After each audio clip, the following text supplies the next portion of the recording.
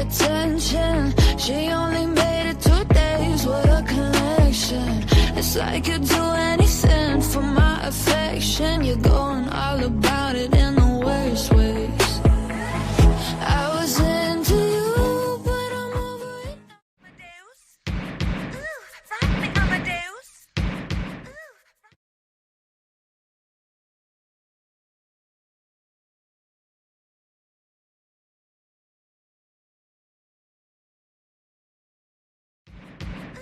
Rock me, Amadeus.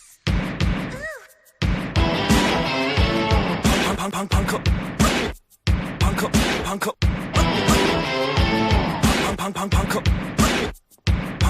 Punk up. Punk up. Superstar. Superstar. Superstar. Superstar.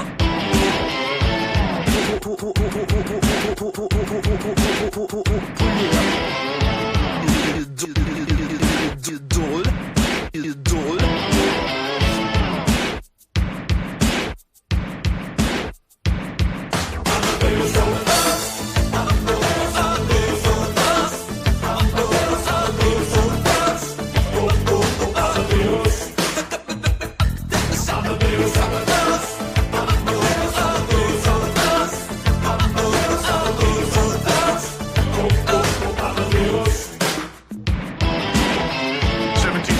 Salzburg, January 27th, Wolfgang Amadeus is born. 1761, at the age of 5, Amadeus begins composing. 1773, he writes his first piano concerto. 1782, Wolfgang Amadeus Mozart marries Constance Weber. 1784, Wolfgang Amadeus Mozart becomes a Freemason. 1791, Mozart composes the Magic Flute. On December 5th of that same year, Mozart dies. 1985, Austrian rock singer Falco records "Rock Me Amadeus!" Amadeus, Amadeus, Amadeus, Amadeus, Amadeus, Amadeus, Amadeus, Amadeus, Amadeus, Amadeus, Amadeus,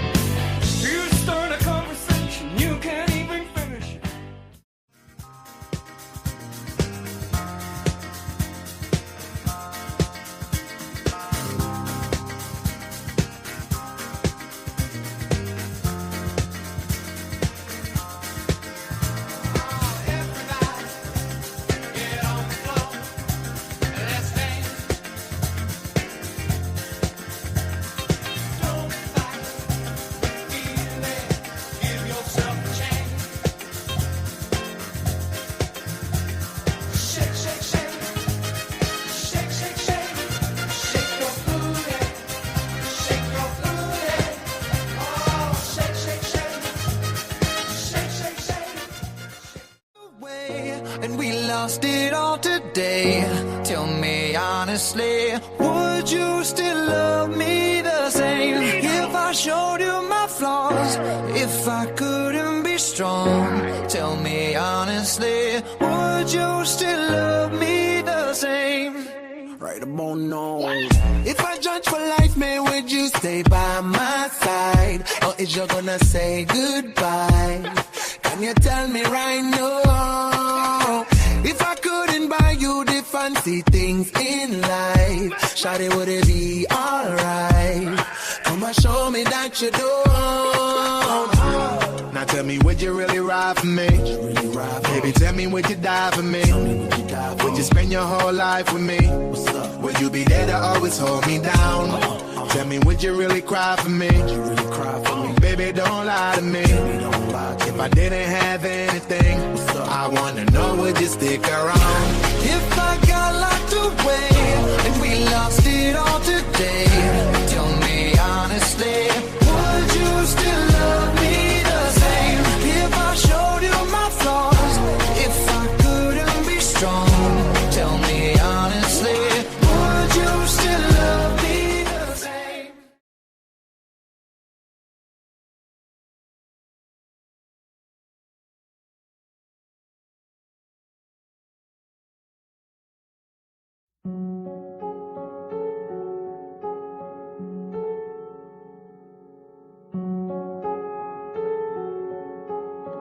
Hello, darkness, my old friend. I've come to talk with you again, because a vision softly creeping left its seeds while I was sleeping. And the vision that was planted in my brain still remains within the sound of silence. In restless dreams I walked alone, narrow streets of cobblestone, neath the halo of a street lamp. I turned my collar to the cold and damp, when my eyes were stabbed by the flash of a neon light that split the night and touched the sound of silence. And in the naked light I saw 10,000 people, maybe more.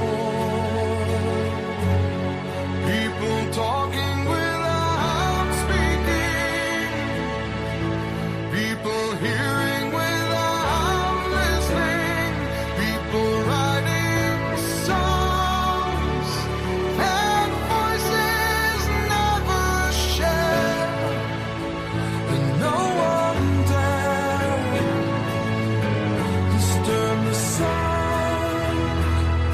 of silence. Fool said I, you do not know. Silence like a cancer grows. Hear my words that I might teach you. Take my arms that I might reach you. But my words, like silent raindrops, fell and echoed in the wells of silence. And the people bowed and prayed to the neon god they made. And the sign flashed out its warning, and the words that it was forming.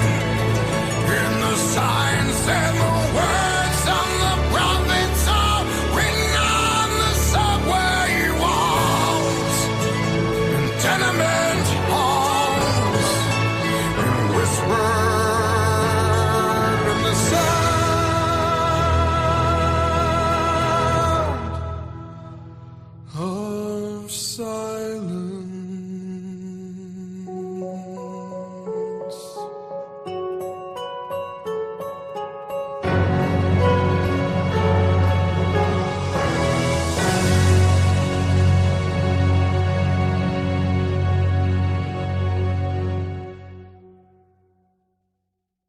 only 5 seconds off. Hey, everybody, what's up? I'm back. Never really left, just didn't broadcast my voice too much. I love the rumors. Well, I don't love them. I think they're ridiculously stupid, but yeah, I never really went anywhere. It's good to see everyone. Let's do the roll call here. We have Darren was here like, I don't know, 6 hours ago. Glow was here. Sea Glass. Carl and Friends. Sweet Wheat. Dolly. Dolly. Dolly. Dolly. I'm here. Evelyn, good to see you. I'm back. I didn't cook you. Yeah, no. Yeah, it's so weird, you know. I shall not return the kind words back to them. Vigilance here. Let's see. Don't want to skip. Winkstar, Virgo season. Jeff has returned to YouTube. Yes. Carrie's here. Carrie a laser. Mommy Mars, hello, hello, hello, hello, hello. Yay, Jeff's back from not being gone. Yay, congratulations. Woo! Yes, reports of my channel being terminated, taken down, are obviously wrong guy, not me. Those comments and characteristics of lies come from people who really would like me to go away, but yet they yearn for me when I'm gone. What are you going to do? So, hi to my silent fan club. Thanks for not being in here. If you don't like me, I'd appreciate it. Have a nice day. Pebbles is here. Pebbles. Welcome, Pebbles. Dolly's throwing out hearts like she's got a whole bunch of them.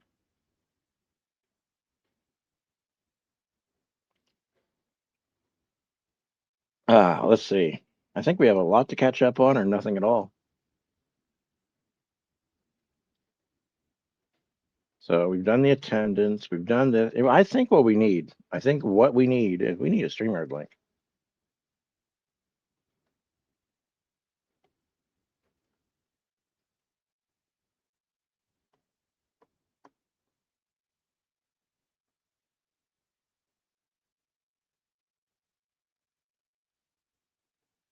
Today's the day it's not going to work. Evil. Look at that. I come back and they say, no, you can't have anything, sir.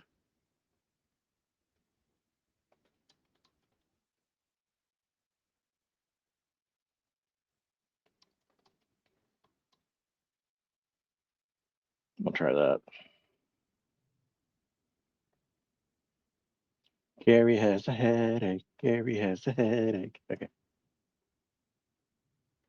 Okay, so it doesn't seem like the StreamYard linky thingy dinky is working.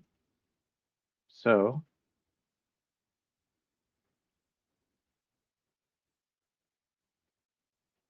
I waited till I came back.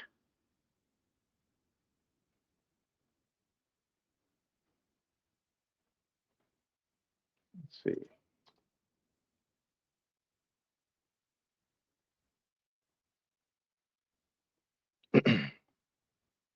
Well, that sucks. Maybe it'll fix itself later. Yeah, Dolly is back. Dolly went on a tour of truck stops across the nation. Very similar to the Scooby-Doo tour. All 50 states on the passenger side of a big old truck. Wings. Who has wings? These broken wings? Well, let me go and do something. I gotta close this out and close that out.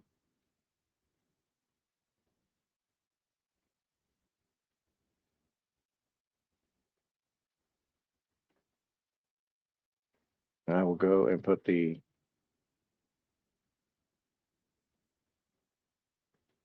link in the description. Actually, I know what I can do. I know that one of my fantastic mods are listening to me in other places. If you could try to post that for me in the chat and see if it works, that would be fantastic. I'd appreciate that so much. Mm-hmm. Mm-hmm.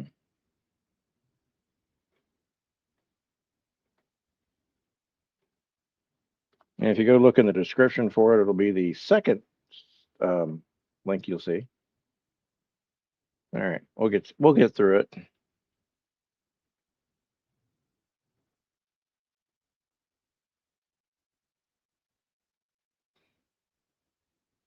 Well, what's been happening? Anything of importance, excitement, intrigue? I looked the last time I went live was like almost 12 days ago. Now I've been on a couple panels since then, but you know, when you don't feel good, you just you don't. You just don't do things. Hey, Twisted Art Lady, what's going on?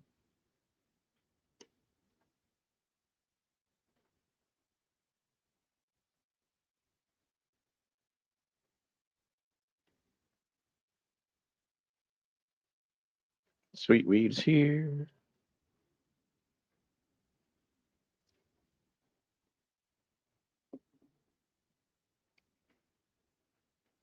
Have any of my mods been able to grab the StreamYard link that I put in the secret places and post it?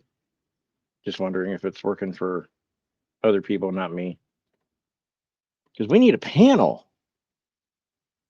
We don't. I mean, I guess we could have one, but it's all up to you guys.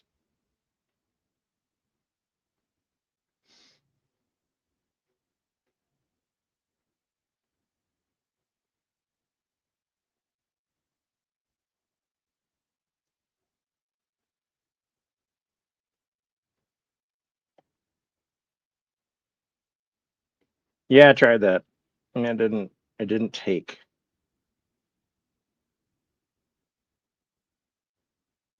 Pebbles only has the one device. There it is. Does it show up in there? Ah, thank you, Vigila. For some reason, it is not like. This is interesting. Okay. Sorry. Did I disable it? I think I did. Sorry, I'm running a special program and it's kind of.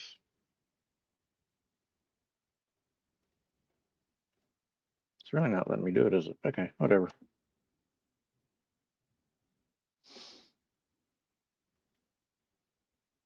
I like fixing problems.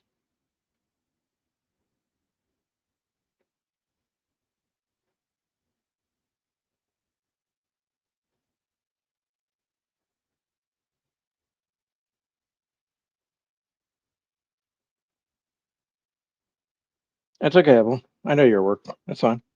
Thanks for being here when you can.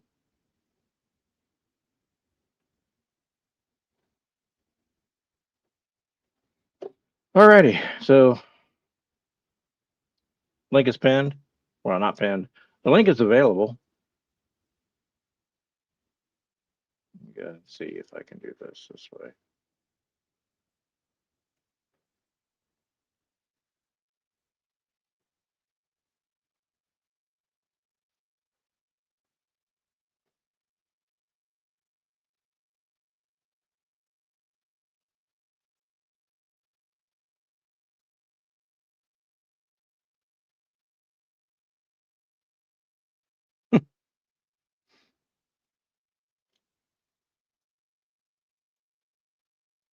I don't think I missed anyone yet. Who else wants a wrench?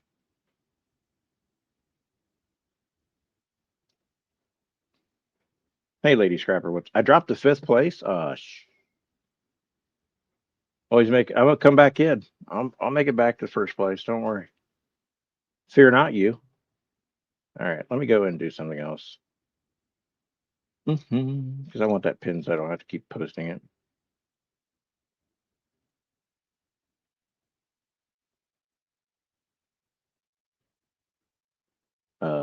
That's the same thing I had up.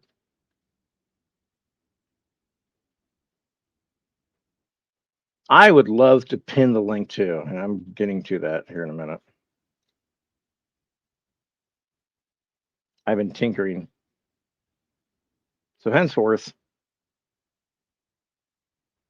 I break stuff when I tinker.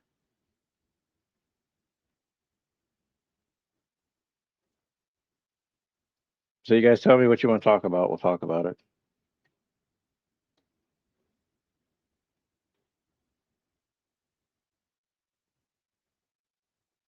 We are 4. Oh my God, it did it to here too. Jeez. That's ridiculous.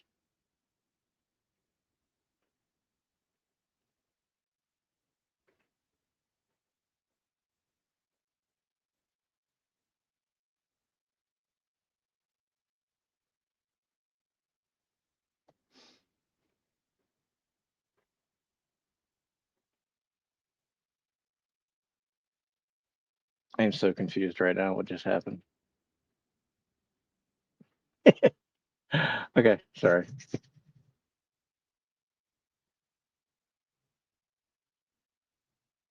Black Moon Lilith. Who's that? Is that a band? That sounds like a great band name. Black Moon Lilith. Playing now at the Oasis Bar and Grill.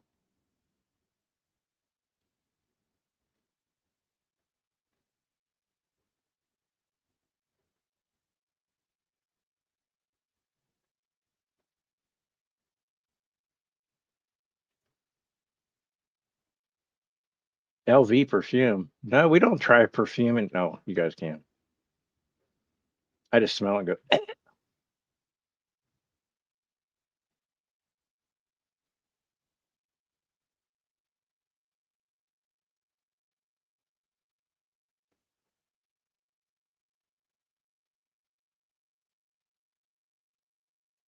All right, who's going to catch me up on the gossip? I need gossip. Is there any gossip to be caught up on?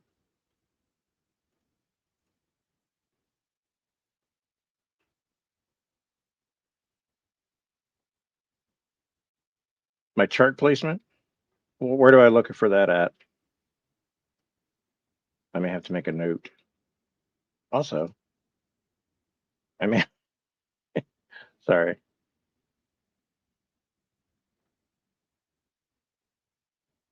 Oh, this is it.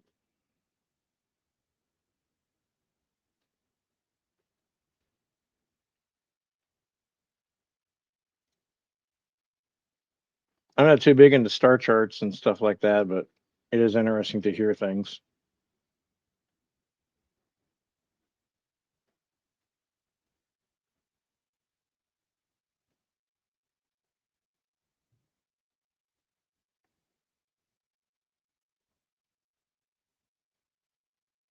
Yeah, it's good, Pebbles. We get down to 54, I think, tonight for a low. It's going to be great. It's going to be beautiful.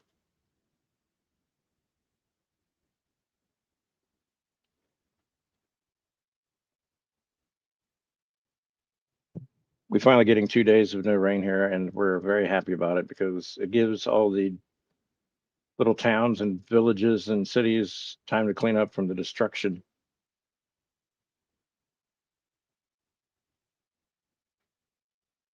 They surely do need the time to do that because there's a lot of pure ass destruction going on.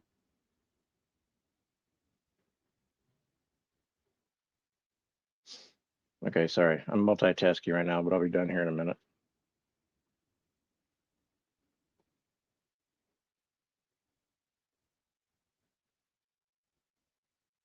It's 101 right now. I'm going to have to check that.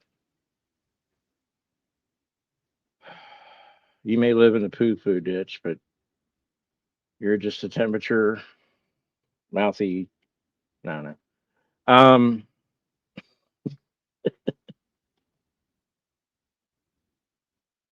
Well, that's horrible. Have you guys tried not pissing the devil off?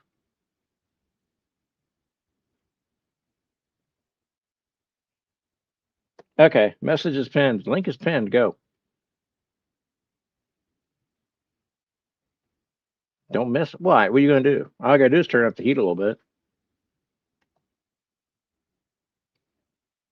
Angled dildo Texas temperature.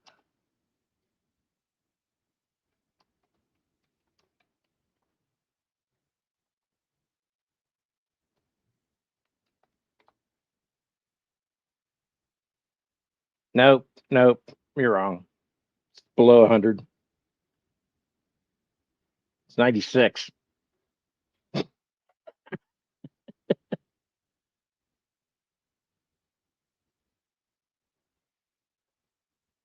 Trying to see, there's people trying to accentuate their temperatures.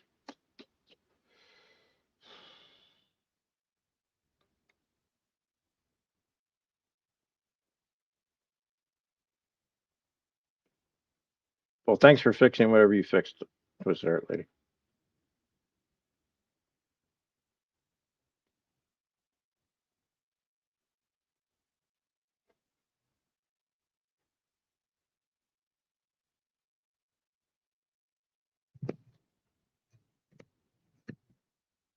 Telekinetic. I've been called names like that before. I rechecked it. Feels like 99. Aha! Accuracy, Pebbles. We need accurate weather forecasts.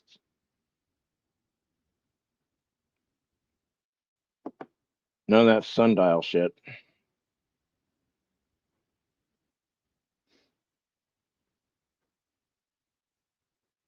I think we had a high of 74 today. We'll get down to 54. Very cool nights. It's been very nice to sleep with the windows open.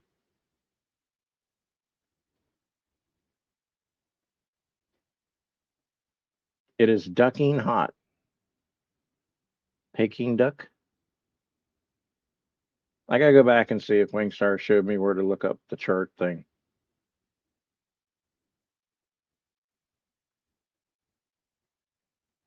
Natal chart calculator. Should I do this live? Is this prenatal chart calculator or just natal chart calculator? I don't think I qualify for the first one. Free astrology birth chart report. Well, there's a lot of them.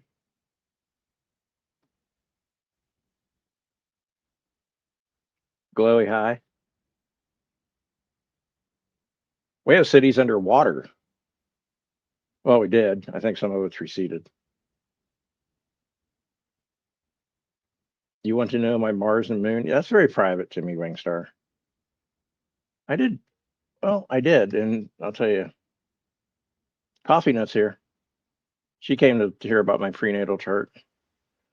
There's a free astrology birth chart report. I wish I could. Trucks don't hold water that well. The free astrology birth report, the Astrodienist chart calculator. Any of those work? Birth chart calculator from astro.com. You came to hear the tea. You thought someone was spilling. I'm trying to find out myself, sweet. You know, I'm dropped down to 5th place in Pebbles rankings. My birth location, hospital. Kidding. Cafe Astrology. Did I see that one? Yeah, I did. Okay. My name, Jeff. I'm a he, she, or they. He. Enter the birth date. Okay, I'm going to enter my birth date. Boy, you can tell when you're getting older, you have to scroll back further. Enter the time of birth, 10:28 a.m.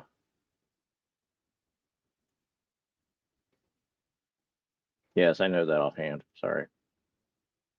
Birthplace. It's my season. Oh, wait. You want to hear my big three? That's very personal. Would you like to be able to share this report with others? Hell no. I don't know. Sure, why not? Hit OK. Okay. Now what am I supposed to do?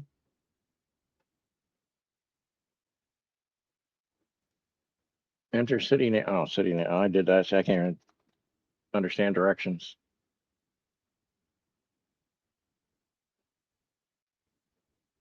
I know. Let's take bits on who would win, you or Miller. You chapped his rump. I chapped his rump? That sounds unfortunate. I'm not sure how to take that, sweet. Scroll down, you'll see a chart. Well, I had to put in my. Okay. What is PRHE? Anyway, I'm gonna. Okay. Am I supposed to read this whole thing off? Should I just post? Should I just show you? You were fourth, Phil is sixth, and Laura is eighth. They're moving up. They will never win. I will. It's not a competition, Pebbles. All right. Let me just show this. My prenatal chart.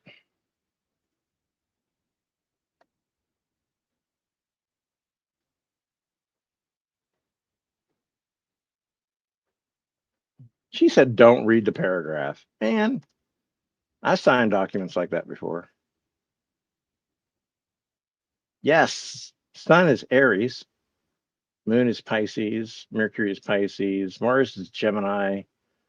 What were we looking for? Oh, it is a competition? Oh, Lady Scrapper. Yeah, competition's good.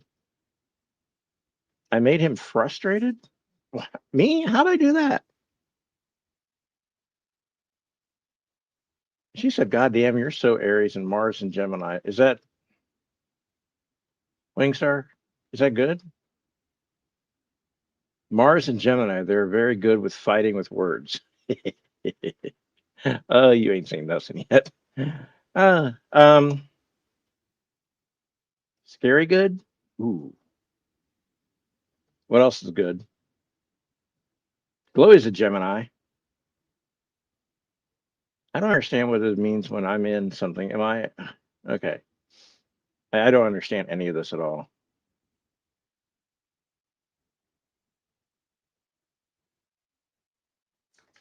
So this, I'm just looking at the zodiac. This, not this Placidus.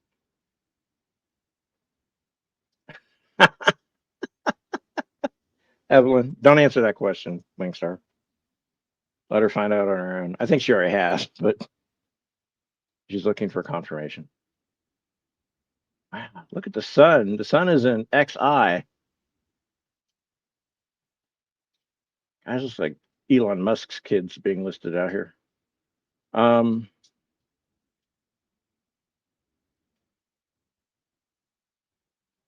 Yes, Evelyn, they're the babies in the zodiac sign. Yeah, my birth time is 10:28 a.m.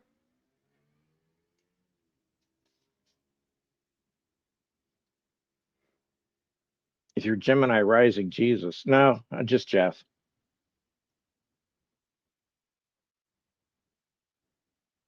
Okay, Wingstar, you're gonna, you know what, you're gonna have to take the link and explain this to me. Because you're like Jesus, and I don't know if that's good or bad.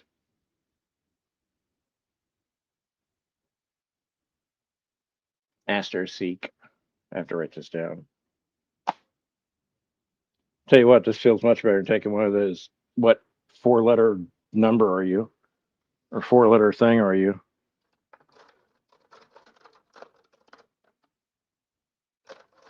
Looking for a pen.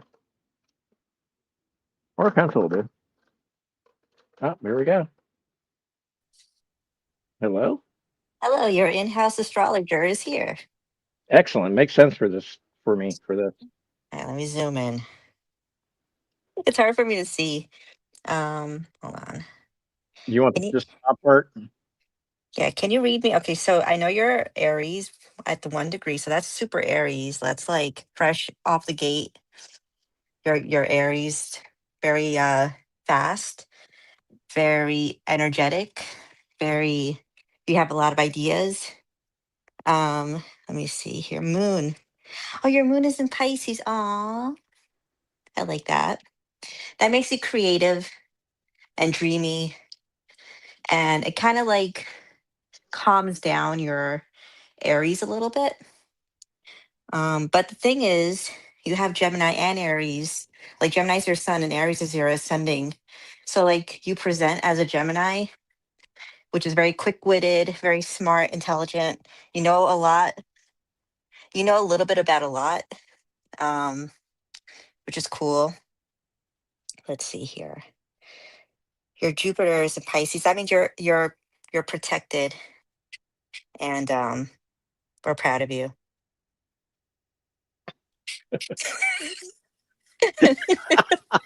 And we're proud of you. I don't think that's official. I don't think that we're proud of you part is official. I think that was added on. I'm sorry.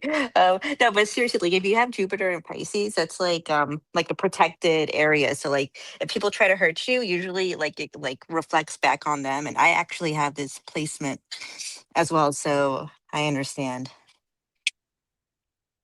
All right, gotta go. Hold on. Okay. All right. Um, Glowy, I used cafeastrology.com. Twisted Art Liddy says to use AstroSeek. I guess I could go use that one. I'm going to save this though. I have to save this page. I'll go do AstroSeek. I did not know we were going to do, but I was always curious about this stuff because I don't understand it.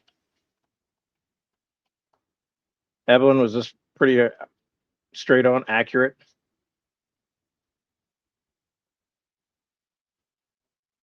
God, what was this AstroSeek webpage made? 1998? It's like a GeoCities page.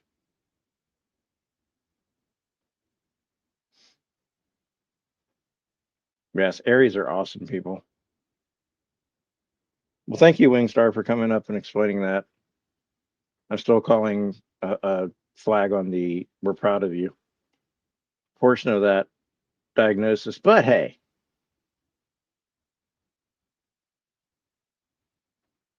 so I'm protected, I'm creative, I'm fast with words. Okay, I like it. It's better than being a ENTJ El Camino.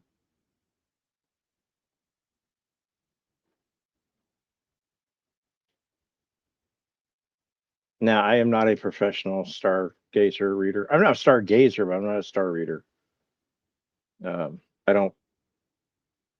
I don't purport to know anything about this.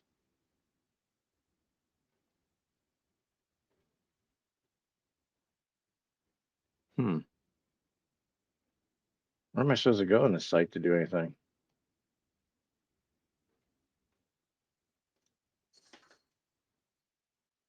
Okay, I'm going to look up AstroSeek. Oh, wait, I know what I did wrong.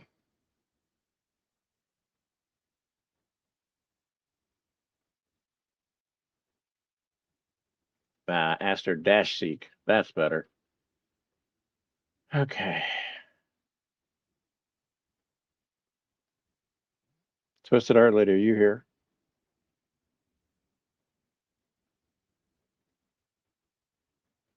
Am I supposed to be doing a, let's see, astrology chart?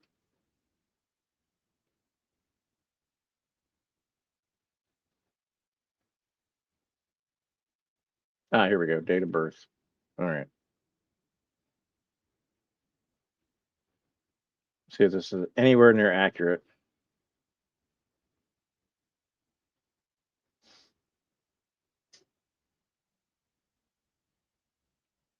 Mommy Mars, is that accurate for an Aries? Time. Okay. Birth chart calculator. Oh, shit. Hold, please. I have to go back. AstroSeek. Birth chart. There we go. That looks like the same thing I filled out. Okay, we're gonna see if this astrology stuff is accurate or if it's bunk based on only my experience. 10 a.m. in the 28th minute. Birth city. Calculate. Okay, here we go.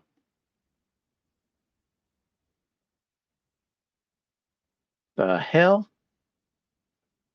feel like I stepped into a pentagram. Um,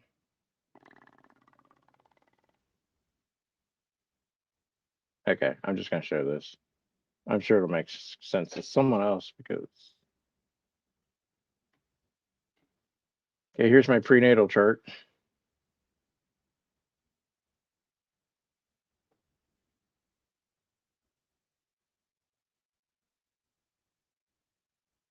I was just looking at those the other day, little miss.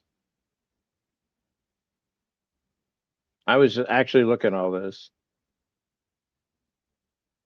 I'm glad they are. Good for them. All the family should be together for the upcoming funeral.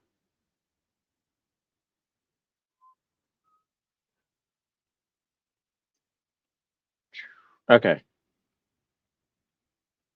Twisted, you should come up here and help me explain this. So I know, because this obviously I can't. I wouldn't be able to get you to the mall with this, whatever this is.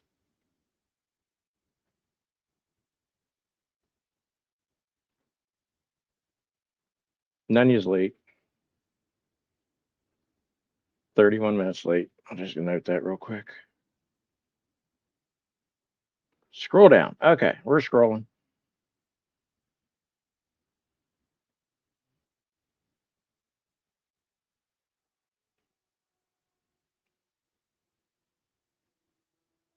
It's easy, she says. Okay.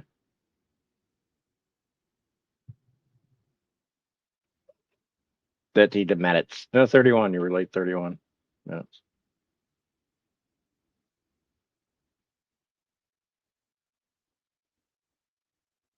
So all this is me. Okay. Curious and interested in how things work. Uh, Jack of all trades, master of none, basically. Okay.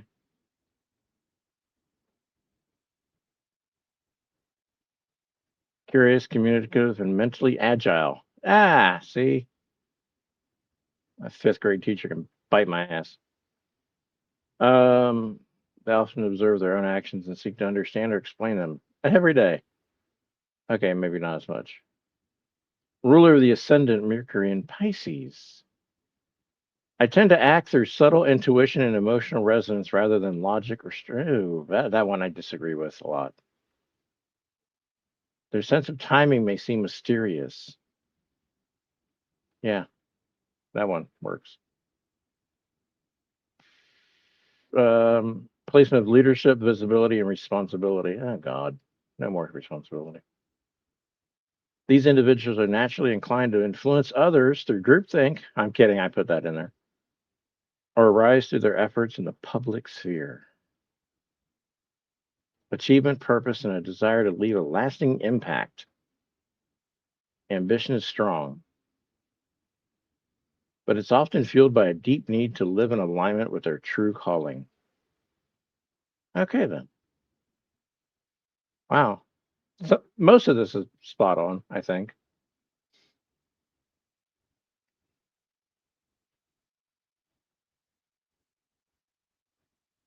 I'm without prejudices. It depends, honestly.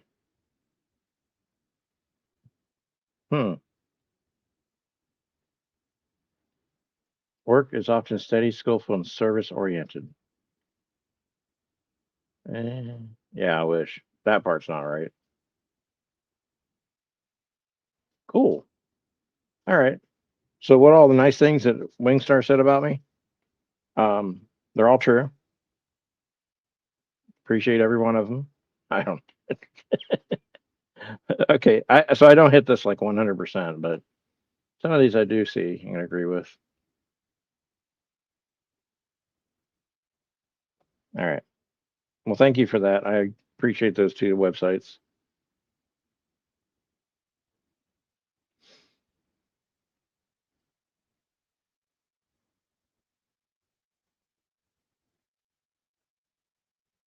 So was it Sweet Wheat? Sweet Wheat, did you say something? Whose ass did I chap?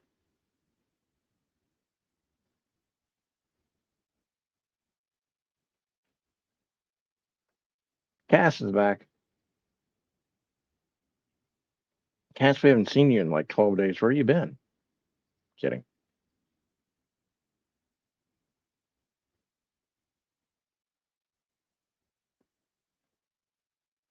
By the way, appreciate all these 30 eyeballs that are on my channel right now.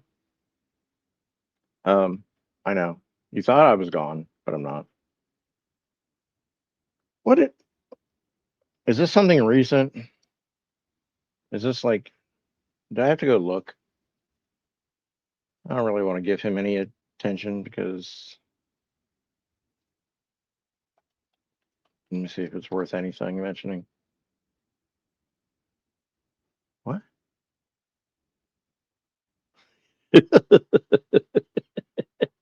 Okay. Hmm.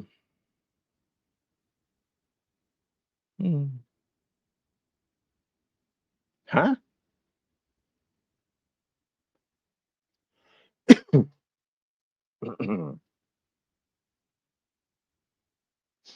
Yep, nothing to report back from that little channel. What else has been going on? We might get to the point where I just start saying things that are in my head without filters. So forgive me, but I have kept up on a few things. Some of these things disturb me. And as you know, I naturally try to foster them back into my brain and keep them under lock and key. But sometimes people just amaze me.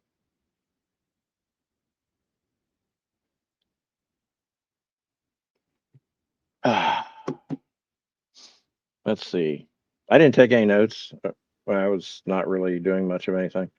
But about you kicking his ass.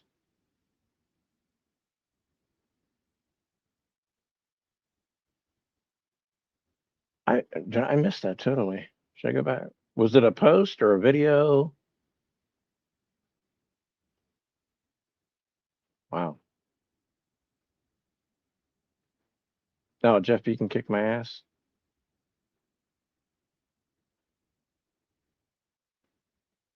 Uh, Probably if I needed to. Yeah, I probably could. But I would have to need to. I saw it. Yeah.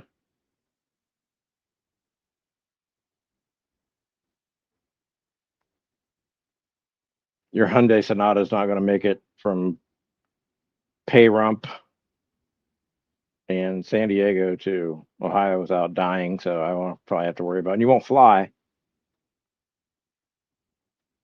So I think I'm pretty safe. And I'm surely not going to fall for the trap of meet me here in Pahrump and we'll go have a beer and fight. Yeah. If I had to, I can defend myself, but obviously it's not necessary. And I don't fight sparring tournament stuff. So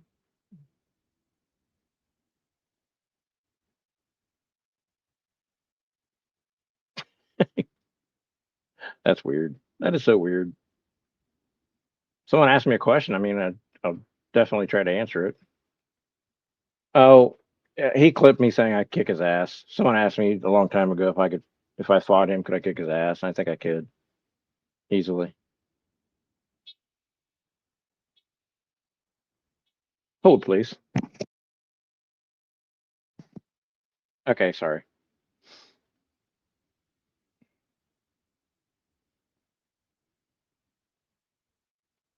Jedi Miller. He put a post of something of me saying in one of my lives that I could kick his ass, and probably could. I'm not being cocky. I'm just being logical. But I don't need to because he'll never come and cause me harm or try to. So it's a moot point.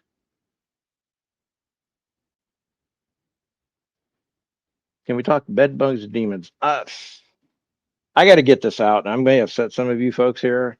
I've got to get this out. Can we normalize not videoing our dead pets for YouTube views and clicks and likes. Okay, a little bit of a rant. A lot of us have pets that we dearly love. And I think Little Miss talked about this a little bit, but I got to give my own little thoughts on this. We all have pets that we love. We've all encountered pets that we've loved in our past. I know that when Karma goes, I won't be on here. You won't see me for fucking days, probably, because she's part of our family. And she isn't just a pet. She isn't just an animal. She's part of our family. You will not see a video of my dog laying dead on a floor, like Delusion Dispeller posted. You will not hear me or see me for days.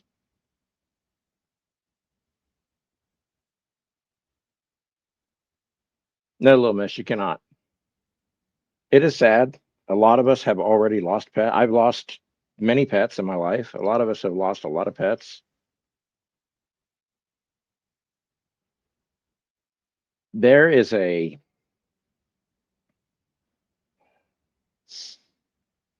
used to be a modicum of decency on this platform, and every day I see it go right out the fucking door. I'm not taking away who died. Momo. I'm not taking away from sadness. I'm not taking away from the pain, the grieving. I'm not taking away from any of that. All of that could have been done without showing the fucking world your dead cat on the floor.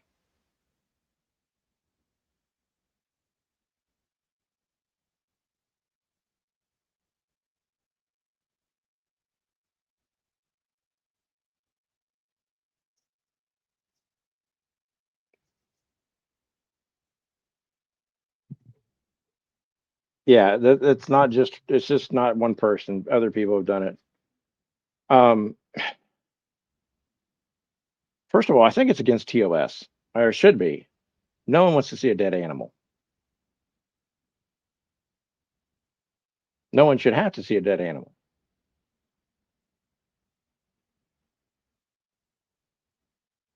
Um, I don't know. There's got to be a. I mean, are you so bankrupt in people not believing what you say that you actually have to show the proof? Because if you're at that point, no.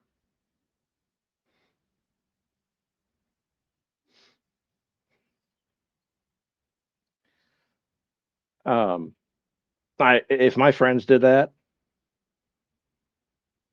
you know, it's great. It's great to show pictures.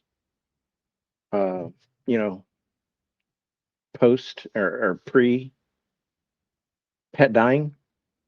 Do a little memorial thing. You make some pictures. A lot of people have done that before. That's fantastic. That's good closure. That's good grief processing. Um,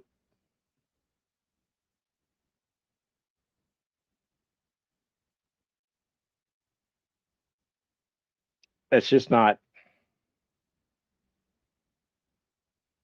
It's weird, but there's other words that I'm thinking of, and I can't remember them right now. Oh, I know. Fucking disgusting.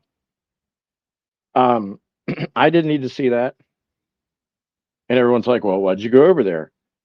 Because I didn't believe someone would actually do that.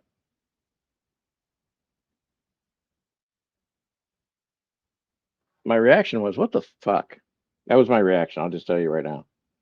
That was my wholehearted reaction. Um, I no, we can't. No, let's not normalize this. It's one thing to say, "Hey, my dog died, pet died. You know, a pet of mine died." Let's not normalize broadcasting our dead animals on YouTube. See, Lemis, that's nice. Like, there's a lot of things you could do to memorialize your animals.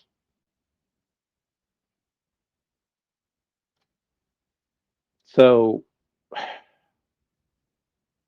yeah, it threw me off.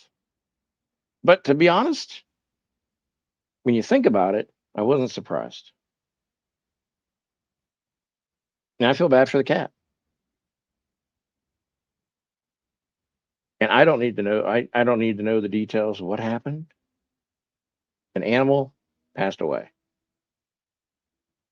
And those animals aren't with us as long as we live. So, but for the rest of us, let's not try to broadcast video and pictures of our deceased beloved cats and dogs and birds and hamsters and capybaras, whatever you have.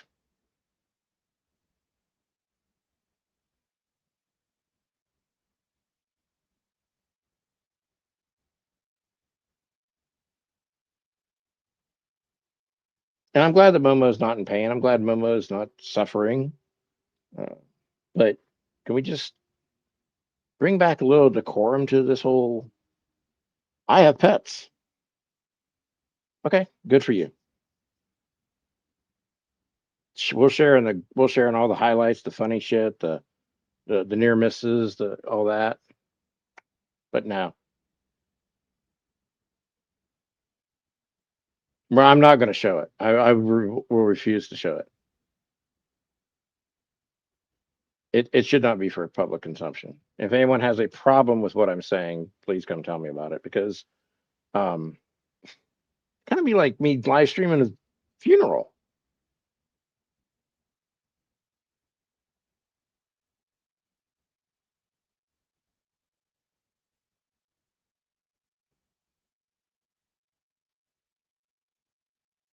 Now, I kid about my funeral being broadcast on YouTube or whatever's around at the time. I don't mean it.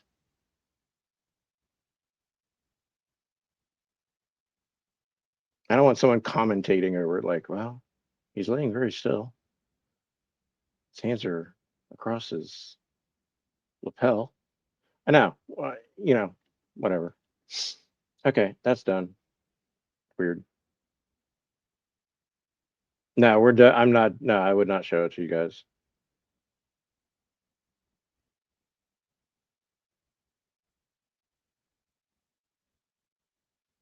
And I'm not saying I'm not a prude. I've seen some weird shit on YouTube. Obviously, we've all seen some weird shit on YouTube. But there's nothing to be gained from that. Your grief and your loss alone being said out loud and being said, hey, by the way, such and such happened, bam, that's enough. Okay.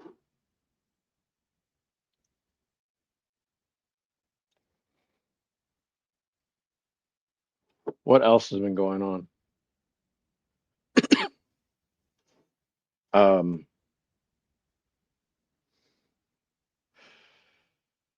Wow. Yeah, I know.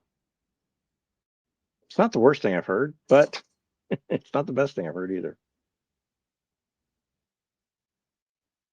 Let's see. I can't remember when I last left off. I think it was 12 days ago. I don't know what happened in the last 12 days that I have or have not talked about.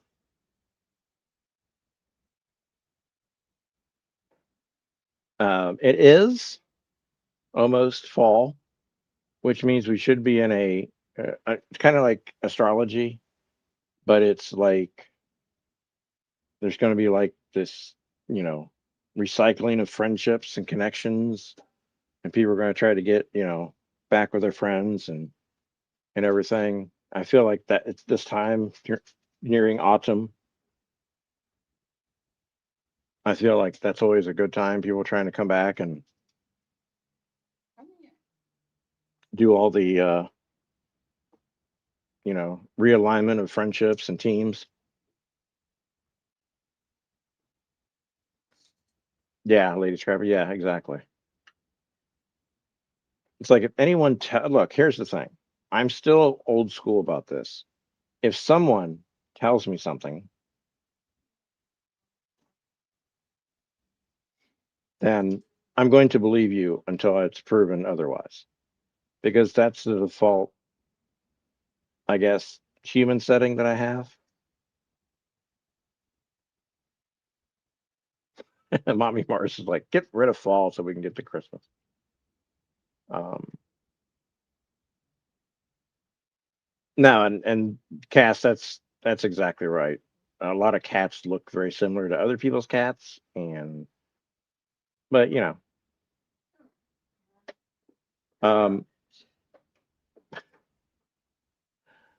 yeah, it is so strange what people will do. I don't know what the point of it was really.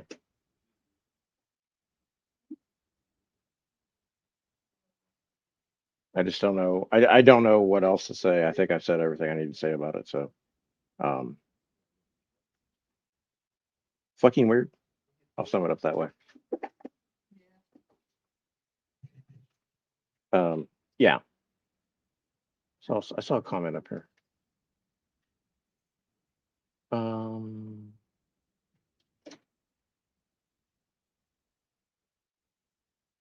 okay. What else? What else has been going on?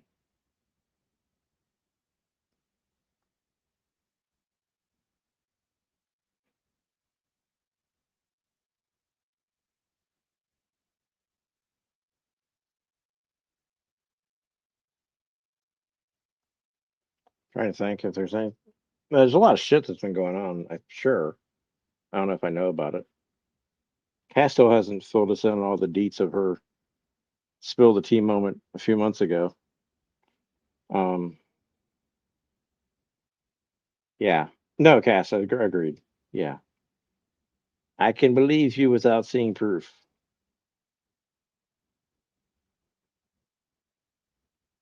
This isn't like the DD 214 days. No one's requesting proof. And if it comes to that, then let's see. How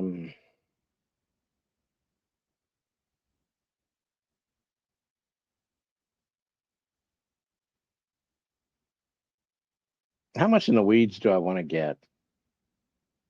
Do I feel frisky tonight? I've heard this term, you don't want this smoke a lot. And I will agree, no one wants that smoke because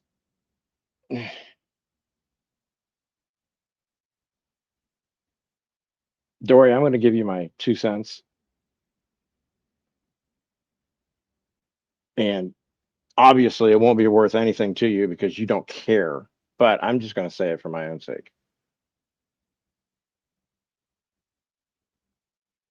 If you're going to complain about someone having a game geared towards children, having children in their channel, what you have implicated is that you don't agree that children should be in your channel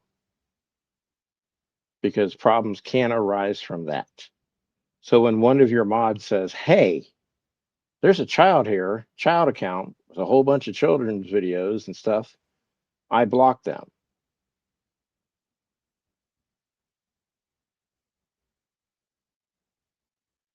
There's a graceful way to handle that if you don't want them blocked. If you want to be a hypocrite and preach about someone else having children on their channel, yet you don't want children to be blocked on your channel, sending out a little bit of a mixed message. It's okay because everything's mixed over there.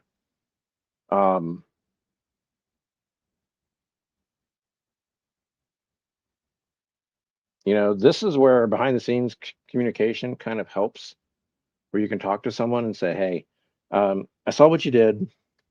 I don't want that to happen. I know I said this and that, but hey, you do you. You're the TOS queen. And You could have handled that better. You could have been a decent human being and handled that better. But I get it. You're catering to a bunch of trolls now. Your audience is a bunch of trolls and probably some children. Um, you're catering to people that will listen to you, and they're only in there because you don't block. Because the one thing that pussifies these people to no end is when they get blocked. They hate it. It is like kryptonite to them. They don't like being blocked because they something about their free speech. No one cares. So you get all of the trash that everyone's taken out to their curb. You come by, you pick it up, and you take it to your channel. We appreciate your service to the community.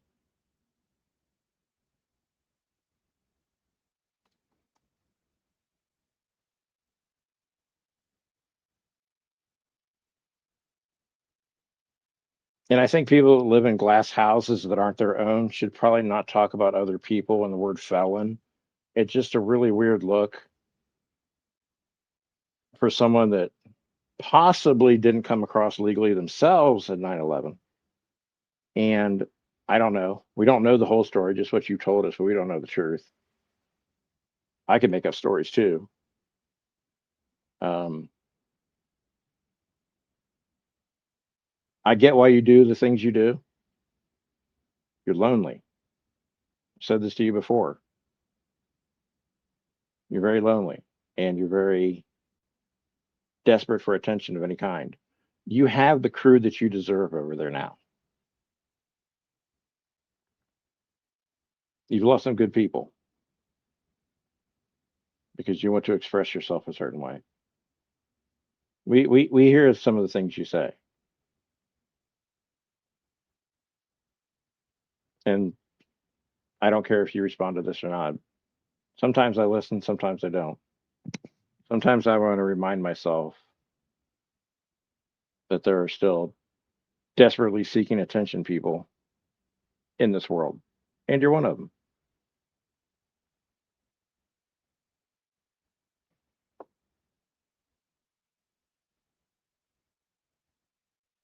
When you accept any attention, kind of sell your soul to the devil. That's fine. Go ahead and do it.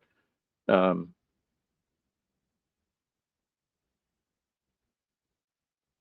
no one's listening to your TOS advice. No one cares. It's not advice. You've never even read TOS. You're just making up shit left and right.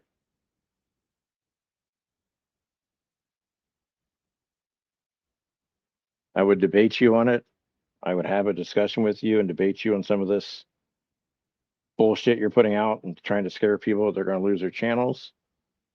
But when you slander someone on your channel, that's not only a terms of service violation, it's a crime.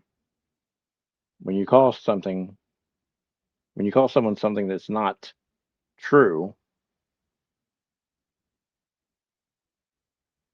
it's slanderous. And we're not trying to get your channel taken down. No, you're a lolcow. You are hanging out with the people that support you because they're not welcomed anywhere else. And they use your channel to spread their hate like they used to use other channels. You have become a landfill for our trash. So congratulations. Have a nice day.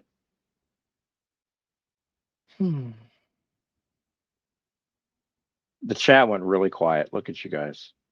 Who went live? Are you guys double dipping on me? I'm kidding. Where's Phil at? Did he go to sleep?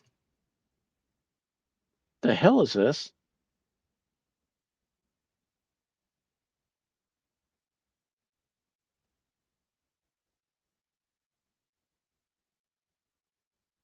Yeah, I agree, Cass. You probably would have to read it to actually understand it.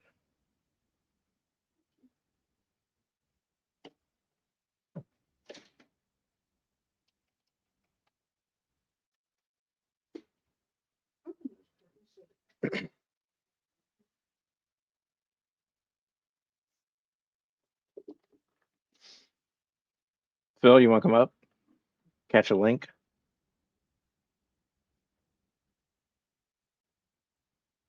Officer shot and shooter dead at Sam's Club in Burleson, Texas. Uh-oh, Pell's going to take medication. Uh-oh. Let's all take some. I'll take some Flintstone vitamins. Burleson, Texas. Where is that in the state? Does anyone know? I mean, obviously somebody in Texas might know.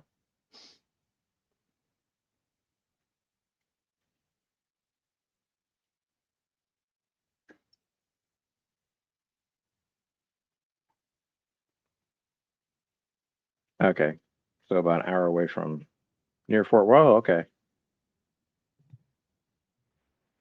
I could have looked it up, but I like to crowdsource my answers. South of Fort Worth. So the officer has been shot and the shooter is dead. Okay. Oh, speaking of officers dying. Well, speaking of officers and I guess karmic value. Remember Sonia Massey, black lady that called the police because she thought there was a prowler hanging around, and the cops came and she had a boiling pot of water on her stove, and she went to move it, and they told her to put it down, and the officer shot her dead. Well, he passed away in jail due to stage 4 cancer. He was denied to be released to basically die at home. Parole board's like, nope, too bad. Make your bed, lie in it. And he passed away over the weekend, I believe, or Monday, Tuesday. Oh no, Sunday, whatever. In the last few days. Yeah, that's. I mean, yeah. A lot of people said she was going to throw the boiling pot of water on him, which doesn't really justify popping someone full of a mag. You could have tased her. I understand not wanting to get close, but boiling water sucks. But no tasing, going straight to the gun. He was, of course, found guilty. No, she wasn't, but that was the story they were trying to put together. I mean, if someone was going to, I would have pulled my taser out and tased her, and she would have dropped it and probably burned herself, not me. But there was other ways to take care of it. But um, pretty quick justice. Hi, Glowy. It was strange to see that because they said his name, and I didn't remember his name, but I remembered her name, which is how it should be. When you're the victim's name should be remembered, not the perpetrator.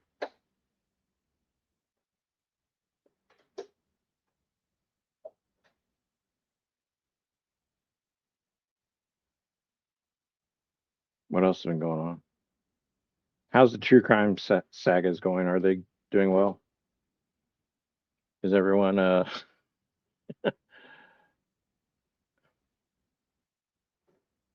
Oh yeah, and that's what her mom said. He had kind of cancer. He had stage 4 cancer.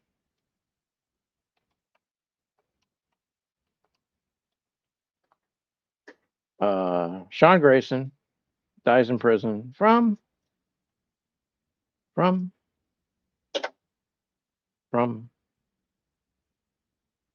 Jesus Lord. Cancer had spread to his liver and lungs.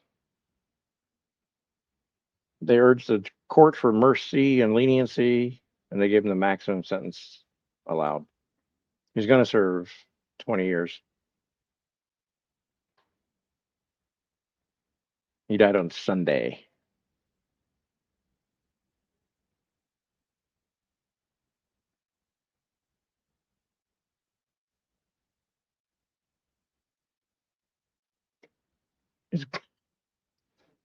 Where is Philip?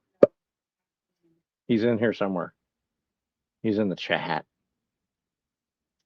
He's probably watching Gone with the Wind.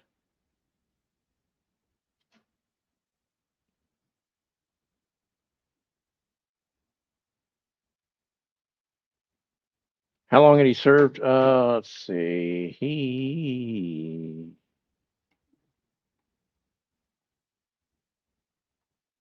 Just October, he was found guilty. So October of last year. So 10 months. He was sentenced in January. So what, 7 months? Oh, he had just been in prison for over 6 months when he died. Okay.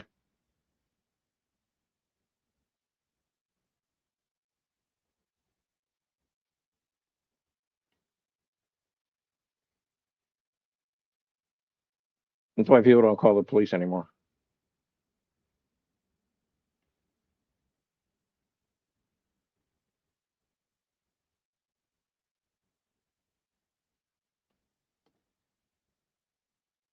What's the Adelson family?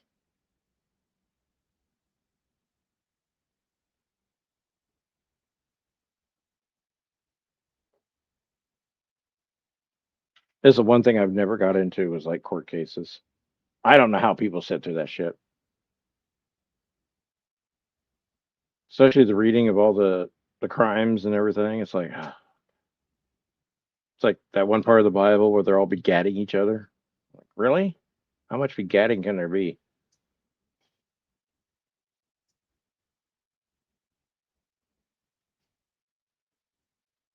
Rich people break the law. I mean, look at Murdaugh. You watch Forrest Gump again? You know it ends the same, right? Imagine Forrest Gump 2. Is that coming out anytime soon?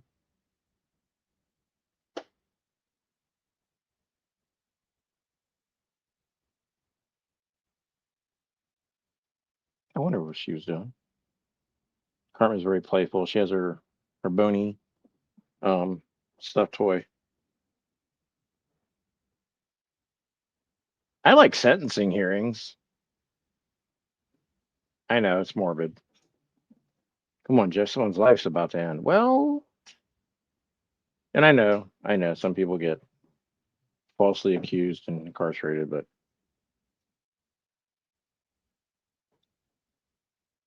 best system we have so far. Jack Black King Kong. What? You mean Jumanji?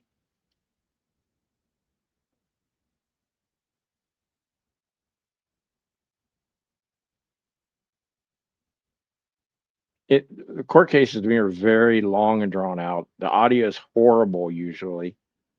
And they get into really mundane stuff, which is totally like I will shut down. So what happened when you grabbed the butter knife to spread the peanut butter on the toast? Well, 8 men came in with submachine guns and started shooting up our house. Okay. Phil, that's not poor Jenny.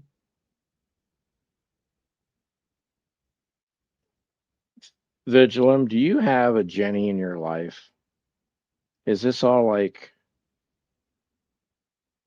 replacement theory or something?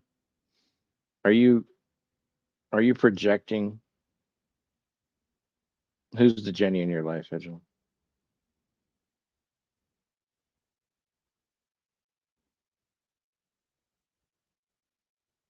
I had a Jenny in my life. When her friends told me to run, I didn't run. A link? You want a link? I got a link for you. Yeah, Phil, do you? There's a good night conversation you can have, Lady Scrapper.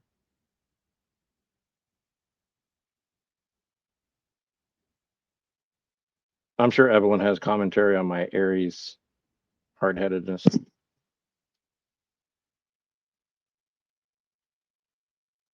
Are we talking about? I think he's talking about Jenny from Hello. Hey, can you hear me? Yeah. Okay.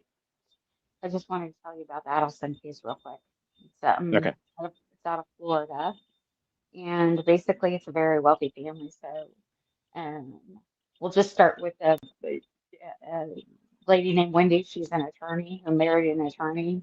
He works for as a professor, like a law professor at a university in Florida. And they got a divorce, and she had family in Florida, but it was a different part of Florida, and she wanted to relocate to that part of Florida so she could have like the support of like her family, and he wouldn't allow the relocation. And so basically, her brother, who was a dentist, and her mother hired people to kill him. He was murdered, and Ouch. Wendy. So both her mom and her brother, who was not just a dentist, he was a like an like a dental surgeon. What do they call it? Anyway, he was a surgeon that was or dental surgeon. So both of them are serving life sentences. Her mom and her brother Wow. are serving life sentences. And but she's still free. So that's what Mommy Rose was talking about. She had, did I forget the part that they had two kids together? Wendy and the attorney that they killed.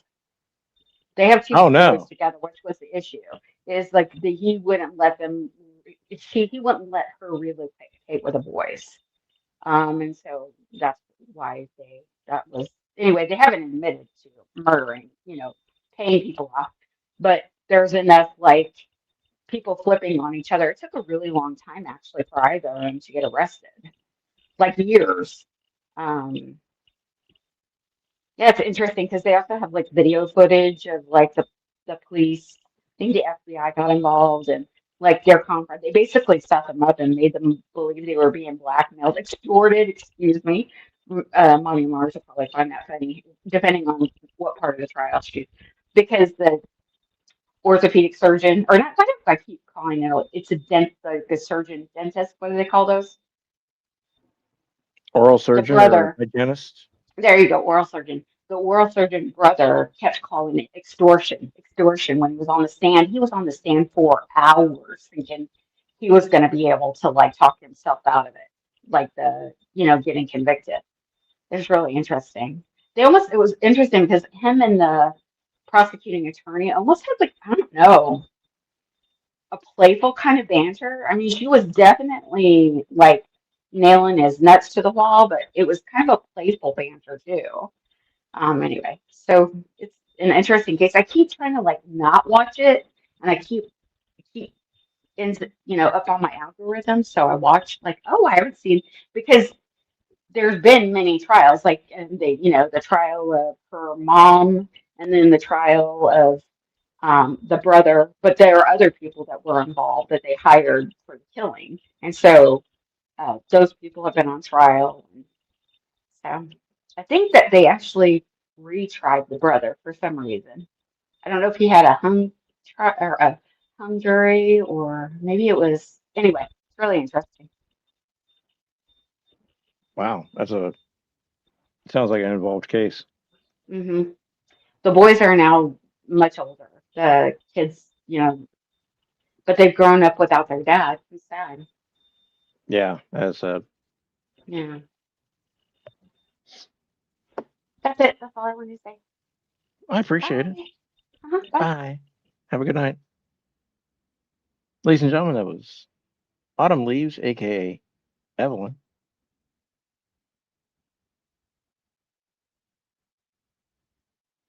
Vigilance hate for Jenny is a long term joke. Same with that Jelly Roll and Eddie Vedder. Jenny's in good company.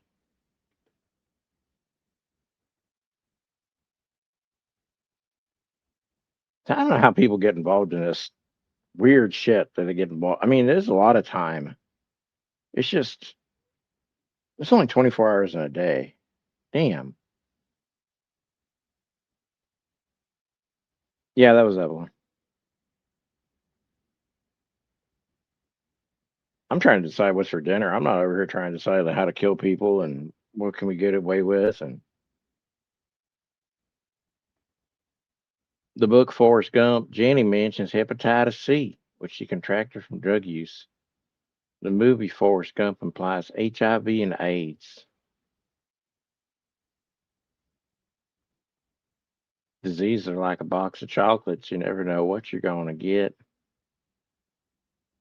Fleeing to Vietnam, that's rare. I don't think Vietnam is usually a destination for murderers. Hmm. No extradition treaty, maybe?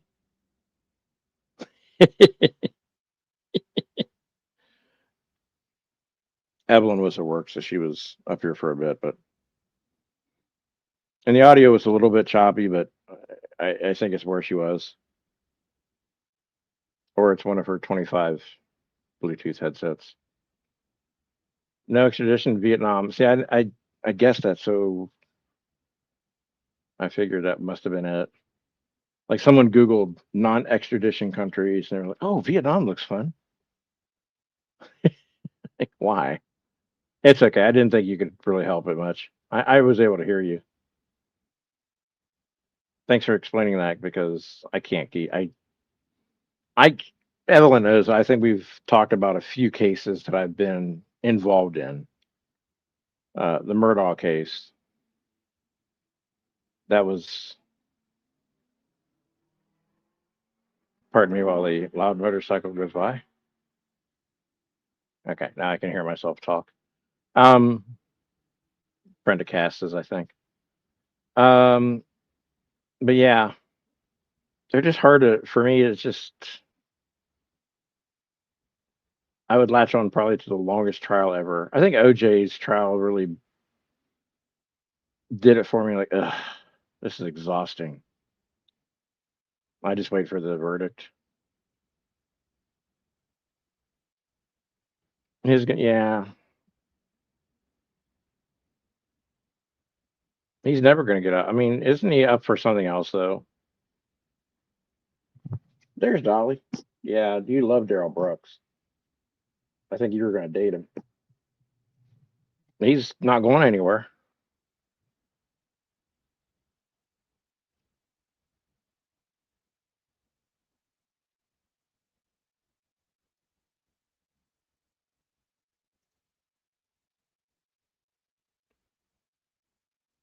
Well, Phil, you better.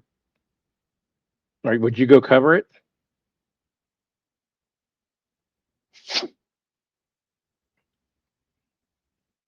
And get one of those press passes from the White House.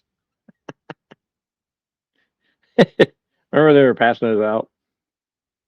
I went and looked at the registration for one. I was like, I will never be there to ask questions. But Phil, you should get one of those press vests that you can buy on Amazon. Run around with a camera. I'm here live at the courthouse.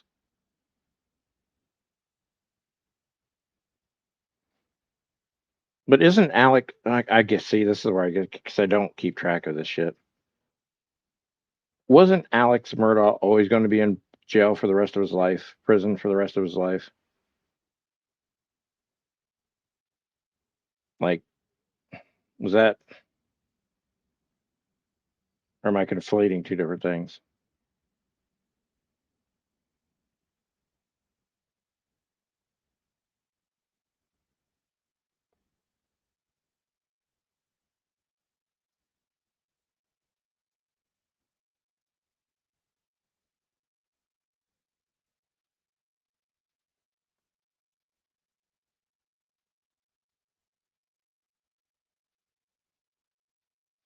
I heard Dolly was writing Daryl Brooks letters. Don't worry, mean man. You'll be there forever. And I get to go to McDonald's anytime I want to.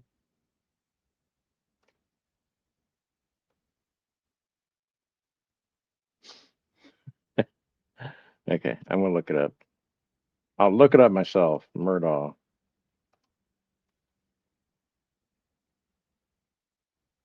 July 8th, 2026.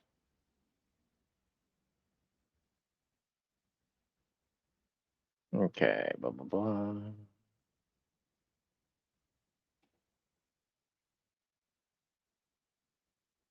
Oh, thank you, NBC, for putting everything behind a paywall, you assholes. Pebbles, I don't control who Dolly sends handwritten letters to with little kissy faces on.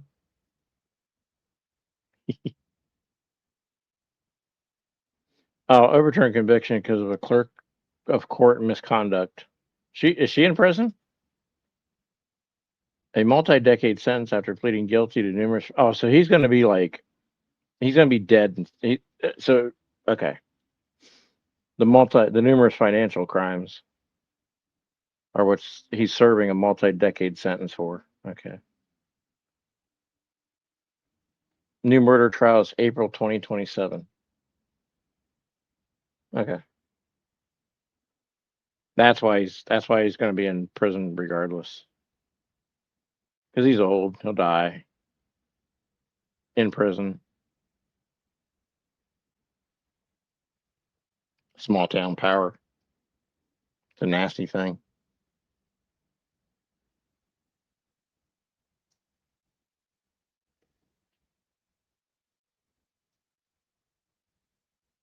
We have a local trial here that started today. Kind of hit close to home because it was where a family member had worked last year, February of last year. Went in, shot two coworkers. One died on the scene, and one died at the hospital later. 5 others were wounded. Guess what? He's going to claim. You guessed it. He's fucking insane.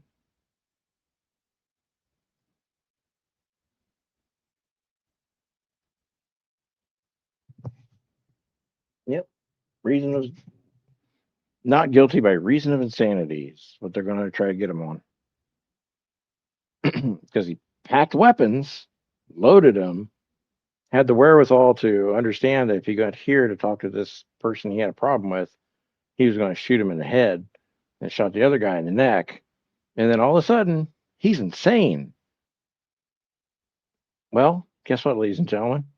Sane people don't go around shooting people. So everyone that pulls the fucking trigger is insane. It's not your default mode to go around and start pew-pewing people with a gun. See what I did there? So if this happens, I've lost all faith in this bullshit magic hour of court drama and criminal justice. That is the case for anyone that does anything outside the norms of human behavior. You're insane. You're not sane. Sane people don't go shooting people, right? Okay. I mean, unless in self-defense, which, by the way, if you kill someone in self-defense, your mind's still not in the same right spot as it should be. But I know professionals will disagree with me, but how many of you wake up in the morning and decide you're going to go to work and shoot people? I guarantee you, probably not a lot of you. And for those of you who do, seek help. But yes, yeah, his grand defense is insanity. I mean, I agree, but I don't agree that he should get cushy mode psychiatric ward.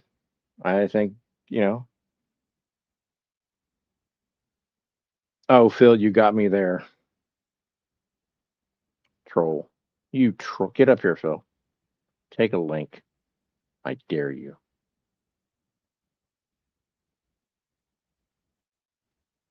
We'll do an art stream together. No, wait, I'm kidding.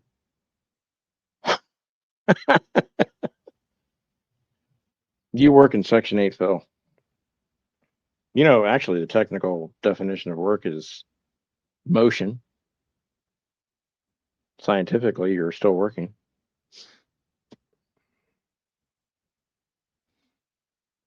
What else has been going on? Anything of wondrous in our state? I don't think so. I see a lot of things on TikTok that I want to debunk. I have a list of things I need to check out because I don't believe everything that people put.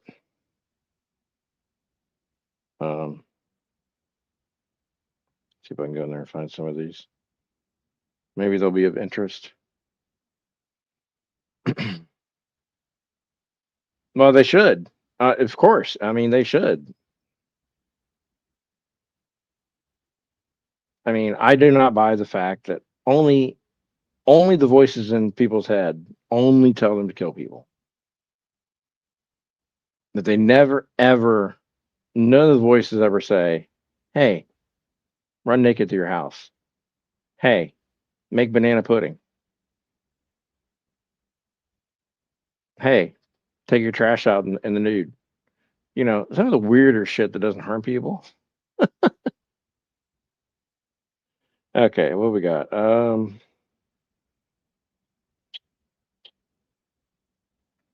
got jokes. Hmm.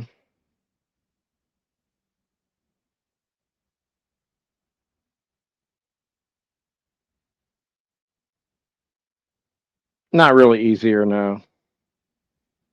Maybe I do have one. Carrie's not here, so I have to fight with someone. Man.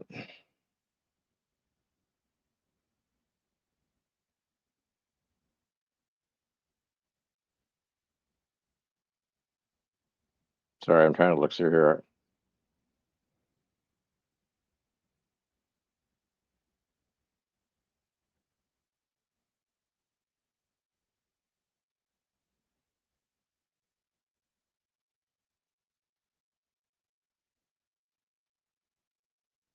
Yeah, but I want to hear that there's some sort of like balance to the equation.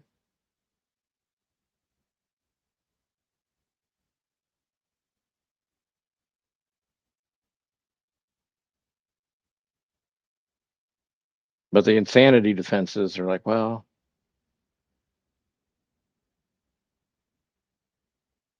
only during the time between 1142 and 1218 were they insane. Every other time, perfectly normal.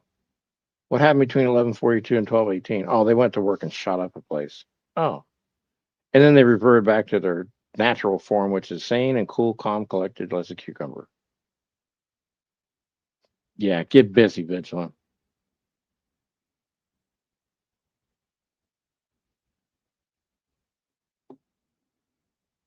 Yeah, but it needs to be told that it just needs to be said randomly occasionally.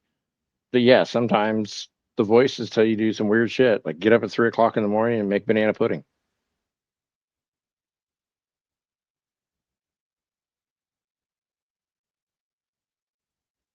Cass's voices tell her to put some more clothes on.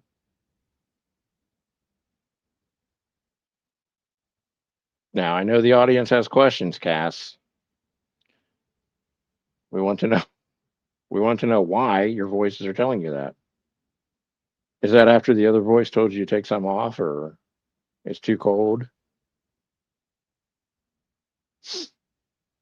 I don't know about psychosis, Evel. All I know is, well, my my inner voice tells me don't say that a lot. And then sometimes I say it anyway, and then I feel better. But no, I just do sane people kill people? Do you have I mean, my thing is your brain in an altered state when you take someone's life or attempt to take someone's life?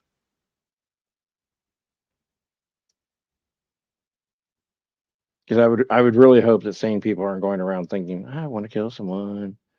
I'm going to do it someday.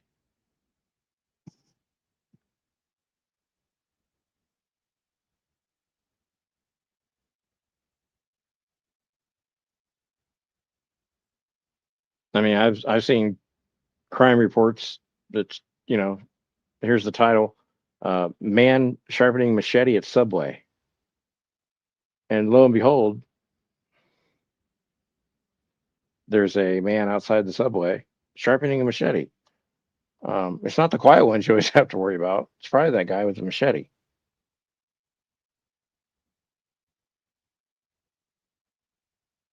Is it in our nature to, but is it, does anything change in the human brain in the mind when you're cooking breakfast for your family at 8 o'clock in the morning, and at 12:30 you're shooting up a mall? Is there a chemical change? Is there anything that takes you out of your sane position of mind? That's what I've always wondered.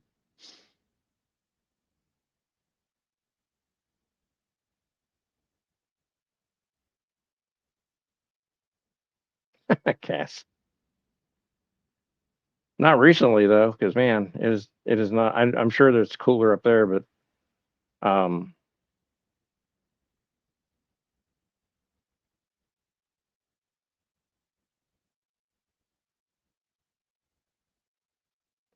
I'm just wondering, like,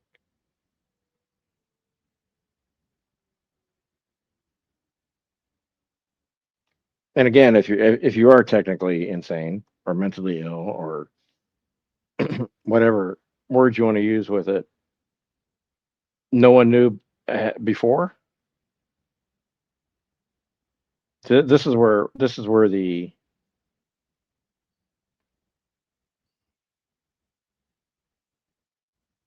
the laws and technology have not mingled together to protect us better.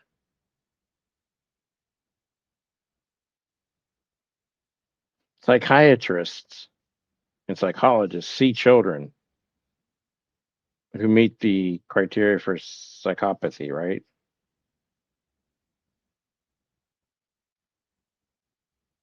And since we can't pre-crime, there are other steps that are taken, hopefully with cooperation of the family, not institutionalizing them, but making sure they take their medicine.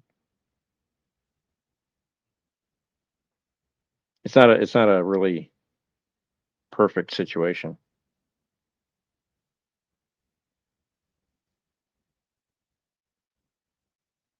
I think that if someone would hurt my child, I think that my brain chemistry would change enough to where I could probably meet the requirements for temporary insanity. But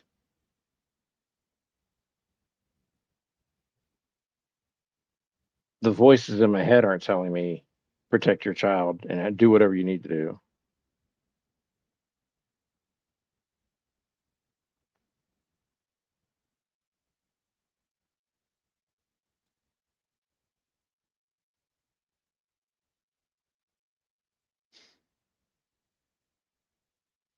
Yeah, but I wonder if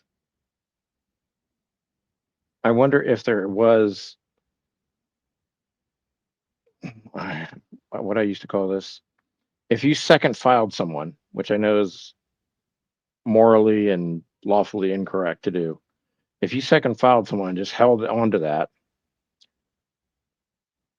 um, and then later down the road, oh yeah, John Smith, yeah, we saw him when he was 10 years old.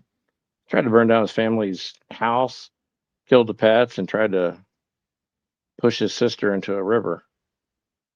Oh, he's on the news? I wonder if there's a way to go back and be like, yeah, let's see how let's see how many of these turn out to be something that's news, going to be on the news one day. It's very interesting. Antisocial personality disorder.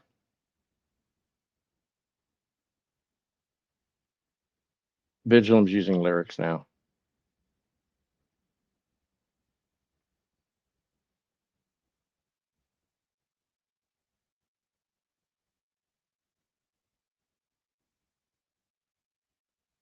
I'm gonna ask Gemini. I'm gonna ask AI. I heard someone's trying to get rid of AI.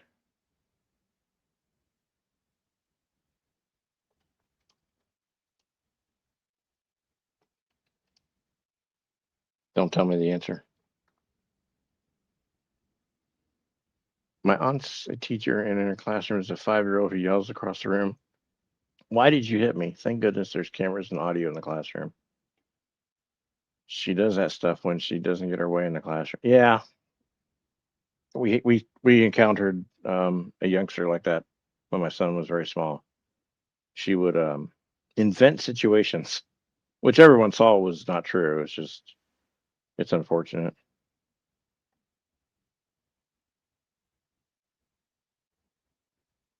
The song by Falling in Reverse. Voices in my head. All right. Yeah, there's no right answer to it. It's just I get tired of hearing people are dead, and the punishment doesn't fit the crime usually. They're going to definitely not get death penalty because they're insane. So,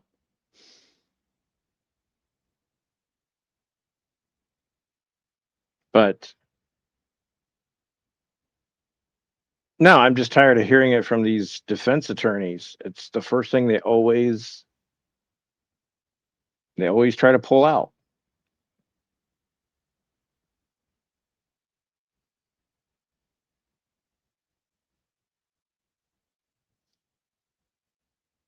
It's not that I'm tired about talking about it. It's just, come on, really?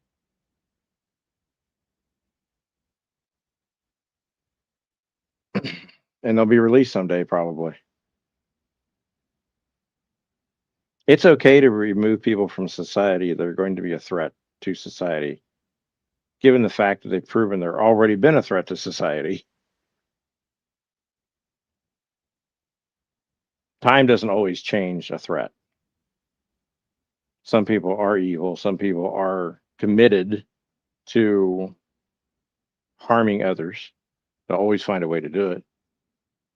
They'll wait years. I mean, serial killers have taken cooling off periods. Phil is singing in the chat. Yeah, there are many, and when we say nut jobs, we're people that have mental illnesses that don't go out and kill. Now Cass is joining in.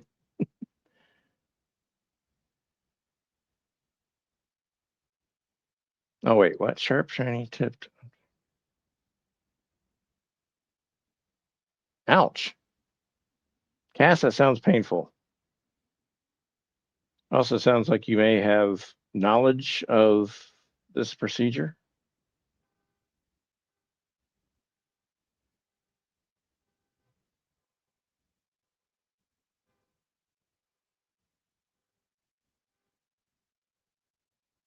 Night, Carla.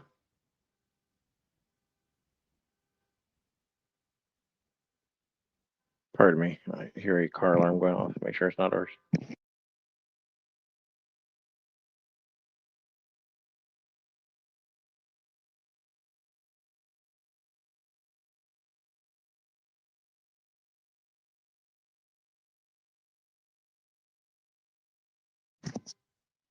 Nope, not ours.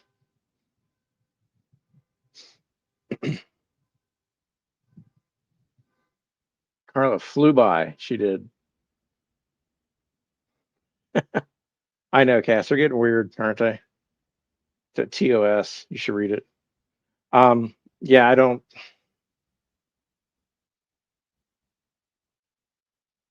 Yeah, there's no perfect system.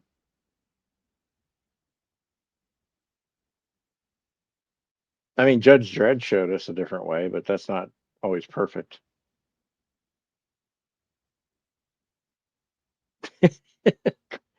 I don't think so, Cass. I hope not. My goodness.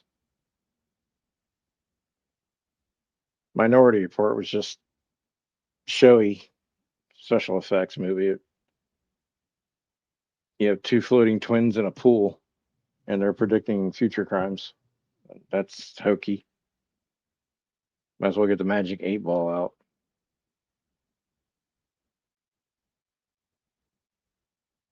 A lot of people just don't admit, hey, you know what? I was pissed off. You know, the only time you really see these really good confessions are like crime dramas like Law and Order and, you know, all the police procedurals that are on where they trick them into like, yeah, and I was mad. She took my patent and I was going to make millions and she took it away from me. So I killed her. I didn't mean to. You never get really good confessions like that anymore. You have to be scripted. This is a very enjoyable. Are we broadcasting? Are we pumping out the watts? Not the Chris watts, the wattage.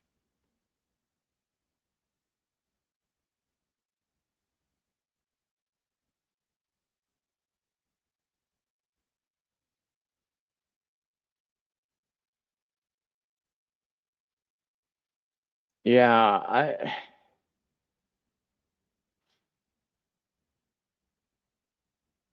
that's weird.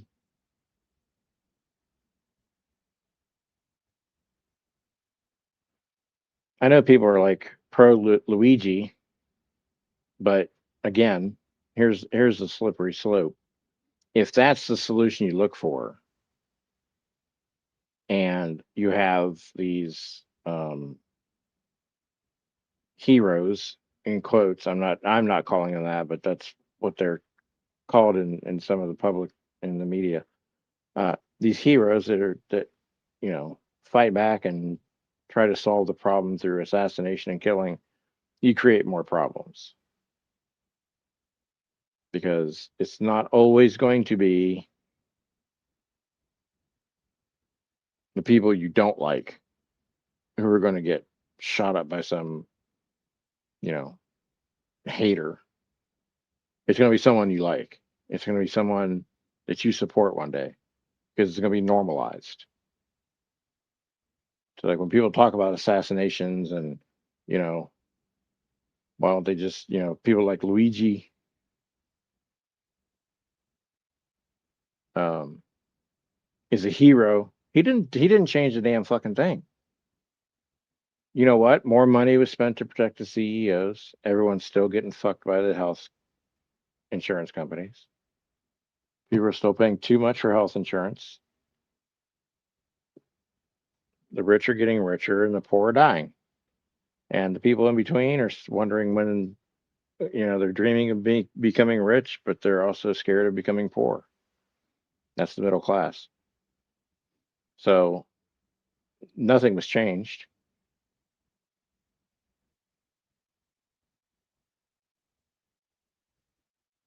Violence is a last resort because there is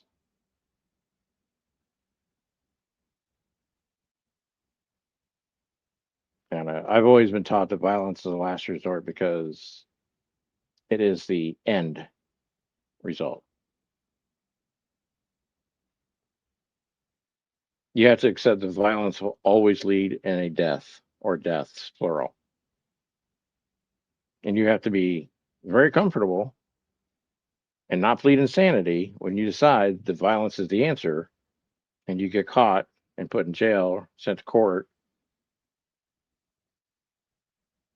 If you believe in your cause up to the moment you commit a crime, you have to stick with it.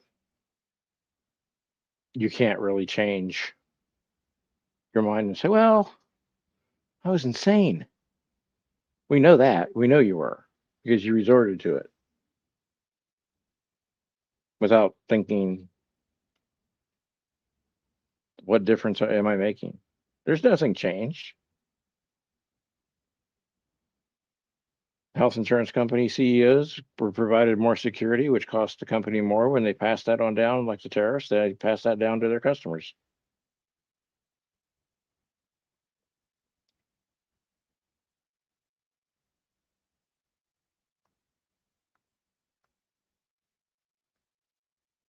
And if it continues, well, I read this really weird book,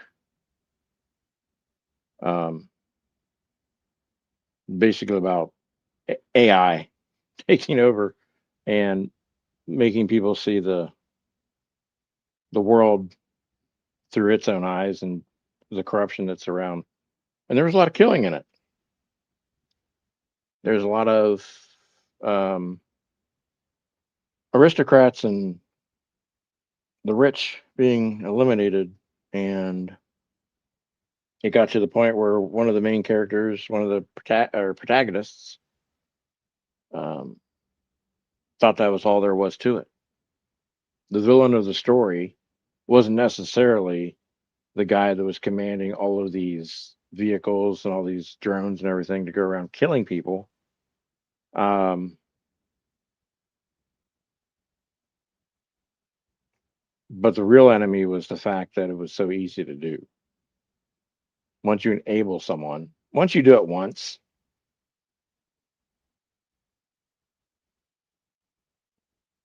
a lot of times it makes it easier to do it again. Not every time, but it does make it easier to do it again. Everyone here is bitching about AI data centers buying out local politicians. You know, yeah, it's a big point here in Ohio because everyone is starting to back away from the data centers. Um, Data centers, their rise and fall in being able to get whatever they want here in Ohio, or because of the midterms coming up, it's going to be very backseat burner topic for now. There's a moratorium for like a year. We have enough right now.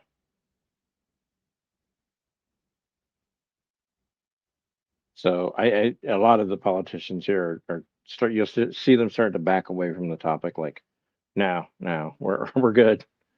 I don't I don't really want to associate right now with the data centers. Um, yeah, it was just very strange arrangements being made, and of course, $174,000 is a lot of money to some people, but not enough for a politician.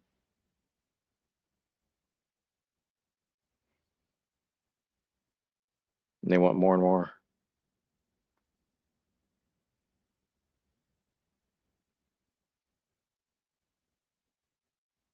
The flock camera discussions are getting interesting.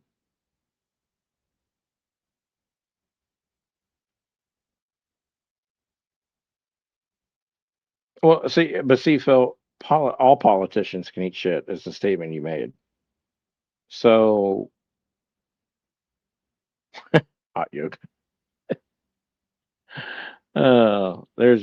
Never mind. I'm not gonna say it. There's a place. Yeah, let him take a carnival cruise where the bathroom doesn't work. Hey, Sea Glass, how you doing? Um, yeah, there's been some really good like town hall debates where people are saying, "Hey, you know what? Let's increase the flock cameras. I want them to monitor our city officials right in front of their home. I want to know where they're going, where they're having, ins and outs, when they leave, when they come back, where they go, where their kids go to school, follow them everywhere."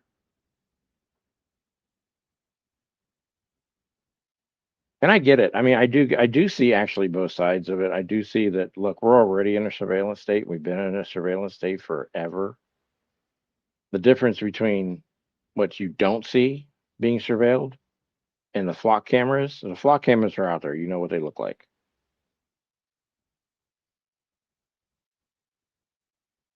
What they're keeping from you is what you're not seeing out and about.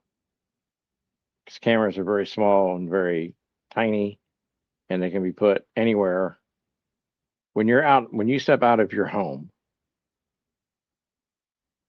you should have no expectation of privacy.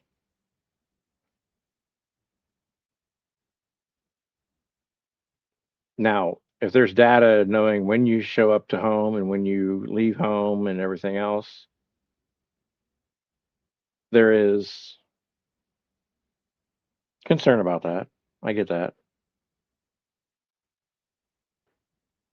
But we've also not listened to the old rules, of our own childhoods. Don't get in a car with strangers. Well, ride sharing, one of the fastest growing ways to get around, right? In most areas, Uber, Waymo.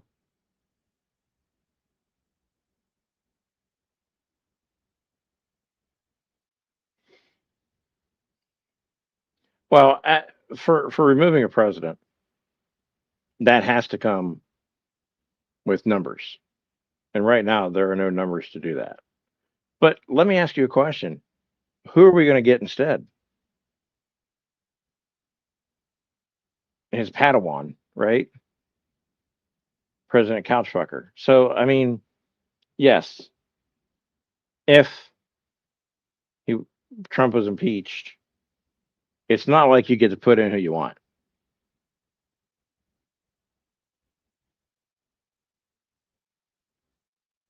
The Irish are coming. Oh, and I did hear something somewhat credible. In fact, before I say anything, I want to look this up.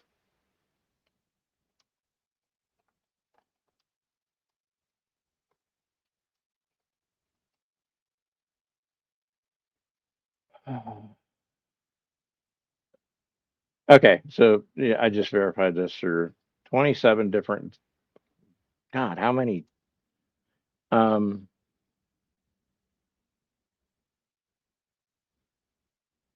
so something disturbing, and I'm very much against this. I understand why it's being done and why it's being put out there. I'm very much against this. Iran has put out a $10 million bounty on Barron Trump's head. I don't agree with that.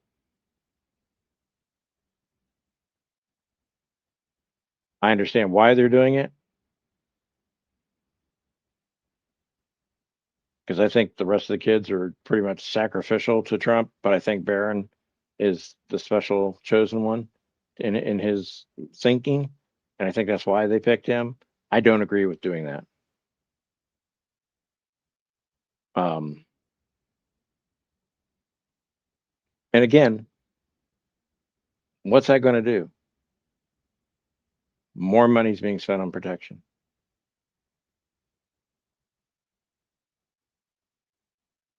So, you know, I don't, I, that is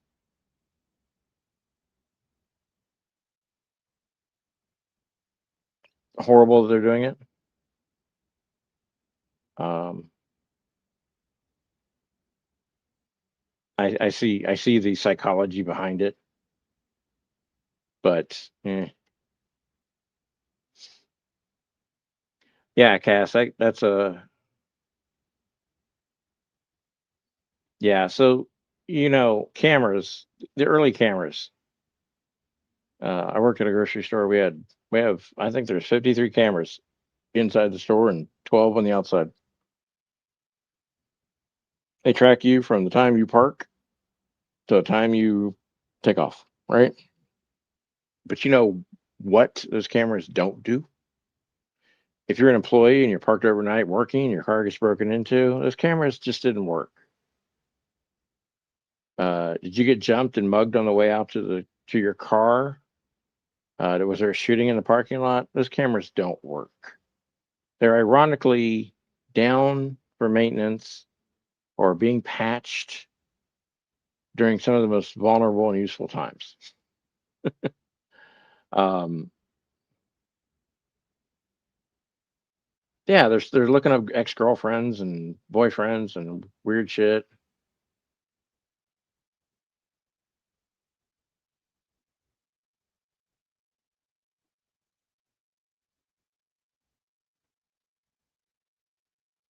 Now, I will say, and the Barron Trump thing brings up a very important point.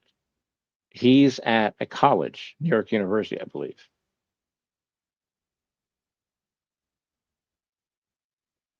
Now, a bounty put on someone's head, assassins usually told, hey, do it however you need to do it, right?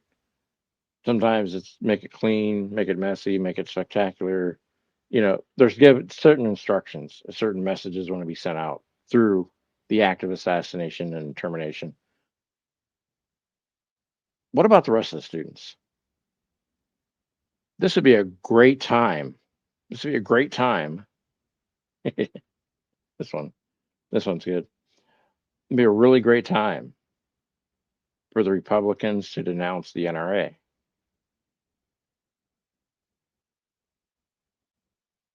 And spend the money to protect our schools. and to fine any school that circumvents the security measures. Once a school has been secured and has doors, there needs to be enough maintenance money for upkeep, for the doors, the windows, all the security systems. When something breaks, it needs to be fixed 24 hours. There should be no propping a door open. There should be enough training and money spent to secure every school. Because when a school gets secured, after the children have already been massacred and they tear down the school, then they rebuild it with safety in mind.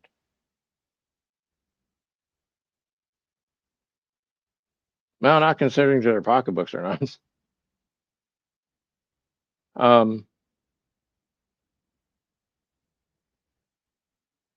So what was the other thing I thought of?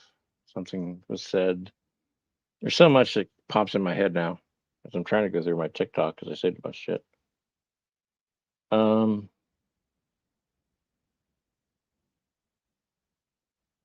oh yeah, just because it's here, my the owner of the 49ers was arrested here in the great state of Ohio in East Palestine. Okay, home of the train derailment and all the chemicals going into the Scioto River and the Ohio River, whatever. East Palestine for solicitation. Now, I've been through East Palestine, I think, one time. I don't know why the owner of the 49ers would be in a small town called East Palestine getting hookers. In fact, from what I remember, I don't know where they would hang out. But that's just a little tidbit sideboarding.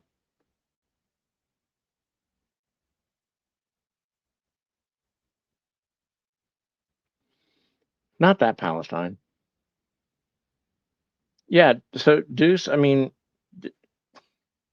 the owner of the San Francisco 49ers, they're still in San Francisco, right? They didn't move to like Eastern Ohio. Why?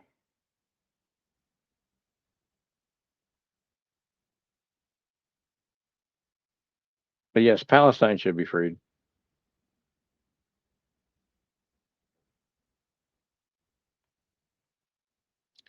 Let's see, what else am I looking for? I'm looking.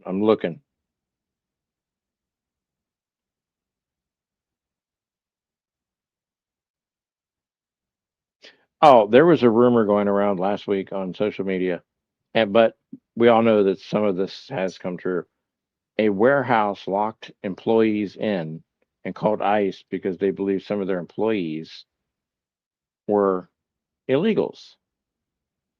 Now, there's been no verification this happened in August of 2026, but we know of companies that have done it in the past. My question is, if you're an employer and you have basically kidnapped and held false imprisonment employees that you believe are illegals, you should be shut down and fined out the ass until you're poorer than a box of dirt for hiring them in the first place.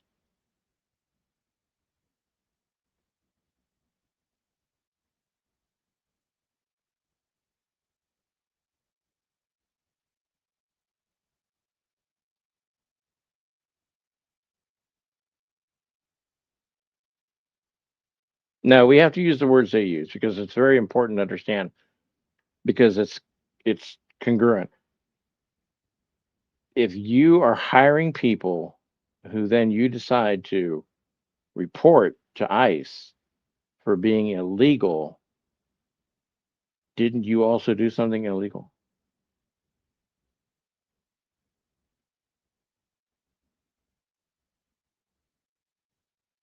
And if someone's getting shipped to El Salvador, your ass better be on the plane with them because you committed the first crime by hiring them.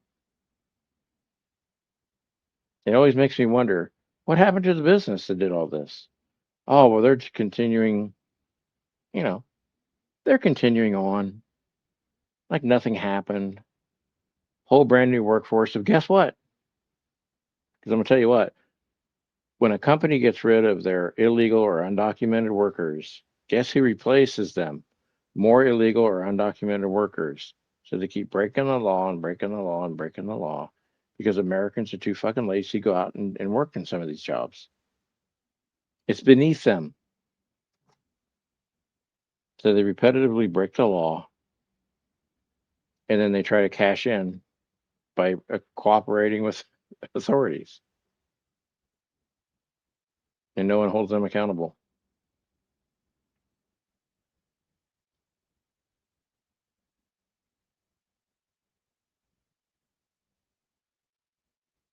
It kind of makes you wonder, like, let's see, what else? I'm looking through my shit.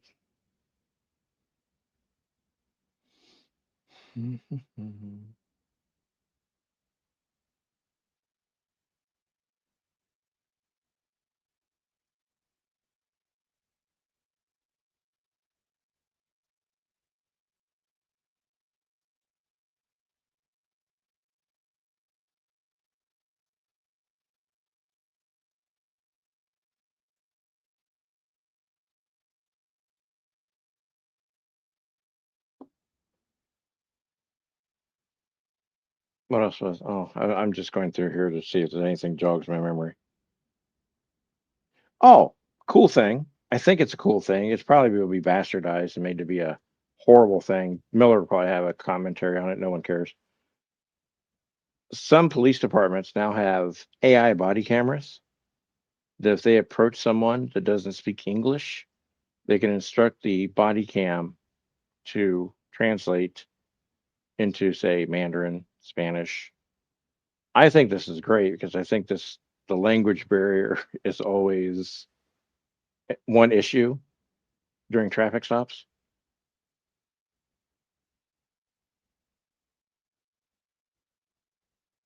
I do like this idea. That's a great idea.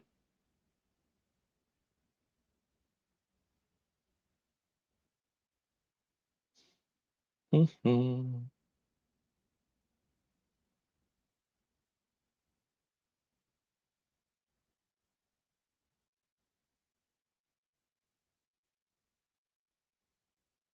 mean, I like the idea of the.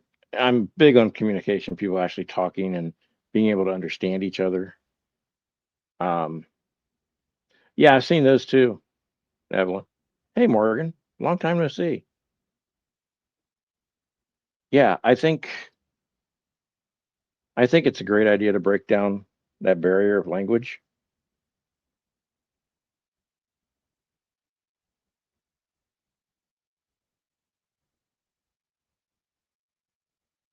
We have a guest, and the guest is Yeah, me. How are things? hi. Things are good. I'm starting to get the hang of this live streaming stuff. Well, it's your first time.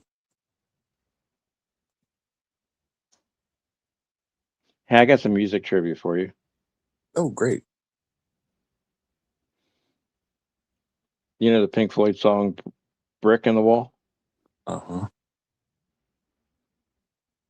Did you know that the band's producer wanted a choir to sing the second verse? You know, where you hear the choir singing, kids.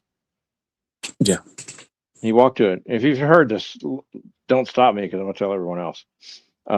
He walked over to the nearby Islington Green School in London, asked the music teacher if he could borrow a class. Without getting permission, the teacher secretly snuck 23 students out during class to record the vocals in just 2 takes. And you get a masterpiece like Brick in the Wall. It is a masterpiece. I've not heard that story. I'm here to help. I'm trying What you been to. up to? Oh, nothing. No, I worked in Section 8 today. Got it squared away, cleaned up, got all the shards of everything into the trash can, move things around. It's a space enough to work. I can reach everything. Everything is, not piled on top of each other. Threw another trash can away of a whole bunch of crap that I've been hauling around with me, thinking that I was going to do artwork with it. And I'm feeling good. How about yourself? Doing good. Had a good day. It's good. been much cooler here, so we've enjoyed having the windows open all day or all night.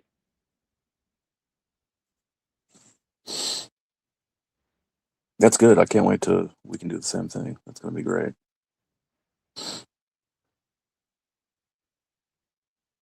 Yeah, it's not been, I mean, it gets in the afternoon when the sun hits like certain sides of the house.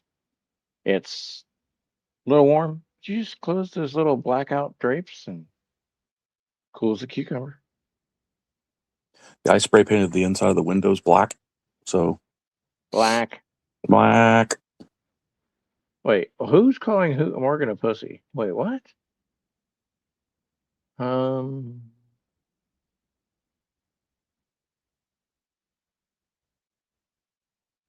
But I thought I'd come up because I wanted to make sure that everyone knew that I'm not going to go off the reservation and do some violence on somebody that I hate. But I guarantee you, I do take I do disagree with the if you have one.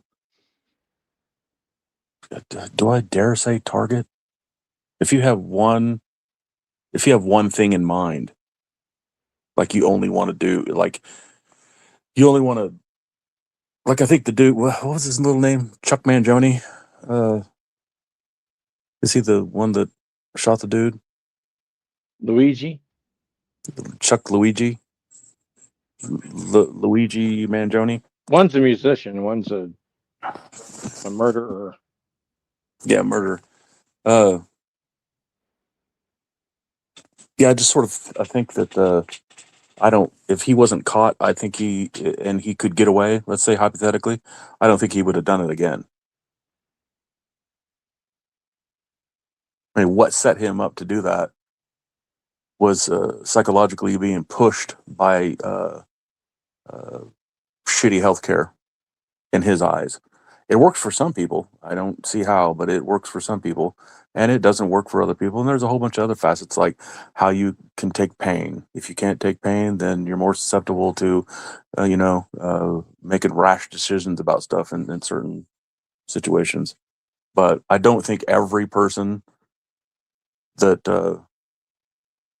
I don't know how to respond to that because you make it seem like if somebody does it once, they're going to do it again. I don't, not in every case. Not, I don't think everyone who kills a person for a reason that they have in their head, yes, then maybe should go away. God, it's perfect in my head. I don't know how to. Well, I think what I've always believed and what I've seen in people is when people have gone beyond their bounds, it's easier for them to do it again. Whether it's become violent, whether it's to it's not necessarily they're going to do it, but now they know what they need to push themselves to do it again. Well, you're right. When you look at 9/11 and Charlie Kirk and some of the other JFK, for that matter, it's pretty easy for the government to kill people. And it's easier for it's easy for a human being to say, hey, you know what? Because you can think this out. Like I've been in situations where I've had to like use my martial arts and defend people and stop people from doing things. And you really think once you've done that, like it's not like an accomplishment, but you realize that you are able to do that. You're able to go to a place that you aren't comfortable with, but it was necessary. And a lot of times, like I know that what I need to do to get to that point if I need to be there again. Yeah, but Yeah, you but fall back on you fall back on your training. Part of your training is that's not the first thing you do. That's not the second thing you do. That's not the third thing you do. You might have to do it again, but you're not going to jump to it. right, I wouldn't but think. mentally, I know how to get there. There's a realization. There's a epiphany of like, oh, I could really do this again. But like you said, there's safeguards that are built in. It's not the fact that it's actually actionable, but you realize once you're able to do something like, yes, I could really hurt someone. if I had to stop someone from hurting other people. There's going Sure. to be violence. But in my head, the violence has to be directed towards the person who was going to create the original violence to stop more violence on people that don't deserve to be hurt. Right. I was just going to bring up as an example that that ponytail dude that took out his gun and shot that kid that was shooting up the Tesla people or it's been a few weeks now.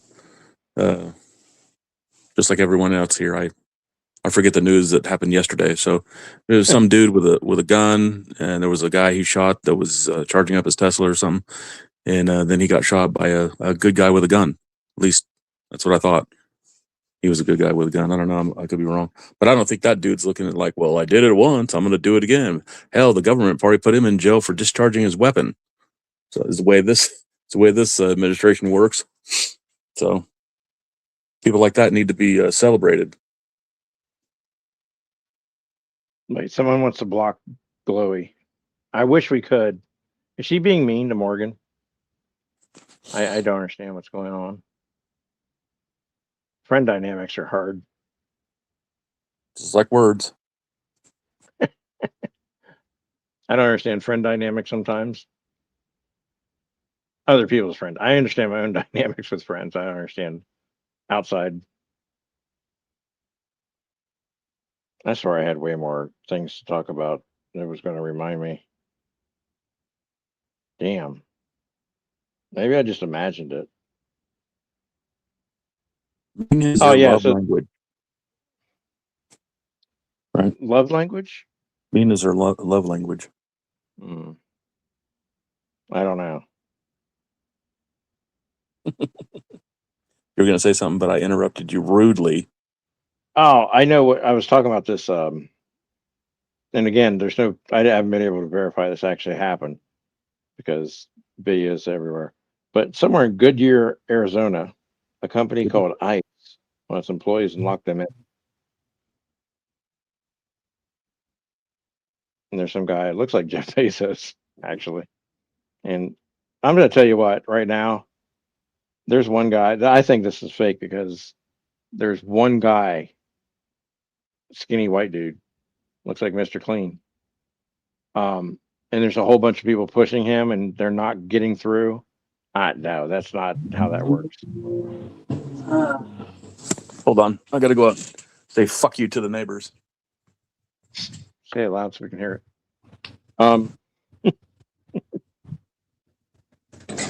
Oh, here's.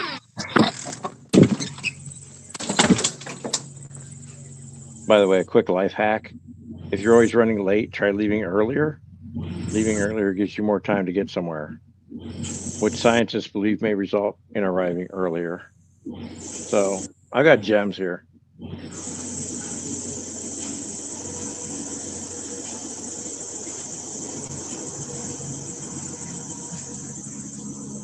Winter is coming.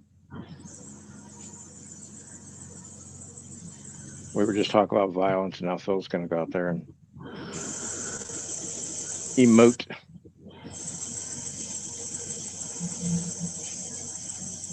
Don't brag about that, Morgan. There's people here that are chronically late. They will come at you.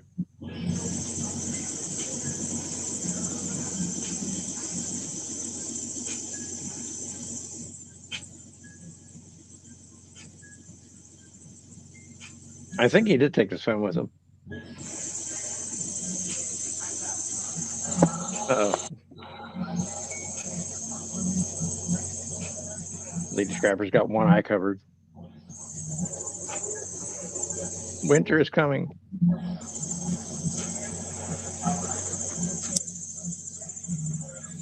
I will mute him if we hear violent rhetoric.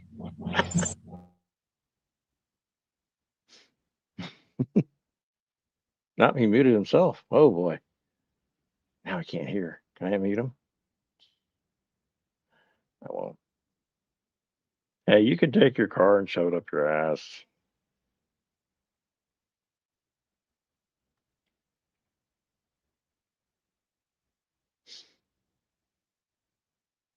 You're behind on House of Dragons. Why?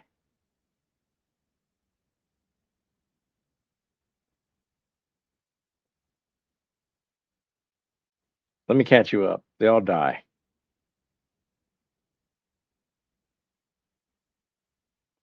No, I won't. I won't. He muted for a reason. You're a busy woman. Oh my God. Here we go. Here we go. I gotta wait till January or February for my show to come back on.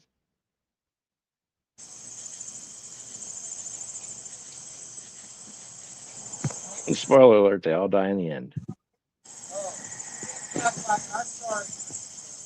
That's fine. Well, it's not really.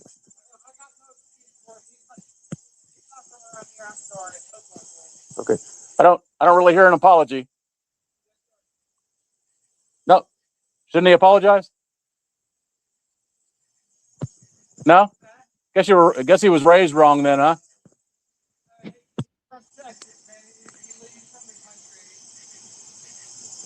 So am I. No, it goes on all the time. Good night.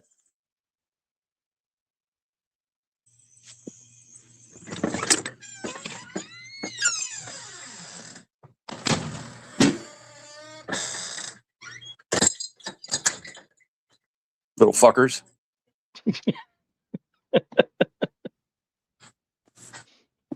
Shouldn't he apologize? No. He didn't.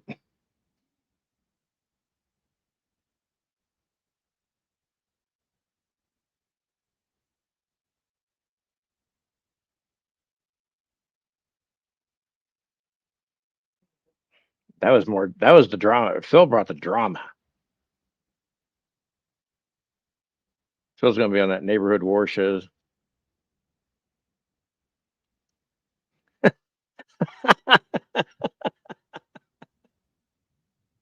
Yeah, when I heard that, I was like, I don't think anything was squashed. Phil,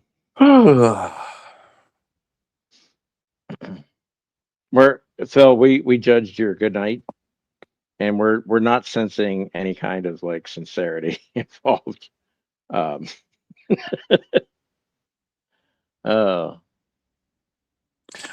the neighbors got in trouble. They had to go to court because of the being loud and stuff. There's a sound ordinance here and a nuisance ordinance after 10 o'clock. I don't really mind between 10 and 12, but if I don't, I'm looking at myself now as if I don't do something about it when it starts at 10, you know. But Right. I was young once and out around, you know. But it's the hammering and shit that's after midnight to 3 o'clock in the morning to when they come home and do burnouts and stuff like this. But yeah, I can't really tell if I've seen this truck before or not, or the kid. I don't know. Well, whatever. Have you told him try waking up earlier? That was a good one. Like I said, I mean, it's Monday night. So seriously though, I was a kid once. I can sort of understand, 10:15 isn't 10:19. Yeah. It's very late. Especially on the West Coast. It's just not late out there yet. So if they're going by West Coast time, I still have to give them some leeway. I sort of figure. Yeah, but they're not going by West Coast time because they're in the. But I am going to do that from now on. If I hear something outside, I'm just going to go outside, and I'm going to say, "What the fuck?" And if it's the later it gets, the worse my language is going to be. So, what are they going to do? Shoot me? Oh well, Well, we don't want that. Well, I mean, hopefully we'll be on a live. It'll give you a reason to go live at 2, 3 o'clock in the morning. No, I don't want that on my live. It'll be proof. It'll be evidence. Why not? No. You won't lose your channel, I promise. Dory doesn't know what she's talking about. Well, that part's true, but I mean, I don't want that for content, sir. We want you alive for a long time. No, they're kids. Well, I know kids can pull a trigger just like anybody else. I was going to make a joke there, but you guys don't know the full length of the joke that I used to tell all the time. So. You have lengthy jokes. My brother used to say, "I don't want gays in the military," and I'm like, "Dude, their finger can pull the trigger just like anybody else's finger." So anyway, I have a really dark look at that, and I'll tell you privately what I think about that It's because I just don't me and want you to right upset people now. here. It's just Yeah, me and you. sure. Yeah. I read the TOS. I know where we're at. We're on And kick. well, I mean, I could say it, but I just want to explain this. Yeah, kick. Where pussies go. So anyway, Uh-oh. I think I here's woke my him up.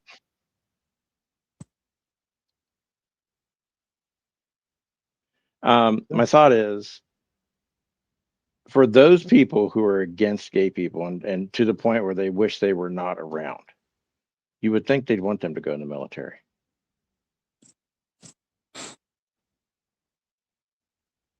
For The sheer fact that something might happen to them. I'm talking oh, about the people that have the really dark thoughts of gay people shouldn't be alive, which isn't okay. everyone that's just against LGBTQ, but there is a subset of people that don't think that these people should be living. Right. You would think that they would be like, yes, put them in harm's way. Yeah, sorry everyone. I didn't mean that. Kind of I did.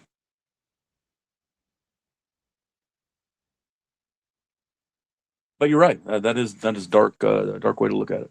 I agree.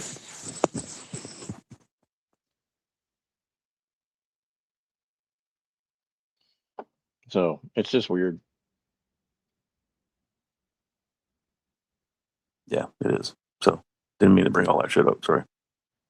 No, it's fine. We have to talk about these things. I'm all for talking about the things. So what do you call the Jack Black King Kong movie?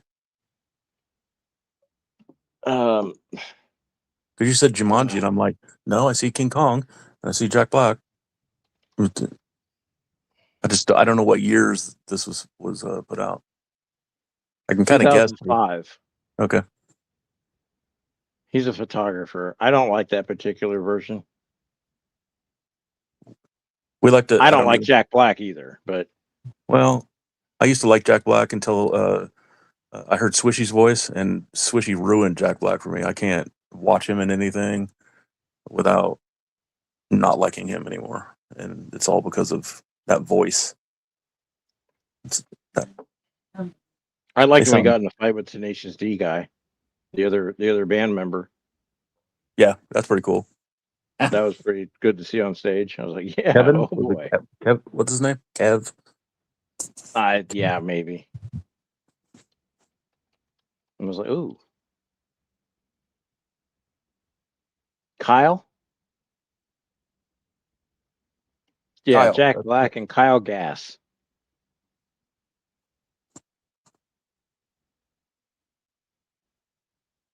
Is Jack Black still a thing? Not really. I mean, he's more popular than Adam Sandler right now, but who isn't? I don't know. It's just a lot of the SNL alumni. They were never funny to begin with, and then they got movies made for them. I'll agree with that. The movies made for them, but there were some of them that were funny. Some. Yes, but they were funny before they were on SNL too. Like their stand-up shit, like early stand-up. But some of them that found their way on SNL, yeah, I don't know. I stopped watching it back when Dana Carvey stopped being the church lady.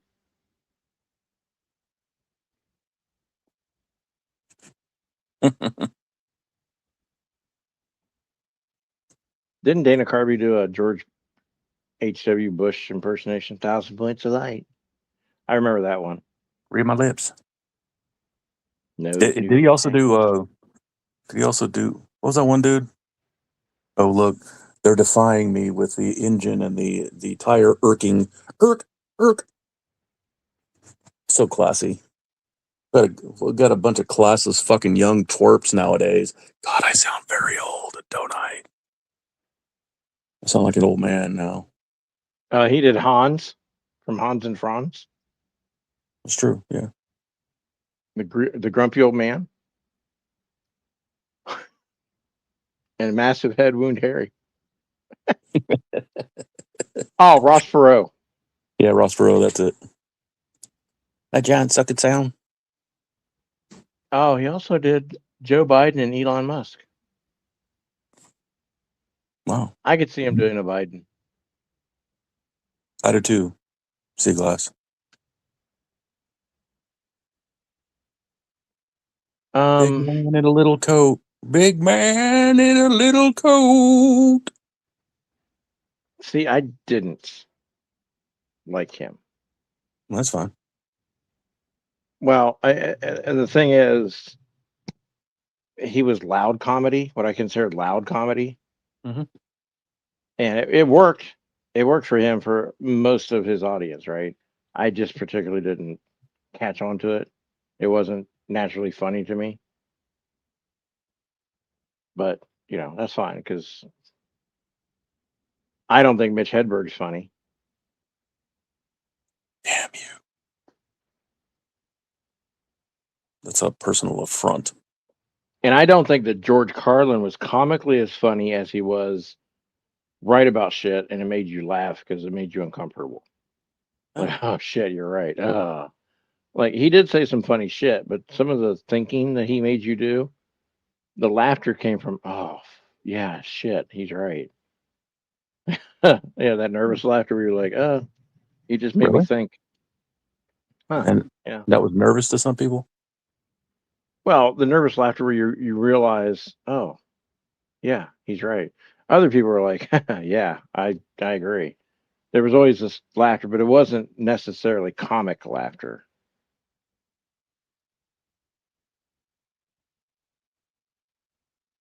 Garland. I liked Dennis Miller for a long time until he went crazy. So On Weekend Update, he was good. yeah. I really wasn't into the earlier. I didn't watch much of the earlier stuff. I liked his show he had, but then his references started getting way out there. I mean, I was able to keep up for a long time. I was really surprised about that. But then it was like, what the fuck are you talking? What? I have to take notes. Hold on. I'll write this down. I'll get back to you, Dennis. We'll circle back. Circle back.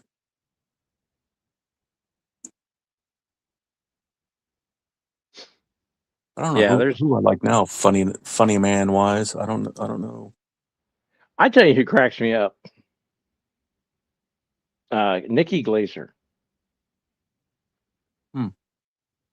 She hosts as roast. She hosts and she's in a part of a lot of those roasts, and she also does one of the award shows. She's a fantastically funny person.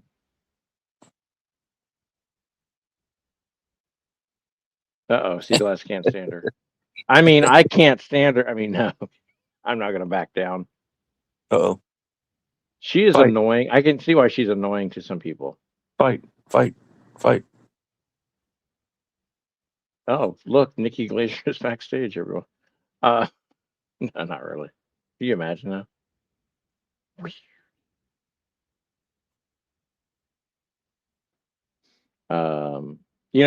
Stephen Wright.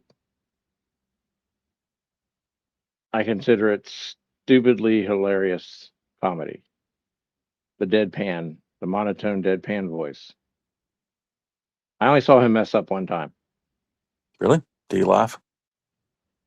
I think he was on a interview show. I think maybe Carson or maybe one of the David Letterman or something.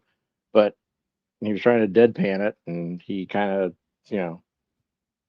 broke the fourth wall, and we saw him, laugh a little bit, which is fine. I mean, it's an act, but just very hard to do that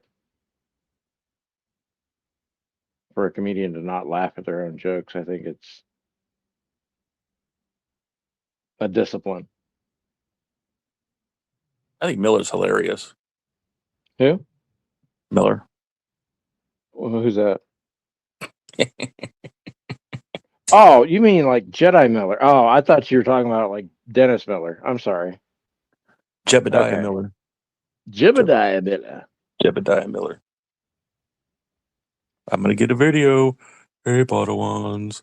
I was Phil, not drinking on a Monday because that's not my drinking day. Phil was over on the GIFs. the one thing he will never do again, by the way, is come over to be on my panel. Because he's a weakling. And the feeling's mutual.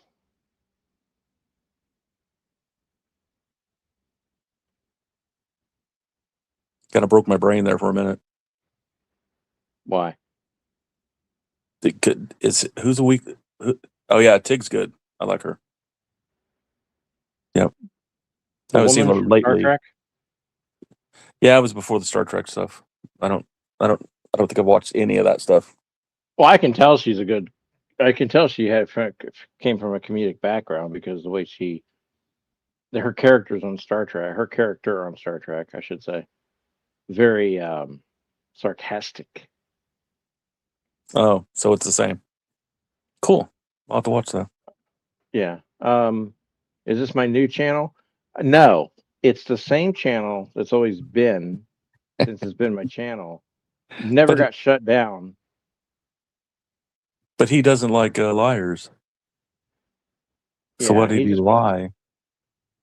for attention, like other Oh. creators do. Oh, okay, great. You know, all you have to do. Okay, here's a pro tip from the Jeff B channel. If you think someone's had their channel terminated, go to their channel, and if you see content, they haven't been terminated. Like, share, and subscribe for more tips. That's true. That's a good trip. Tip. That's a good tip.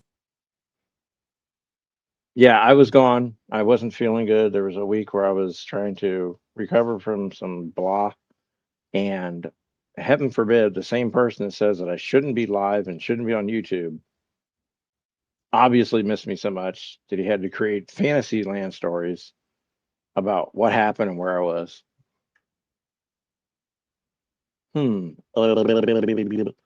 So, Taylor Dane, tell it to my heart, Taylor Dane.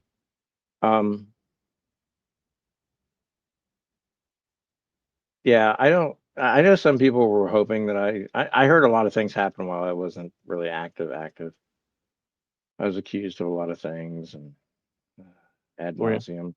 Get some new material, folks. It's all running dry. It might be that the Chinese water torture sort of thing, Man. where they're just going to keep like hammering away at like one drop at a time. Well, that's as slow as they are, one drop at a time. I mean, I don't get it. I used to get it, and then it just got boring. It's the same lame game. No one's really interested in playing if everyone was honest. I mean, the children of the corner are interested in playing, but I think a lot of us would like to have, casual game nights and laid back conversations and some serious conversations. Yeah, well, all that stuff can take place. You just have to ignore the other stuff. Yeah. But then you get into the drama because everyone likes a good drama. You got to shoot back every once in a while. Every once in a while. But you got to do it, Phil. Phil, this is how you got to do it. Okay, gather around the campfire. We're gonna tell you. You got to do it to where it's fun, where it doesn't fire up your cortisol, where you don't get all. I mean, look, some people go back to the same people that hurt them over and over and over again, and then one day they don't, and that's different for everyone. Right. Thanks, Glass. That was the nicest thing Glass has said to me in 34 days and 27 seconds. Thank you. Yeah, that's very nice. She could have just said, "I'm glad you're here, Morgan," and then I'd have been like, "Yeah, damn, burn." Yeah, most people just want to hang out, whatever that means to them. Oh, bite it, Morgan. They're always so damn competitive. Everyone's so damn competitive anymore. She saved the best for last, Morgan. How's that? Oh, yeah. They always want to fight. Everybody wants to fight. I know, Phil, that you've lost many friends on the Battleground of YouTube. I can't remember. I can't even. I mean, if I tried, I could. I have some good friends and acquaintances and fans, groupies. You know, people that used to like me used to be called groupies. Yeah. There's some really redonkulous lady who was ill in the side of her head. But yeah, groupies. And they let her help people. No, it wasn't her. No. Oh, shit. There I go another- assuming again. Another side of the building where a truck has gone through and caused a lot of damage in the brain. But no, yeah. So I don't know, groupies. I didn't even sing. Are groupies like musical fans? Yes. Hang out, Yes. like follow the band around. There was Horses in. talk of groupies. A groupie not long ago. The Band-Aid. Close to my heart. Yeah.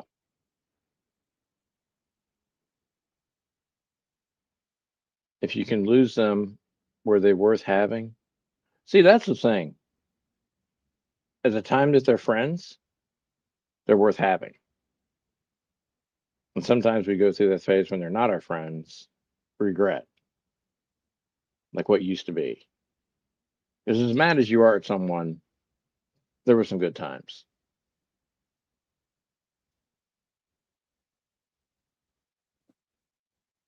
Do we have Frisch's Big Boy anymore? I thought they were all gone. Oh man, I miss Frisch's.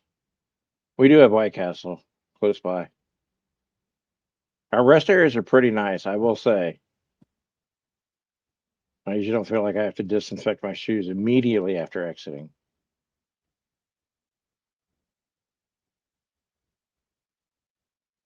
Morgan, do you have a story you want to come up and tell us? I feel there's a story there, Phil. Do you? What I'm having a hard time is remembering what you said that she disagrees to. And you just said it. I was like, damn, I'm not going to get by this one. I can't remember what you were talking about that she disagreed with. We'll just skip the whole details of it. Let's get into the psychobabble. We should deep dive into what's affecting Morgan and making her non-optimal. Is there anything? That's what we're asking. We're asking the hard questions. So.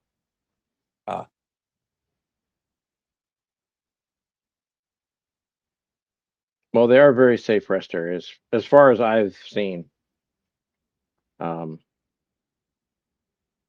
Yeah, see, she's very optimal.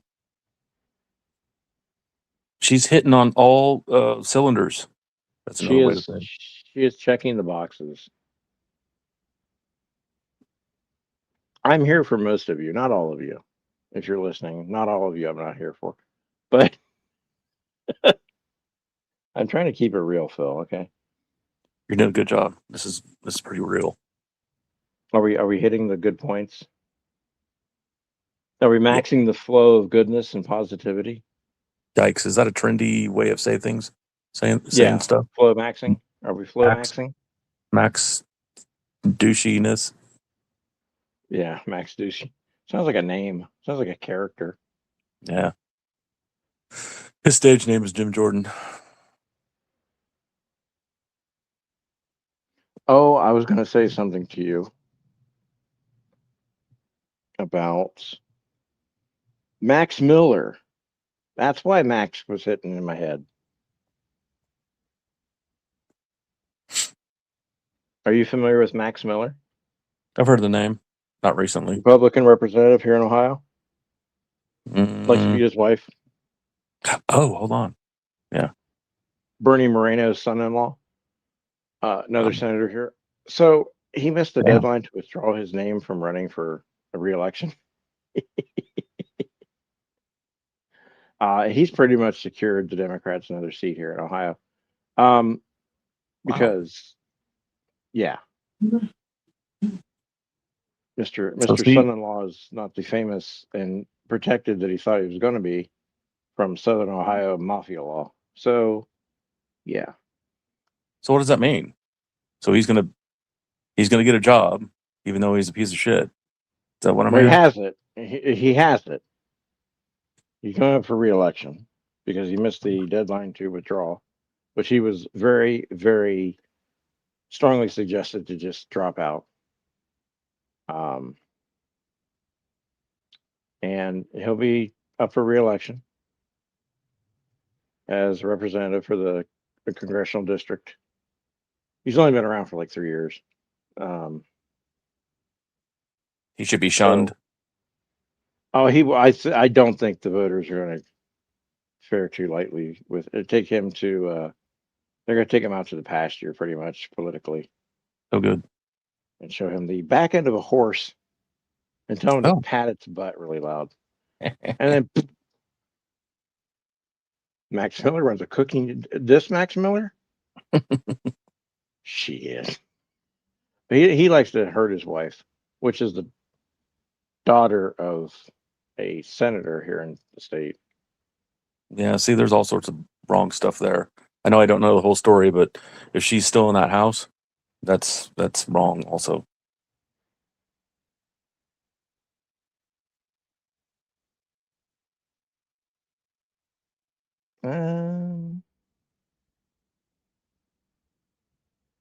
She's divorced. Oh, good. Emily Marino got out. Daddy told her pretty much, we'll take care of everything you need to take care of. You get out of that, you're good. I've been embroiled in the Dalton and Sacco drama. What's that about? I just thought other people had heard about it too. No, they were an interracial couple, and one day she just wasn't there, and then all the stuff started coming out of her being seen other places, like in Columbus, at a bar, on video and stuff. Anyway, so what I'm thinking now is I haven't watched it in a while, a few days now. That's a while to me, because I think that it's a ploy. Because there have been a couple videos they put out. There was one that started the whole thing of him saying, "I'm sad because of this. I'm sad because of my mom. I'm sad because I don't have my best friend next to me anymore." That and a subsequent video made over $100,000 on YouTube.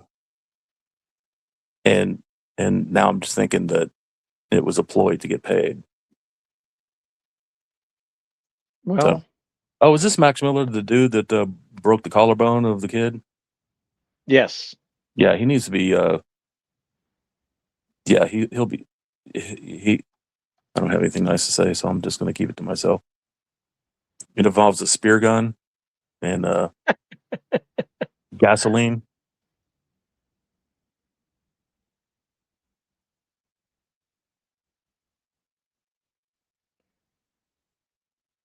Yeah, 5 years in the Marines and he made corporal. Underachiever. Look, he came into a family that was politically connected in Ohio. He made nice. He could have played his cards really well. Probably had a good run at governor here in a few years, right? Or whatever he wanted to do. Instead, he decides to hit the daughter of a prominent senator, representative, who has, I will say this much, Southern Ohio connections. And what I mean by that is kind of like saying mafia connections. That's But fantastic. I'm not saying that anything will happen, but when you realize who people are connected to, you should probably behave a little bit better with their children. Yeah, I'm surprised he's not been taken out yet. I mean, it's serious shit. Put your hands on people and not expect something to happen. I have many questions. First of all, what the hell is Morgan's avatar? Two, she says she likes the D. And then she says, wait. We're not here to judge. I'm just here to highlight comments.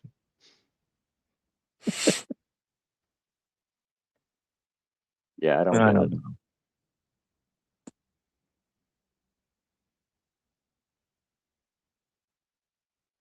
What else? Yeah, the I'm kid I'm was scrolling 2. through. See, that's if I was is the other guy a senator? He said his father-in-law. Yes, I believe. I would I lose believe my job as senator if that happened to my grandchild. I would not be a senator anymore, forcibly removed because of my actions towards the person that hurt my grandchild. That's the way that is, and I would be completely in the right, regardless of whatever laws that are broken. Nobody would say anything bad about me. And see, he's the same party, so it's like, um, and I don't know what his stance is on all the other stuff going on in the Republican Party and with Trump and everything, but when it comes to your own kid, see, this is where like shit comes home. If you thought that you were going to fuck around and hit people and hurt your child, hurt someone's grandchild and their daughter, and get by with it without any kind of like remorse, he's a real cocky little fuck too. Yeah, I've seen him imagine on so. interviews. He's really fucking cocky. Little smart ass. Probably has a grinder account also. Well, there was some mention of that, but I never saw any proof. Remember that guy that said Mike Johnson had a grinder account? Yeah, that's what I was thinking. He He was had a going to grinder show it, account along with yeah, but then we never really saw anything. right. Because there probably isn't anything there. And he was fearing for his life. Well, yeah, if you don't have the shit to prove it yourself, you probably should shut your mouth. But yeah, And that's who cares about that kind of shit? Who cares about Trump wearing diapers and shitting and farting and everything? Who cares? Who cares who he's diddling? Who cares about all that Natalie stuff? does. She has to change Yeah, it. she's turned out to be a psycho. Her brother's to write a book. Shit, she'd make millions. Mm-hmm. You should. I approve of that message.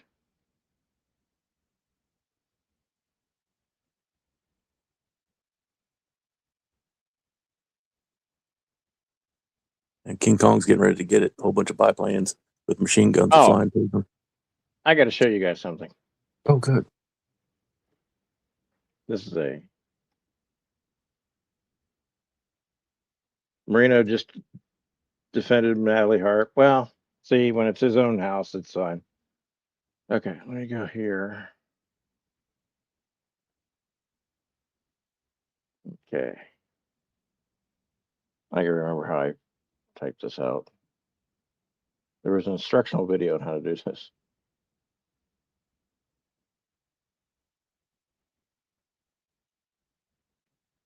Shit, sorry. That damn dollar sign's in the way. Can you take that away? Nope. Ah, Can't do that. YouTube. Can't do it, man. Come on, man. What are you doing, man? Will it go away if I click it? Click. Oh, okay. So let me share this real quick. Share my screen, new tab. All right, here we go. Now, this may be hard for some of you to see, but That's what she said. Dalton Sacco. You're welcome. my wife, go into Google and Google my wife is yelling at me. Hit enter. AI overview. It says, when your wife yells at you, it often signals deeper stress, unmet emotional needs, or an unhealthy communication cycle. Why it happened. It gives you all this advice why it happens, what you should do right. Okay. Replace wife with husband. You know where this is going? I do. Help is available.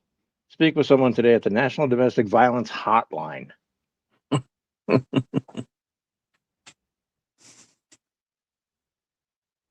So if your wife's yelling at you, it's your fault. If your husband's yelling at you, call the National Domestic Violence Hotline. I thought this was a joke. I was like, there's no way that's going to happen. Yep, there we are. So boys and girls, behave. If she's yelling, you can't do anything about it. Just, I guess, suck it up because you can't call the hotline. Thanks for showing that. Mm-hmm.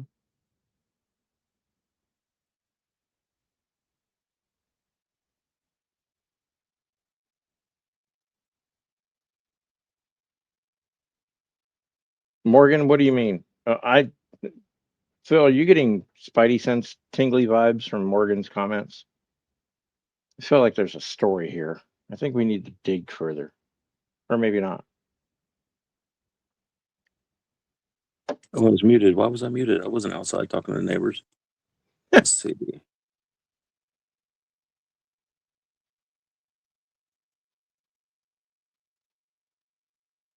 I need to know more.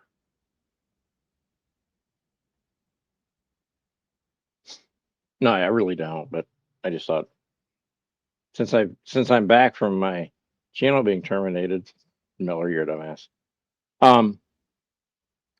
I would start off with some deep dive drama. Yeah, I don't know. Is she referring to Morgan? Are you referring to the ether? Someone in the ether, or Jeff? Because I'm not. Definitely not me. I would never, ever. No, that's one thing that you are pretty strict on is if you don't have the proof, then you shouldn't, say anything. That's why most people don't say anything anymore to me. It's like, okay, you can say. I mean, and it depends. Like, if you came up and said, "Hey, I saw this," I believe you.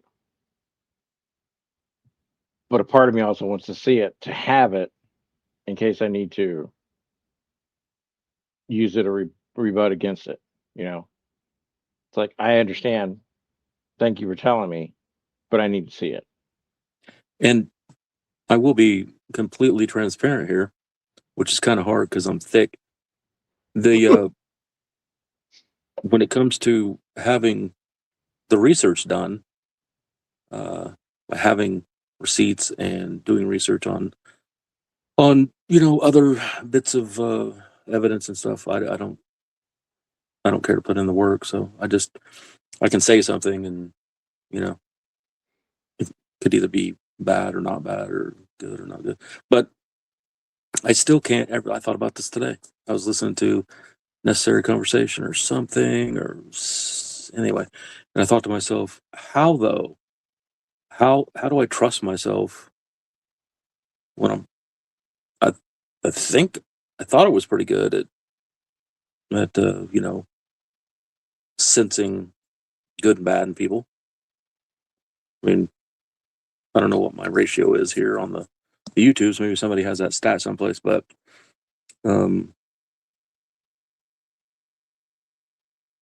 it's kind of hard to what am I trying to say here? It's kind of when you think you know what you're talking about, or you think you feel something about somebody, like your hairs stand up on the back of your neck, and then you get this awful feeling that they're a shitty fucking person, and then you find out that half the people feel you're that way and the other half they don't feel that way. So how do those other half believe and think and process things? What are you missing? Well, what am I missing about somebody that other people see? And I'm just not a take it at face value type of person. I sometimes I think I should watch all these videos and make notes. It's very hard for me to change my thinking on this, but just as a joke, to change my way of thinking to every single thing that comes out of the man's mouth or anybody that follows him and supports him and stuff, to just go along with it and say this is the way it is. This is not just the way it is. It's there's still millions of people pouring over the border, but it's been secured. So how does that work? I just don't know how to make excuses for every single thing that I'm told. I don't know how to excuse it away. I don't know how to do that. I wish somebody would teach me. Well, I don't think you have to. Well, I mean, there's been Morgan. There's been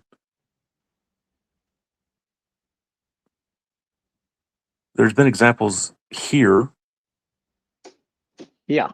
in the past that I've believed a certain way about, and outside of he's been nice to me, people have been pretty tight-lipped about all that stuff, and I over a course of a few years believe the way I believe because I've seen nothing different.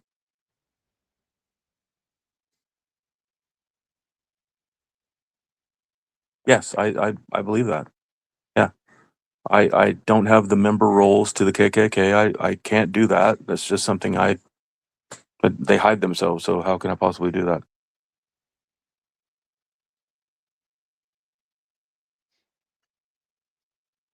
Well, see that I dollar sign's covering up the last part, the very important part of her message, and I can't see it. okay. Let me help. Watch this. I can help. Oh, look at that. Oh. Yeah, we are. Oh, positively.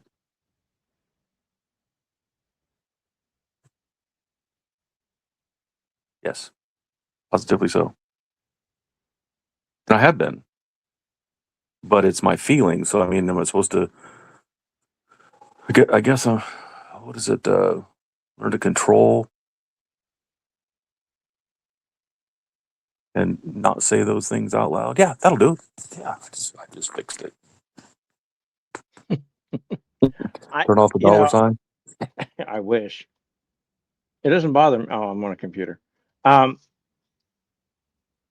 I get, like, I know that the way I feel about someone or something, and this is the really important part of being an actual decent human being, is being able to accept that not everyone's going to see things the way you see it. And it's okay to be on different levels of how you feel about someone or something, right? Um, I can be very civil to people, but I don't have to be kiss assy and pretend because that takes away from my values and how I want to hold myself up, in society. But I don't have to be destructively rude or nasty because my friends were going to feel that effect. Oh, I've changed my mind plenty of times on here about people, Morgan. I have.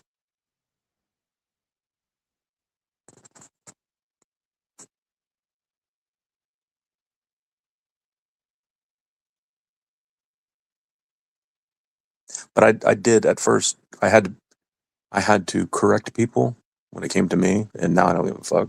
Really, I don't think. I don't. Okay, let's.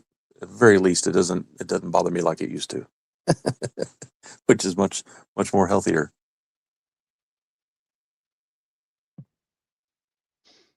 Yeah, I don't. I know that people aren't one or the other, like Seaglass says, And how many times have I said that? a lot. Right on. But it's what, see, especially on here on social media and on the internet, it's what they actively put towards you is the only thing you can judge. Yes, that is very true. And the highlighted message up here.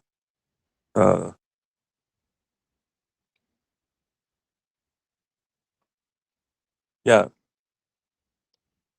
I mean, I get that. Maybe they're not, bad people. Maybe they're not negative Nellies. Oh, I know you're not. No, it's great. No, I don't get that feeling at all. I think we should fight back. No, I'm kidding. What's the fight? No, I don't know. We'll make something up, Phil. Come on, be creative. I'm a creative. Wingstar told me earlier. Oh, that's cool. I don't understand the Virgo Leo sunshine happy smiley face, pray hands. I don't understand that stuff. When it I comes to didn't either. I just had to read the results. what are How your I feel threes? about it. What's the other three things?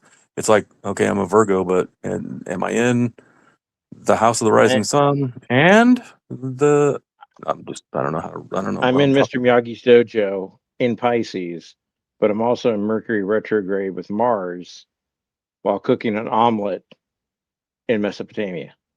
Cancer. That means Morgan, your birthday's around here sometime, isn't it? No, it's passed already. Yeah, well, I mean, it goes from a certain time to a certain time. Son of a Virgos, when bitch, do Phil. Virgos? Are you making fun of me? Come on, Padawan. Oh, hey, Phil, Um, you make fun of me. the what? I mean, I didn't mean that to sound the way it did, and I'm also not gonna cherry coat it because I like limes. But no, Virgo it, is the 23rd to the 22nd of September so the 23rd. So of yesterday. August. Yesterday. Yep. Okay. Go Virgos. Oh, by technically right now we have 4 months until Christmas Day. Oh, good. I like how you remind us of that. I do have a question for the astrologers out there. Why does my sign show up on wheels, like aluminum wheels? What's Anybody your fix sign? that little mystery? What is your Virgo, sign? Virgo, the Virgo. The little ME thing? Me? Mm-hmm. Yeah,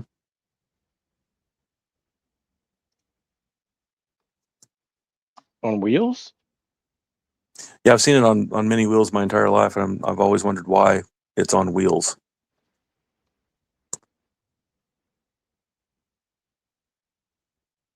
There's a little emblem on every once in a while on a wheel I'll see, and it'll be that. Oh, I think I've been talking Huh. in general, glowing. I haven't been talking about anybody around. I've been talking about Morgan, but not really. I've tried to stop him. You know He how it is, did. though. He's very He, he's very cunning, lingless, and uh, I can't stop. I can't stop that. who's been talking? Um, it's definitely Morgan, but I didn't want to say anything. But she kind of outed herself, so there I am. She's not a bad person. Did Damn she it, use a Phil! microphone? Did she use a microphone at the airport? To announce Ooh, her departures. Jack Black's King Kong is over.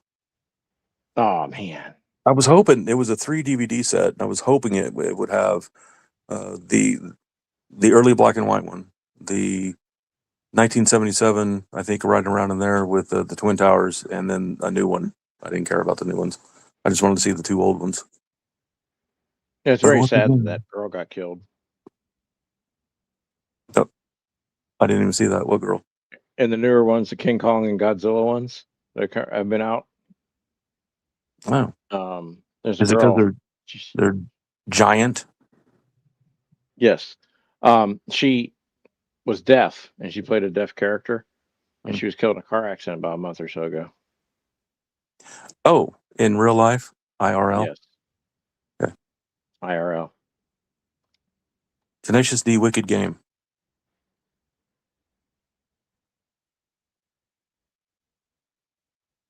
I'll do it. Now, Glow, you're not a bad person. I don't know why Morgan said that earlier. I will have to take back when I said I can't watch Jack Black. I can't watch him anymore. But see, I like High Fidelity. Well, you can get high fidelity in 4K. I know, but still, you know what I'm Oh, saying. you mean the movie High Fidelity? I'm sorry. Yeah, because they're talking about music and very cool music and stuff. And I don't know. I know it's scripted, but somebody had to write that. So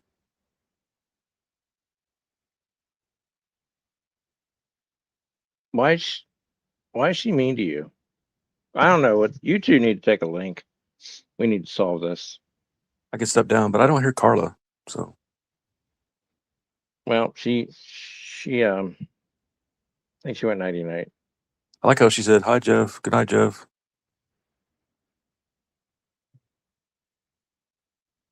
You should rip her a new one, Phil. I mean, not really, but She thinks I don't like her. Why does she think I don't like her? I think the whole like I can't hear you, Carla thing is probably grating at her nerves a bit. Is it weighing on her? Way WHEY. Way. I need a yogurt. Also, we did okay. So at the end of this live stream, we're going to talk about food prep. So we had a whole bunch of strawberries and blueberries and bananas, and so we made these little snack bags, stuff full of them, so we can make smoothies in the morning. That's nice. I gotta have my the end? smoothie now. Yeah, pretty much. That's it. I mean, not the end of the show, but that was the end of my food prep. Because you said at the end of the show we're going to talk about food prep, and then Well, we at talked the about end, it. not at the finale of the, but we're winding. Cass says no, we can't go anywhere.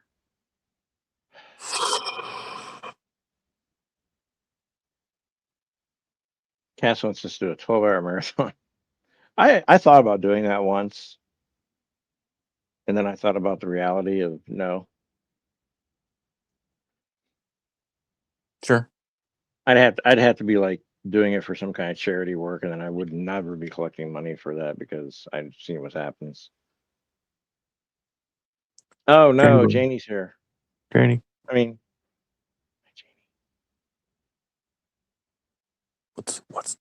who's that? Who's Megan? Sea glass. Oh, that's what she calls Morgan. Oh, okay. About time Janie got here. Man. I heard it's hot in Texas. Yeah. Although we did get false reports earlier. Oh no. Because I saw like red and then pink in the middle of the red. And that was the hottest part. Hey, chick. It's chick. Yeah, I'm enjoying this cool weather. It's gonna be down to. She's been in bed with the fan blowing directly on her. I don't know if we need to hear all about that. No, Pebble says no. She's gonna fight me. Oh man, it's 64 degrees. Oh, 63 degrees. I'm sorry. You had 30 people in here a while ago. I know. And you were talking about nothing dramatic. They were waiting. What were they? Oh, were they waiting on the dragging of that one lady? Which one? The one with the Alice in Wonderland. Oh, delusions feller. I don't think there was a dragging involved. I just think some behavior is fucking weird. And I'm kind of tired of holding back my feelings. So, well, I get that, and the wrong way. I get tired of holding back on my feelings all the time. And that's sort of. I'm right here, Phil. Go ahead. What we were talking about. No, so what we were talking about a while ago is well, what I got out of it is sometimes you need to not say things, but how long can you wait, right? I mean, you got to say it sometime. Well, that's always. I mean, that's just you. That's totally you, right? But I'm very supportive of you saying stuff when you always say things like, "I could, but I'm not going to." Why not? Just do it. Yeah. Well, because I know there would be ramifications from that. Like what? A lot of people ask me questions when I've said stuff before. A lot of people ask me questions like, "Where did that come from? What do you mean?" And at that time, I just want it said. I know how to explain it, but I don't feel like explaining it. You don't have to explain to anybody. I heard that someplace too. I've heard that before, but people always want to know.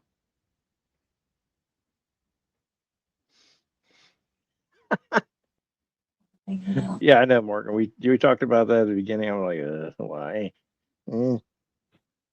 Um,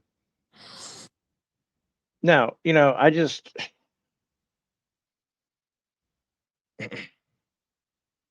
I of course have opinions about a lot of things and a lot of people and a lot of situations. I don't know that though. Huh? I don't know that though. You know why? Because you don't do it. Right. But the reason I don't do it, like I share some opinion, but the reason I don't share a lot of them is because I know it won't go anywhere. And for me to just say it isn't enough. I need to know that it's going to have an impact. Some of it's just my personal like preferences, dislikes, you know. And those don't really matter in the grand scheme of things with people involved. Like other people have, their own take on things. I don't need to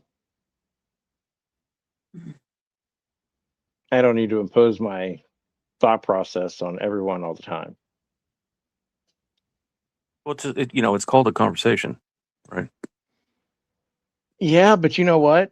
Sometimes when I try to have conversations with people, they don't want to have them. They don't answer your questions. Yeah, I get that. Well, you and I have talked about that for the last 4 years. Mm-hmm. All four of them. We had to we've asked questions and not gotten any answers, and it just continues on. And some people are really good about it. I mean, there are good conversations we had, but other people are just deficient in having a conversation without going, um, you know, off the reservation with their emotions and name calling and shit.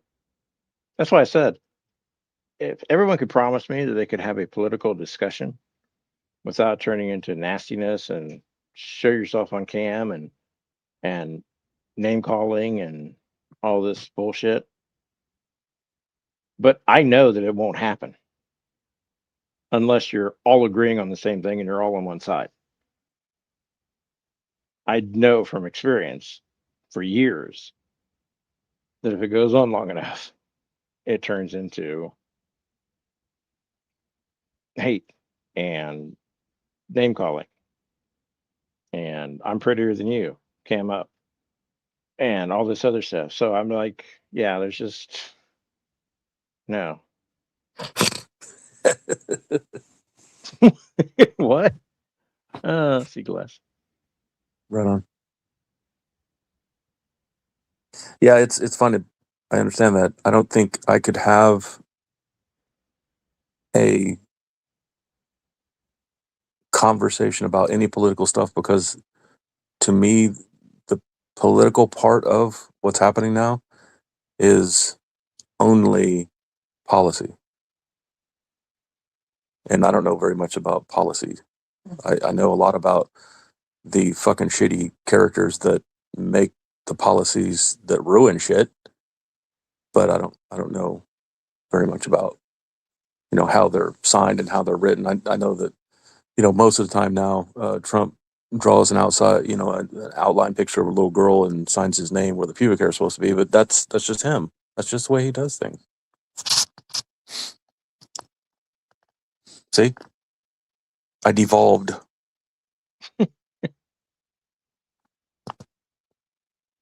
No, who's going to get mad at you, Morgan? Who?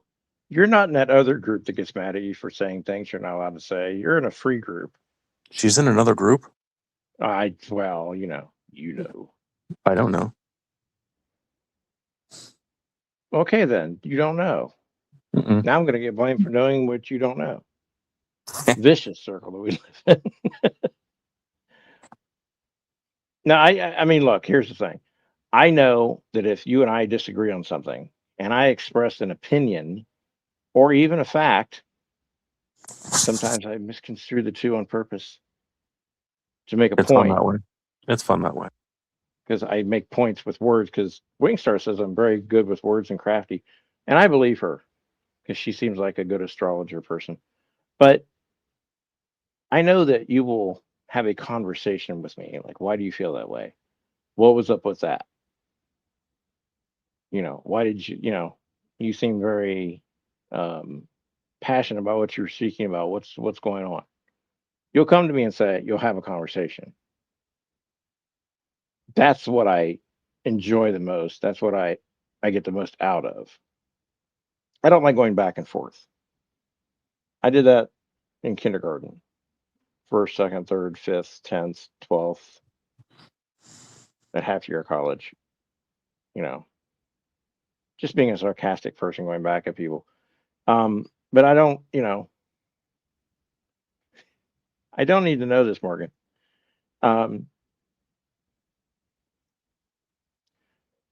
But other people you can't do that with.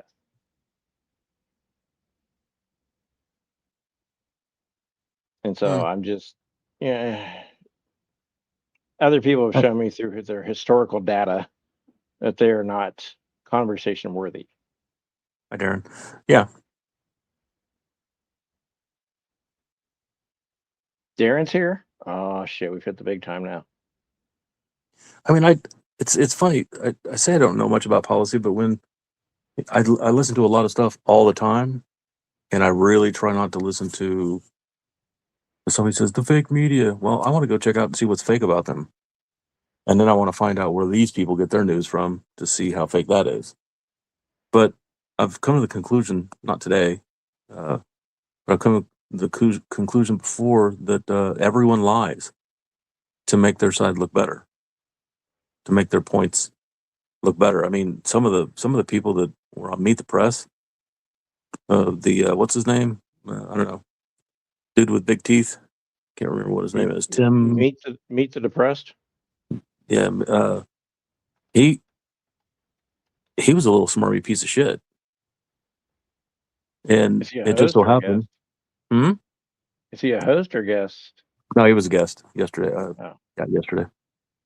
Tim something.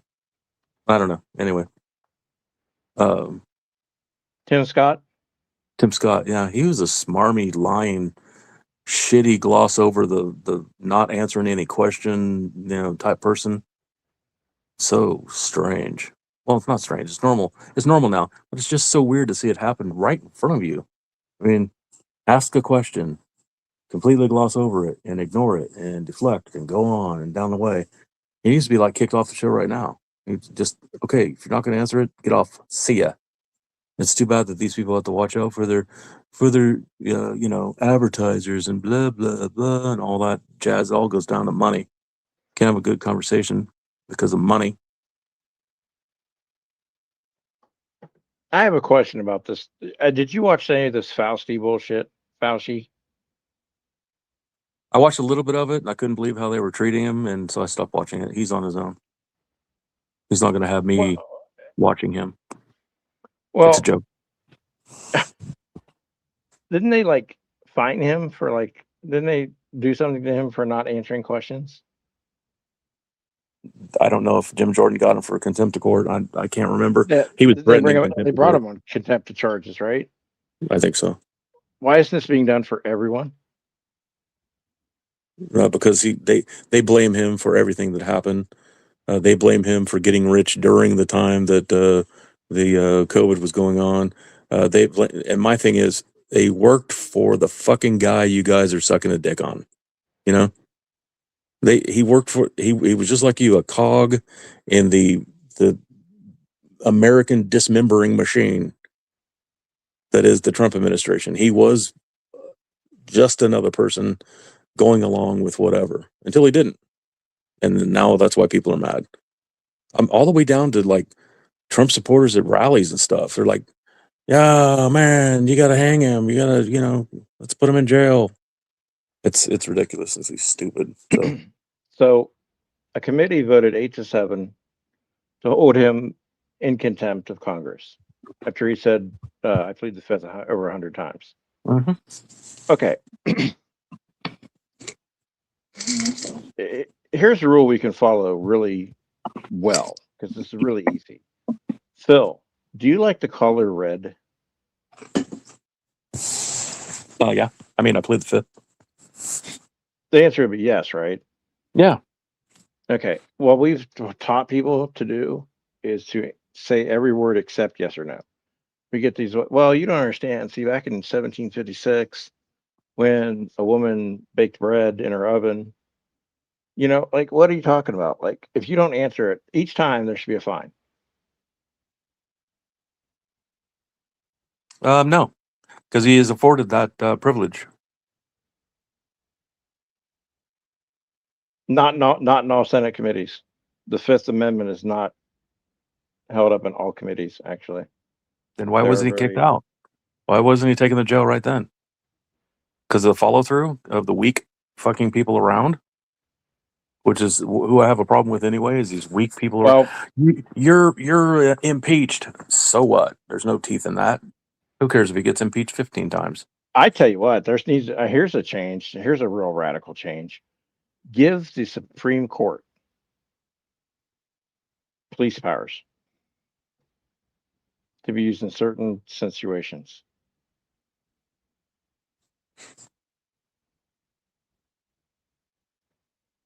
What does that mean? Sending the police? Well, okay, let's say Supreme Court says, no, President, you can't do this. And the president does it anyway. They have no enforcement arm to enforce their rulings. They have to depend on who? One of the other branches. And the military, right? Depending on Oh, the situation, they have to depend on some. They themselves have no enforcement arm of like the court system, the judicial branch. So effectively, you do something, they say no, you keep doing it. There's no checks and balances. That's where the checks and balances are weak. I agree. Now the thing that I take away from pleading the fifth is, and you got this jumbo asshole saying people only plead the fifth who have something to cover up, and then he says it 87 times because he doesn't want to find, he doesn't want to be on record as abusing kids and women the way he has and done. Everyone knows it. Everyone knows it. Why isn't this guy gone? I mean, I don't even care at this time as JD Vance comes up here because we'll do it again. It needs to be done as many times as it needs to take to get people in there that can actually do the job. And it's not going to take an election. It's not. Oh no, am I talking about civil war? I hope not, because that's scary. Need to get me a gun. Only one side can go attack the Capitol. That's true. Yeah. But all these things like, define the Supreme Court. Well, it's fucking easy to do. Who can the Supreme Court call up and say, enforce this? We ruled, enforce this. The same person they're trying to enforce it on. And he's built it this way or rebuilt it this way so that our founding fathers built it that way. Well, he's redefined some stuff. That too, but it was inherently left open like that because there is no enforcement arm. A lot of other countries have enforcement arms of each branch or each division of government. They have their own ability to enforce. It's basically, what is it? What do they call it? Honor system. And what I think is really bad is when, okay, it sounds adolescent. I don't like the way the courts are stacked ever on whoever is the majority or whatever, or whoever's in office or whatever. They shouldn't be stacked at all. That it should be done differently. And people should use common sense and not, we'll never get anything done if this is the way it's going to be. If it's only going to be Democrats, then we're not going to be able to get anything done across the aisle, blah, blah, whatever. What really pissed me off in the past, even back to Clinton, and I've never done any research on how many presidents have been impeached since Washington. since the beginning. I don't know that stat, but the other part of that question is, why weren't they taken out of office? Because when I first heard the word impeach, I was like, shit, no president should, they should be really worried about impeachment. They should be really worried about all that. So 3, and they've all stayed in office, haven't they? None of them has been dealt with. Clinton, he was one. I don't know the other one. And this jackass we have right now is another one. Johnson. Nixon? Johnson. Really? Notable exception was Richard Nixon. He's been mistaken for an impeached president, but while they were approved the articles of impeachment, he resigned. I am not a crook. So the impeachment actually never went through. Yeah, that's one way around it. Well, and again, the ends justify the means. I mean, they wanted him out. He got out. I mean, it's like the word censure. That is the lamest fucking word I've ever heard in government ever. We're going to censure you. Okay. Yeah. Like, what does that mean? Does that stop me from doing the shit that I've been doing to piss you off in the first place? Probably not. Right. It's kind of like the adult version of shut your mouth and be quiet. Go to your room. Like, well, like it just, but we find that in society too. Like your neighbors have been told, hey, you can't be quiet. You can't be loud. There's noise ordinances, blah, blah, blah. If you're not a law-abiding citizen, laws don't apply to you because you choose to ignore them. Laws are only meant to restrict people who want to abide by the laws. Yeah, just to touch on that again, I can tell in that kid, the kid that came out on the porch actually lives there. So yeah, of course. But I could tell it was, hey man, he's not from here. Hey, he's not from this town. So I know that he knows that I know that they got in trouble. But, I mean, whatever it is, fined, whatever, because they've been actually all right. But just to see a little defiant motherfucker out there tonight, it's going to make it easier next time I go out on the porch, if you get my meaning. Just kidding. Thought I'd throw that in there as a little bit of comedy. But no, I could tell that he didn't want to disrupt the apple cart. And I'm not an asshole neighbor either. Anyway, back to politics. And yeah, it's always bothered me about the impeachment or the censures or any of that stuff.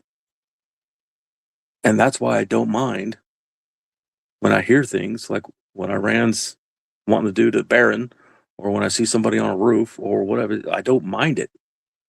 And I hate the collateral damage. I'd hate it. But as we've seen from the movies, it's just part of it.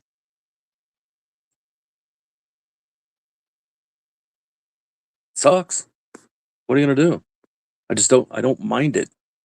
And I don't know what that says about me. Am I a bad person for saying that? I'll take it. I mean, I'll take it on the what chin. defines a bad person? Well, am I a bad person in people's eyes for making, if it happens, it happens? Well, I mean, some people may take offense to it, but how much are we in control of anything? When you were growing up, did you ever think you would see half the shit you've seen? War and destruction and wanton, not wanton, but wanton destruction and hatred and meanness. I didn't know it was going to be so solid. I figured there was always going to be something like that or something in the news. I didn't know it was going to be so solid, so constant. I mean, I think if you I know there's a lot more violence now because there's a lot more people on the planet, but I think also we see it a lot more because news is constant. Everyone's trying to report on new news, update old news, or make opinions about the news. And we used to only see it at 6 in the morning, noon, and 6 at night, and 10 or 11. Like, we didn't have constant news. I mean, there was just time to report news to update figures, stats, get your facts together. There wasn't a need to, fill in the time and the gap. And, you know, I know you're a 9/11 theorist on how things happened, and then some people focus just on who it happened to, Yeah, as well, the people opposed out there to. that think it was the Muslim world that did it, they can just I don't understand any of that shit. It's been so long since I've been on it like I was when it happened, but it quickly went downhill. And now I see something every once in a while, and I'll think, no plane hit the Pentagon; it was a drone. Uh, I'm not real sure, so I'm kind of backed off the whole thing. But the only thing I think about now is how those buildings came down, and then Building 7, and then there was another building out there, 6. I don't know, but it's just it's odd. There's anomalies that will never be addressed ever because people will get in trouble for being thieves or liars or whatever, murderers basically. And I've been told before, you don't care about, you don't have any respect for the survivors or the victims and I'm like, no, you don't understand. Yeah, I do. I'm thinking far beyond that. I'm not saying I'm doing it right. I'm just saying if you're lied to about something, it's sort of making your victim thing hollow. So anyway, Well, we can't even agree on Mandela effect items. Like half of the world believes that Nelson Mandela died during the 80s, and he died in 2013. But then I also think of like, well, there was a murder last year. No, according to this news article, that murder happened 3 years ago. Like our brains aren't meant to keep all this data in our heads, right? That's why we yeah. have historical written documents. Now we have the internet and hard drives galore. Um, a lot of things. My experience on 9/11, it is the same experience. Like the experience that I went through, seeing what was happening, seeing people react to it, trying to squelch the fears of people in my family while also trying to deal with it internally. I remember that all that's always been the same. I could tell that story 100 times and it would be the same. Things that have come up afterwards have caused me to think a bit, but I don't have any impact to make on that. So it's just another thing that goes, another important thing comes up and kind of like, overlaps and replaces it. Like that was our defining moment for my generation. That was our World War II. That was our D-Day. Um, for my son, so far it's been COVID, biggest impact on his life, right? We always have those defining moments and how we think of it, how it came along. We think of it as is, as we experience it, and then later in life we kind of circle back and like, what really did happen? Because you're not dealing with the emotions of it as much now. You're like, oh, what logically happened? Yeah. And I didn't And realize that they. Go ahead. the conspiracy theories, there's always going to be conspiracy theories. Right. Some of them can make sense, and you can say, sure, that could have happened. But did it? I don't have the ability to independently verify some of it. And since your Could have. government's full of liars, you'll never find out anything about it at all. It could have happened. Yeah, could have. Uh, No proof. It sucks. I mean, what do they think we're going to do? Revolt? I mean, well, certain parties can take over the Capitol. mm-hmm. I mean, the liberals couldn't, because then it would be a crime. That's the funny thing is, I get it. Some people are going to be very one-sided or the other. Some people are going to be in the middle. Some people are going to be indifferent to the whole system. But if you're going to do something and allow it to happen and excuse it, you have to understand that behavior is going to be replicated by the other side at some point, or it's possible to be. They may not, but it's possible. You've given them the okay. Like conservatives and MAGA have given Democrats and liberals the A-OK that if the elections don't work out, just storm the Capitol.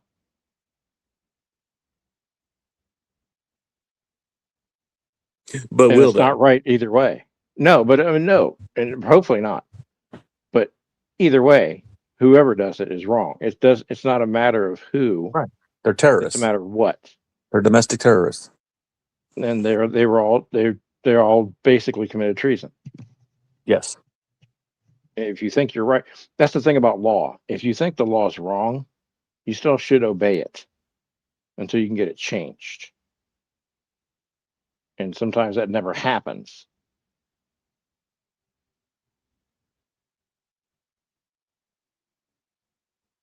I just don't understand how anyone with common sense can say, we're going to let this happen, but if you guys do it, then it's going to be bad.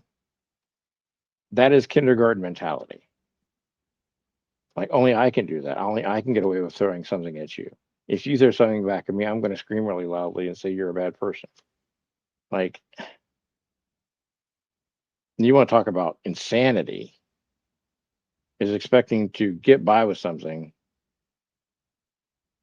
and thinking that the other side shouldn't get by with doing the same thing. That's also insane. That's also crazy thinking. Right. And that's another fine example of every side thinking they're correct, which sucks. If you think that breaking the law and being a treasonous citizen is the way to fix things, your political affiliation does not matter to me. You're a traitor. Just because they did it once, you were against it. But now that you're able to do it, if you do it, you're just as guilty as them. So will the Democrats or the liberals storm the Capitol if things don't go their way? Highly doubt it. No, I highly doubt it. A few might. There's always those fringe people, watch too much Rambo. You know, Yeah. think they're going to change the world with a AK-47 or a BB gun. Sure. So, yeah, it's just, no. Uh-oh, we have a What? guest. Oh, good. It's Bobaney, Janie. Hello, can you hear me? Hi, Jenny. Who? Yes. I'm kidding. Can you hear me? You can? See. Okay. Mhm. So I had it muted while I was trying to get up here. I'm a little bit lagged. If that's a problem, let me know.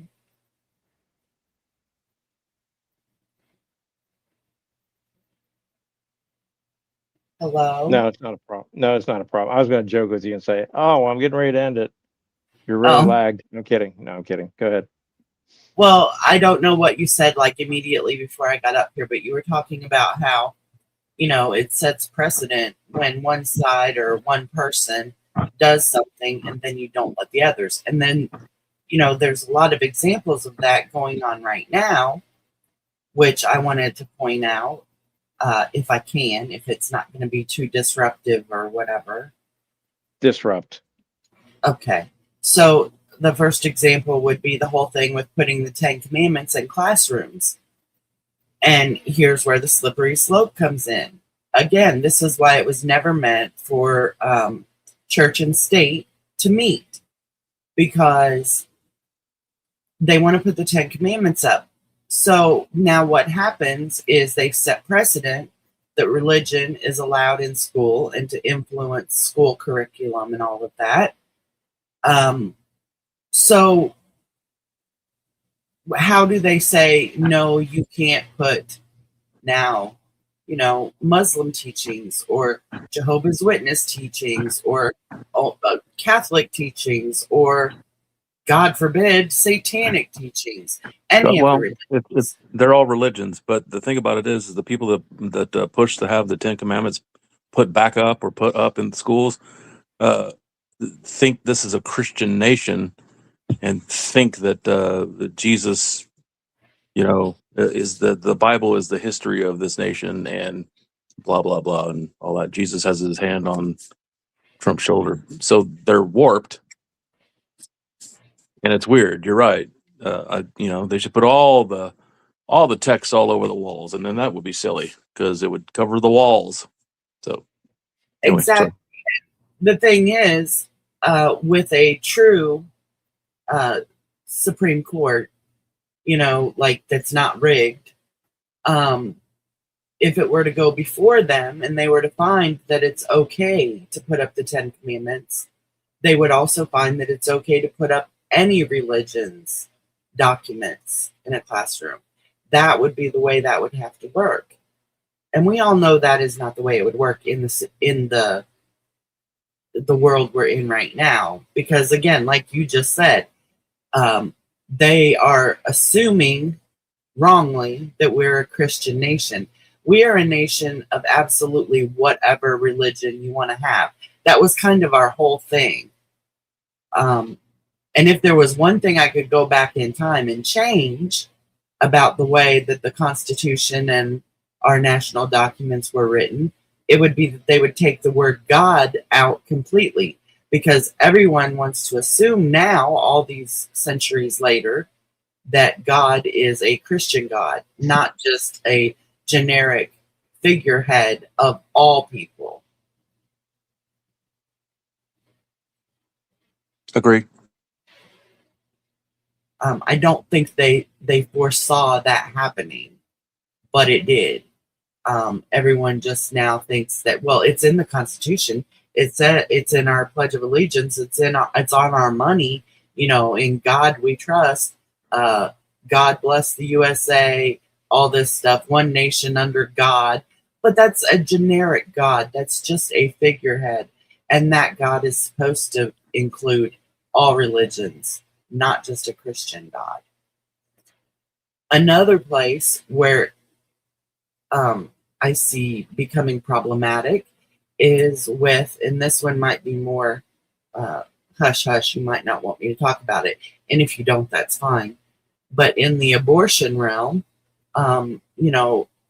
trying to make it completely illegal across the board, there was a time, and it causes this, again, slippery slope, if they can set precedent for setting laws that say you can't have an abortion, it's only a matter of time before we go back to the days when people were sterilized or forced to have abortions because of whatever reason. The ones that I recall from my lifetime were that people who had intellectual disabilities and things like that were still being forced to be sterilized, or if they became pregnant, forced to have abortions. And that's what we're opening the door back up to by saying that someone else has a right over a woman's body to make decisions for her in this blanket manner. That's what we're opening ourselves back up to, into a time when, okay, well, now we can say also that you have to have an abortion. Or when you've had 5 kids, now you have to be sterilized. Because back in the day, you used to have to go before a judge if you were a woman and you wanted to have a hysterectomy or something. And the judge would decide if you could even have a hysterectomy. And there are tons of stories out there of women who were living in poverty with abusive men who already had 6 or 8 children, and their lifeline was to not get pregnant again.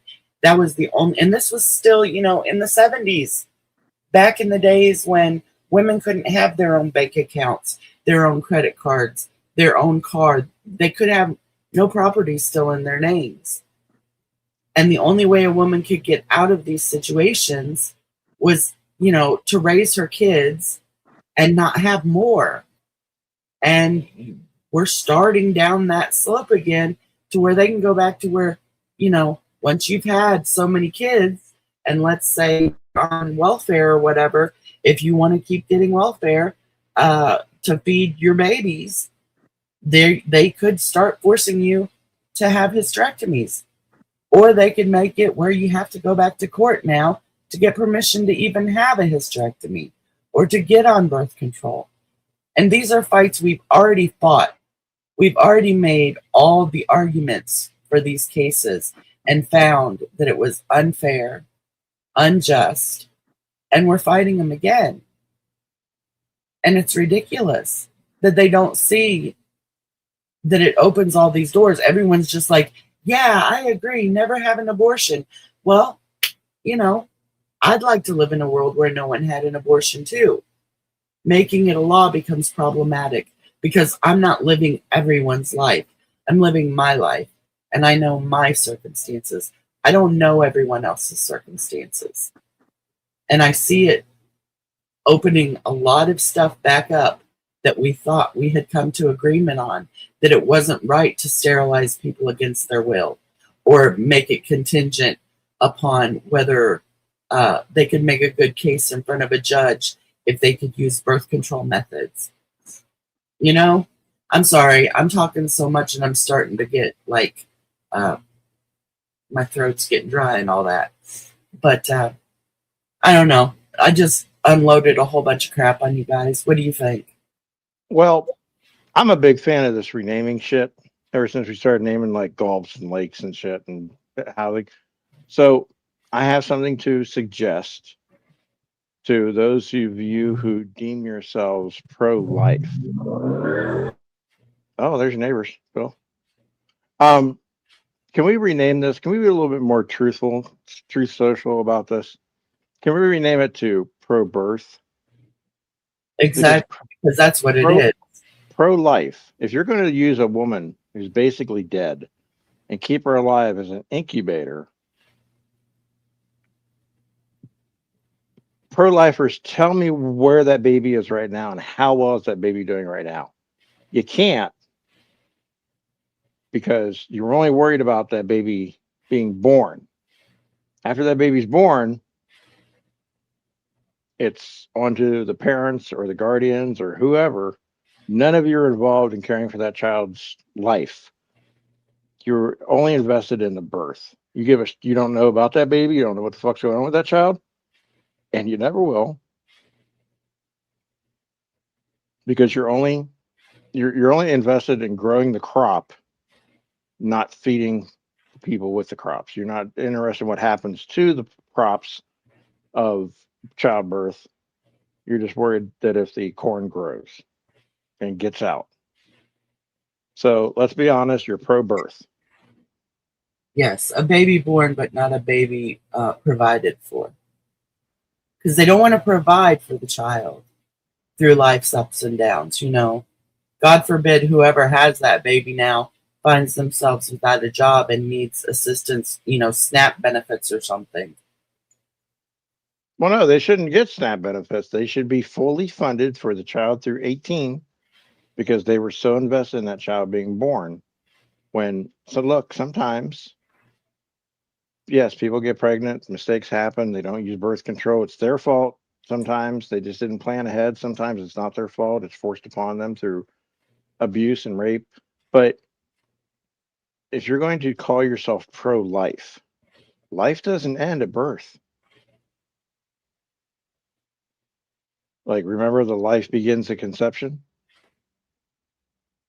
Well, life continues after birth.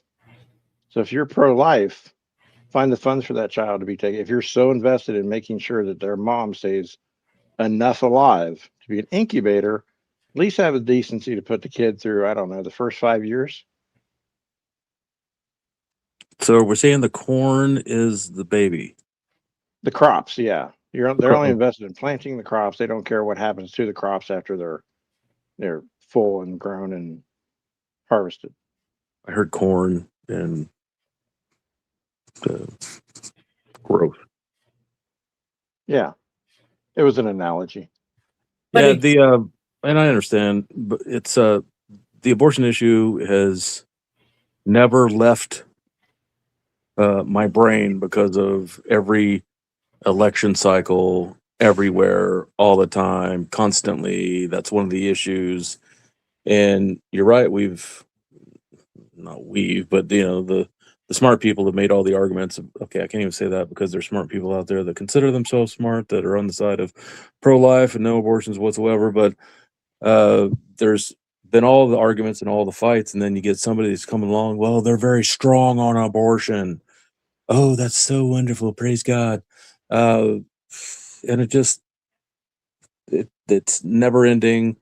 It's always going to be this way. This free will experiment God did to us sucks, and I don't know. I don't know how it's going to be fixed. Where's the reset button? can you see how it would happen though that it's not even just like about like they're not going to stop once they've made it where no woman can have an abortion.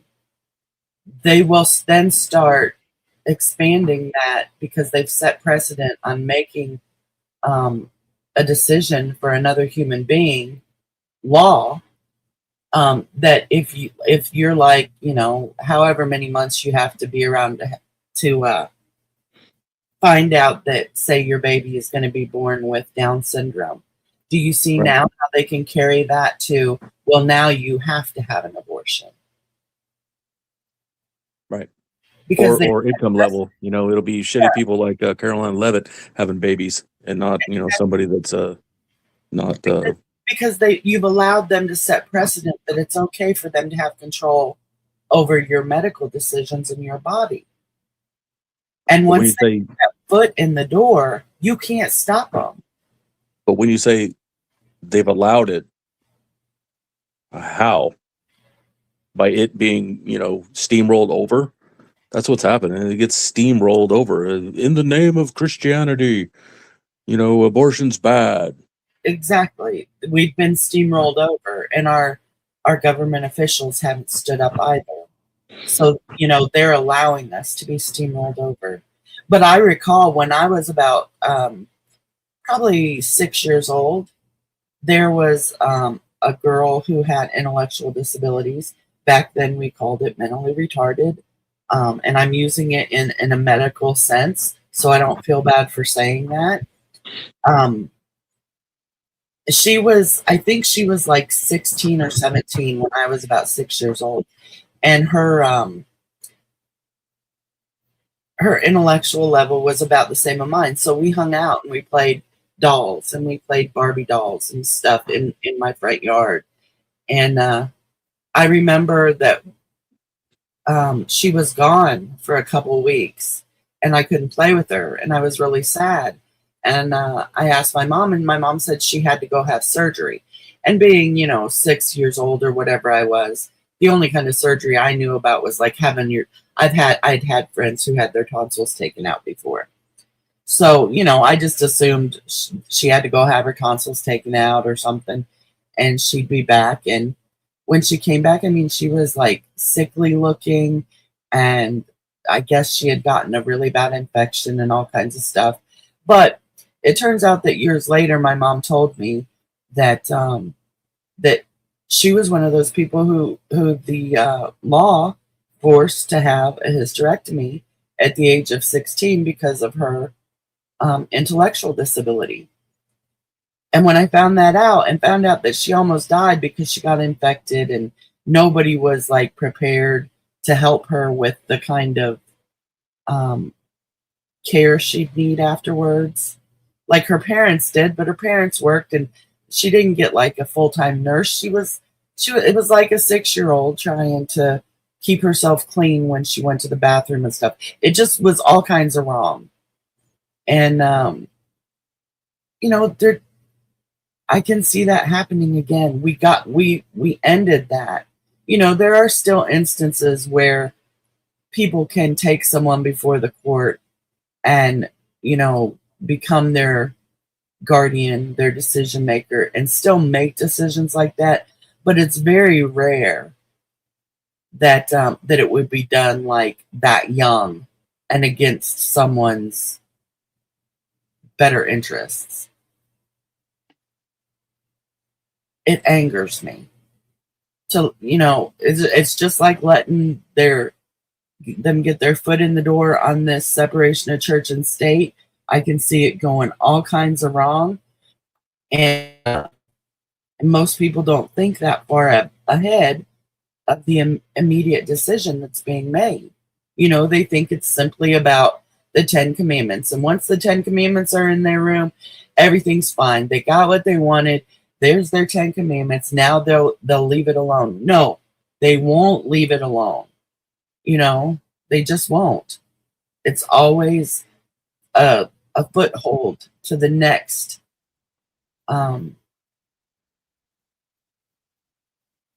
illegal act of whatever that is. All right, I'm gonna play devil's advocate here for a minute. So the whole function of this is to basically fill the earth, overpopulate the earth, so that rich white Republican folk can have many children, have many heirs, to presume that they're godlike, to populate the earth with their kind. Okay, sounds familiar, right? Mm-hmm. So laws will be passed where you should only have sexual relations to procreate. We're going to take all the fun out of it. We're going to take all the promiscuity out of it, except for the 49ers owner. He can go get East Palestine, Ohio prostitutes. But everyone else is going to have to totally just have sex for the purpose of reproduction. Now, we've already got the women. We've got them locked down. They can't do shit without courts. But we're going to add a little fairness to this. If you're caught masturbating, you're wasting valuable sperm, and you should be castrated. Because if you're not going to breed for the government and breed for the country and the state, then you're a invalid person in the eyes of your countrymen.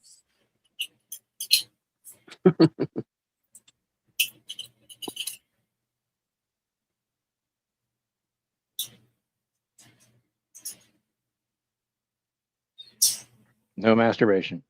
Men, you can't do that. Oh, it would never be against men. Men would still be able to masturbate. They would take it away from women, though. Nope, can't do it on panel. Can't do it, can't do it in your car. Green eggs and ham. Yeah. Sam, I am. You can't do it anywhere. If you're not making a baby with it, how dare you waste valuable resources? That wouldn't fly, would it? No. But you imagine, say, Mitch McConnell's being kept alive just so they can harvest his sperm. Imagine that theory getting out. All these babies are coming out looking like turtles. Imagine, like, his sperm is like golden goose sperm, and the only reason they're keeping them alive is so they can harvest it. Right. Get that running around town. People are like, "Oh my God, that's horrible." Well, we do it to women all the time. If we're keeping women alive to incubate babies, why don't we keep men alive? Like, why couldn't a wife keep her husband hooked up to life support so that she could harvest his seed to have more of his babies before she let him go? There's been that. I've heard of that in the news. Keeping them alive on life support for that? Yep. Yeah. Oh, really? I don't have receipts. I don't have any idea what years it was, but I guarantee you it's happened. Well, I would think that was wrong too. It's bizarre is what it is. I may be wrong or whatever, but it was bizarre when I heard about it, and then the news cycle went away. It changed in another direction. It was bizarre to me to hear that. Yeah, that's scary. Like, I know that men can have their sperm frozen or to save for later, and women could do that. Same with women's eggs. They can have them frozen for later, and I suppose her husband, if she dies, could say, I want to activate this sperm and have this baby or whatever, and that's iffy. But keeping people on life support for that's ridiculous.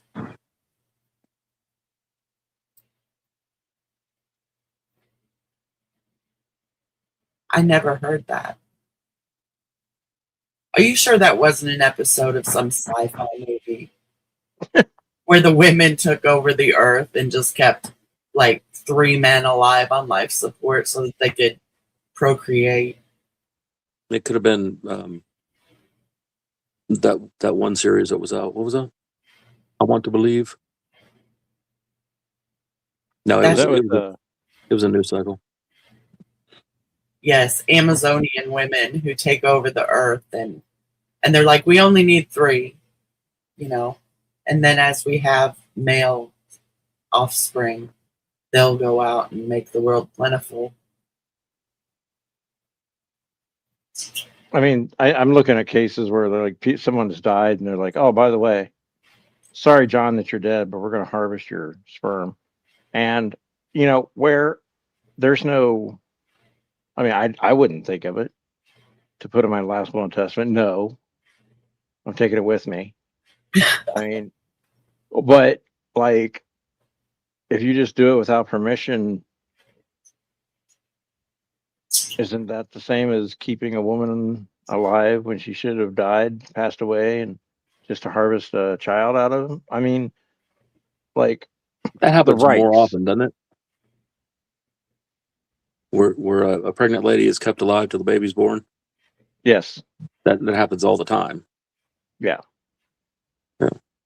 And sometimes it's actually by the parent's choice, or the father's like, well, we've had this conversation, she wants our child to live. Damned whatever happens to her. And the decisions go either way, however many ways, a combination you can make that. I never had to make that choice, but I know we talked about it because, things happen and you want to have those conversations beforehand. But I can't imagine this guy that's 30 years old, he dies at the hospital, and his wife requests that the dead soldier doctor collect the sperm without checking with family. Just says, were there rights for him too? Because we're talking rights. I mean, we have to be equal about it. We just can't. Right. And I would say, that may be something that needs to happen. When a woman is pregnant, she could put in writing that if something happens to her, whether or not she wants to be put on life support until her baby's birth. I think that's credible. If, she's made it known in her wishes, I'm pregnant, and, whether I have gestational diabetes or high blood pressure or whatever that could cause me to go into a state where I need to be put on life support, I want to be, so that my baby can be born.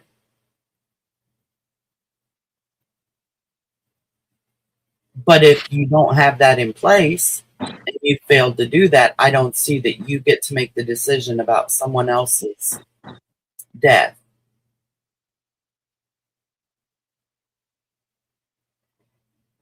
No, I don't think that. I think that it's weird conversations to have, but at certain ages in relationships, I mean, look, if someone dies unexpectedly, if a woman's husband dies unexpectedly, and they were planning to have a family, a lot of instincts are going to kick in, right? Maternal instincts being one of them.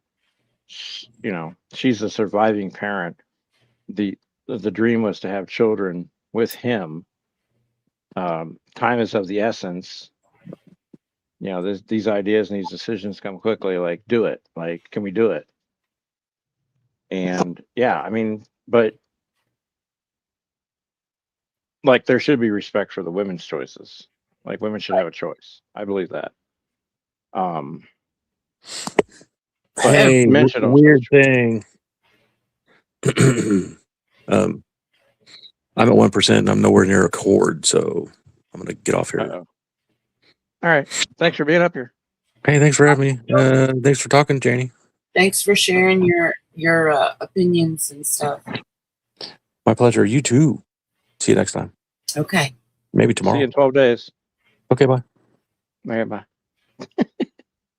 But like now, anytime I go in for anything in the hospital, I have to let them know what my choices are if something should happen to me, If they lose me or something, do I want to be resuscitated? If it comes to a point of life support, do I want to be on life support? And, you can either give permission to other people to make those decisions for you, or you can have it written up for yourself where you've made your decisions as far as organ donating, all of that.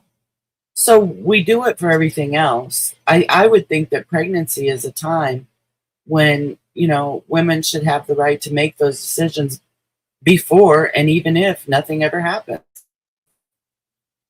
And so should men if they want to. Like if you're talking with your spouse or your significant other about children and you say, I'd really love for us to have a child together. If something should happen to me before we're able to do that, this is how I want it handled,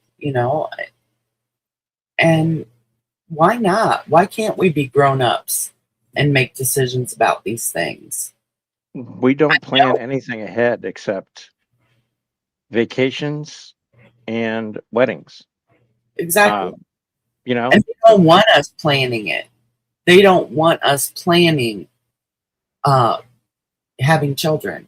They enjoy the benefits of not allowing you full control in that area of your life. You know what I'm saying? Yeah. So when I was married in 2000, and the plan was to have 2 kids.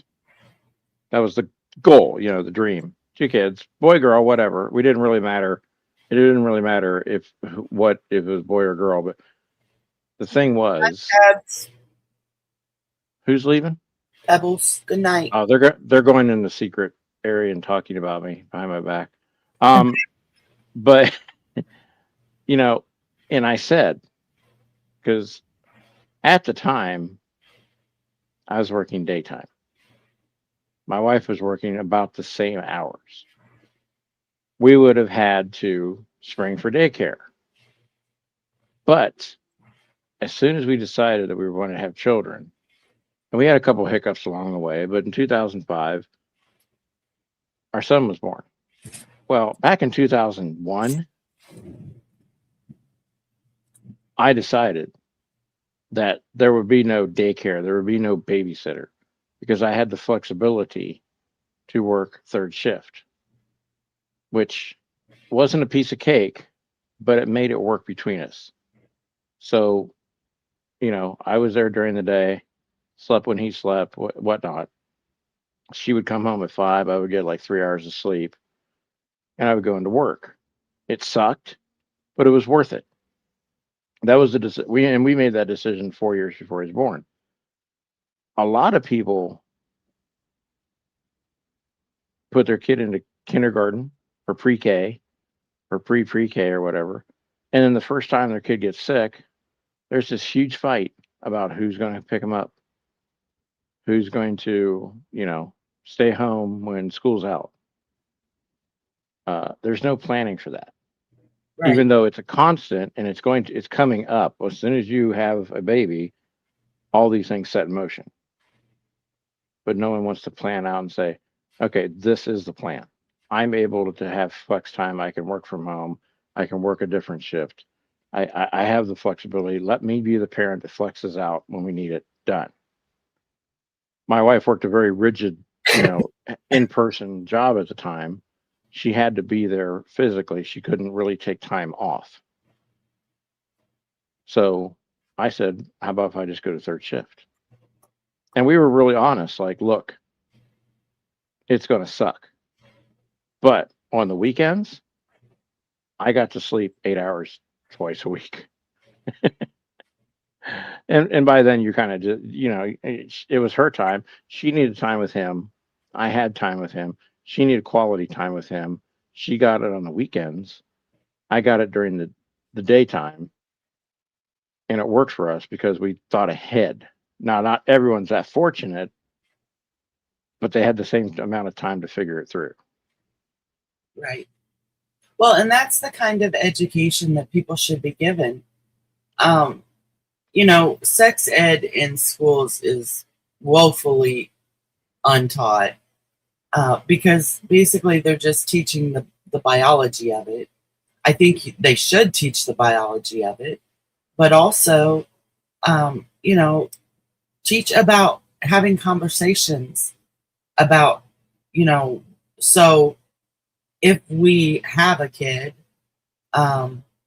who's going to take care of it? What are we going to do? Daycare, no daycare. You know, we act like these conversations are taboo because, gosh, you know, if you accidentally get pregnant, you just have to make it work, which is what we've always done. But what if we started talking about that kind of stuff with people before they got pregnant? And, you know, like people can go to birthing classes. They can go to. I did. They can go to what's it called? Breastfeeding classes. It's called something else. I never went to those. Like a lactation class or whatever. But nobody ever offers people classes on how to manage life once you've had a child, on having the conversations about, you know, what's the best choice for us, daycare or for both of us to continue to work? Should one of us stay home?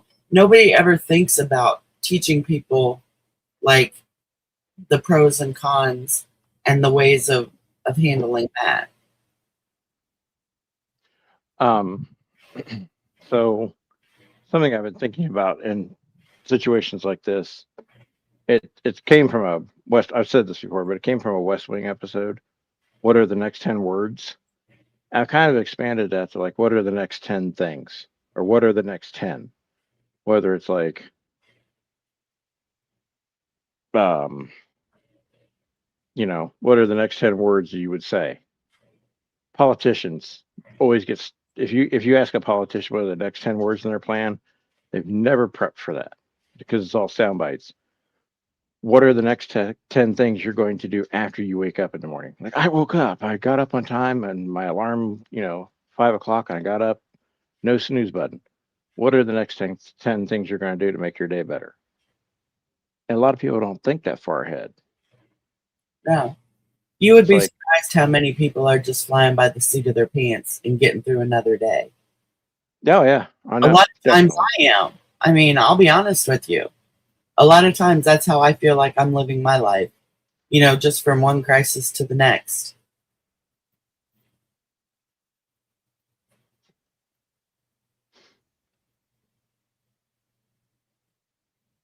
I just, you know, I think if we're not good humans aren't good planners. There's a lot of people that excel at it, but not enough of us. And not enough of us get together to form families and you know, unions to kind of make it easier on each other. But yeah, drink water, Phil. Good job. I think there would be less child abuse, whether that's physical, emotional, verbal, whatever, less child abuse, if there were classes that taught parents how to make sound decisions before they're needed, you know, and to talk about, well, okay, so if we're both working, because we don't want our child in daycare, if we're both working and the child gets sick, how are we going to handle that before it ever happens? You know, parents are people too, and they take out their frustrations and their stress on the people around them. And who are the people around them? Their kids. You know, so I mean, it just seems like we know enough as adults and humans that the more prepared you are in life, the better off you can handle whatever comes. But we don't, you know, oh my God, call something Planned Parenthood and they want to shut it down. You know, because nobody should be planning that, right? No. You know, another place in our lives we always think that we're going to be able to say something like celebration of life. You know when that happens? At death. Right. We never take it, you know, if someone's up there in their 70s, it's probably safe to have a celebration of life.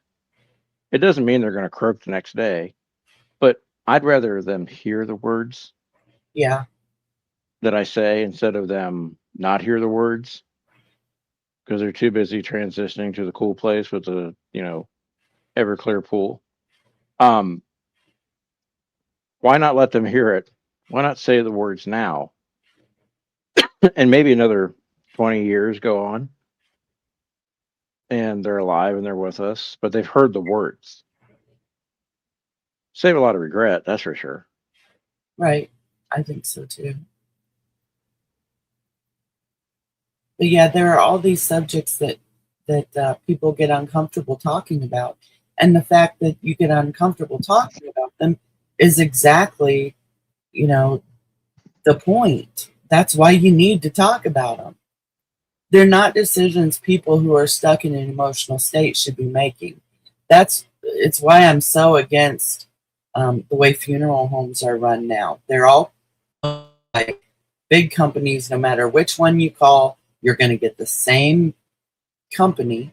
They've turned them into, they were always for profit to some extent, but mostly it was a family business. They could be competitive in their pricing, things like that. Now there is no competition because the same corporation owns every funeral home in an area, no matter which one you choose. So they pretty much own the pricing market on that. And I hate to see people at their most vulnerable think that spending $20,000 on a funeral versus spending, $6,000 is some indication of how much that person was loved. It's not, but that's how you feel in that moment. And it shouldn't even cost $6,000. I mean, come on. Everyone has to die. When you can't even afford to die, like in life, if you are struggling to afford your medications and your groceries and, your electric bill and all that, do you really think you've got the kind of money that's $6,000 for the bare bones funeral? No, you don't. Your family's going to struggle then. Their last memory of you is going to be struggling to find the funds to bury you. Right. It's bullshit. It's a bullshit industry. I hate it. We used to bury people for free wherever we wanted to. Right. You could bury them in your own yard where they could stay on a family property or whatever. I'm being buried on my family's golf course. I would not want to do that because, then you're kind of stuck there if your family ever ups roots and moves or whatever. And, back in the day, everyone stayed on the land forever or whatever. But still, I think that should be a viable option. Actually, I want to be sent to the moon. Because finally someone will get there. I'm kidding. Joke. Phil would love that if you heard it. I'm gonna go here, but I want to play something. The only reason I'm playing it, I'm not pointing any accusatory fingers or trying to say that I support, but this is something that made me think. And I found it on TikTok, and it kind of made me think about rights and and just like what rights are really important and how much we mislead ourselves into thinking that. Do you want me to stay up here for it, or you can if you want either one? I mean, if you want, it's just I'm gonna probably shut it down after this because. All right. Well, I hope I didn't get you too far off what you were talking about. I had just gotten in here not long before that, so I didn't know. I'll go back and listen to everything, but I'll go ahead and jump in now. Thank you for having welcome me. To my new channel. That's not new, but it's old. Yeah.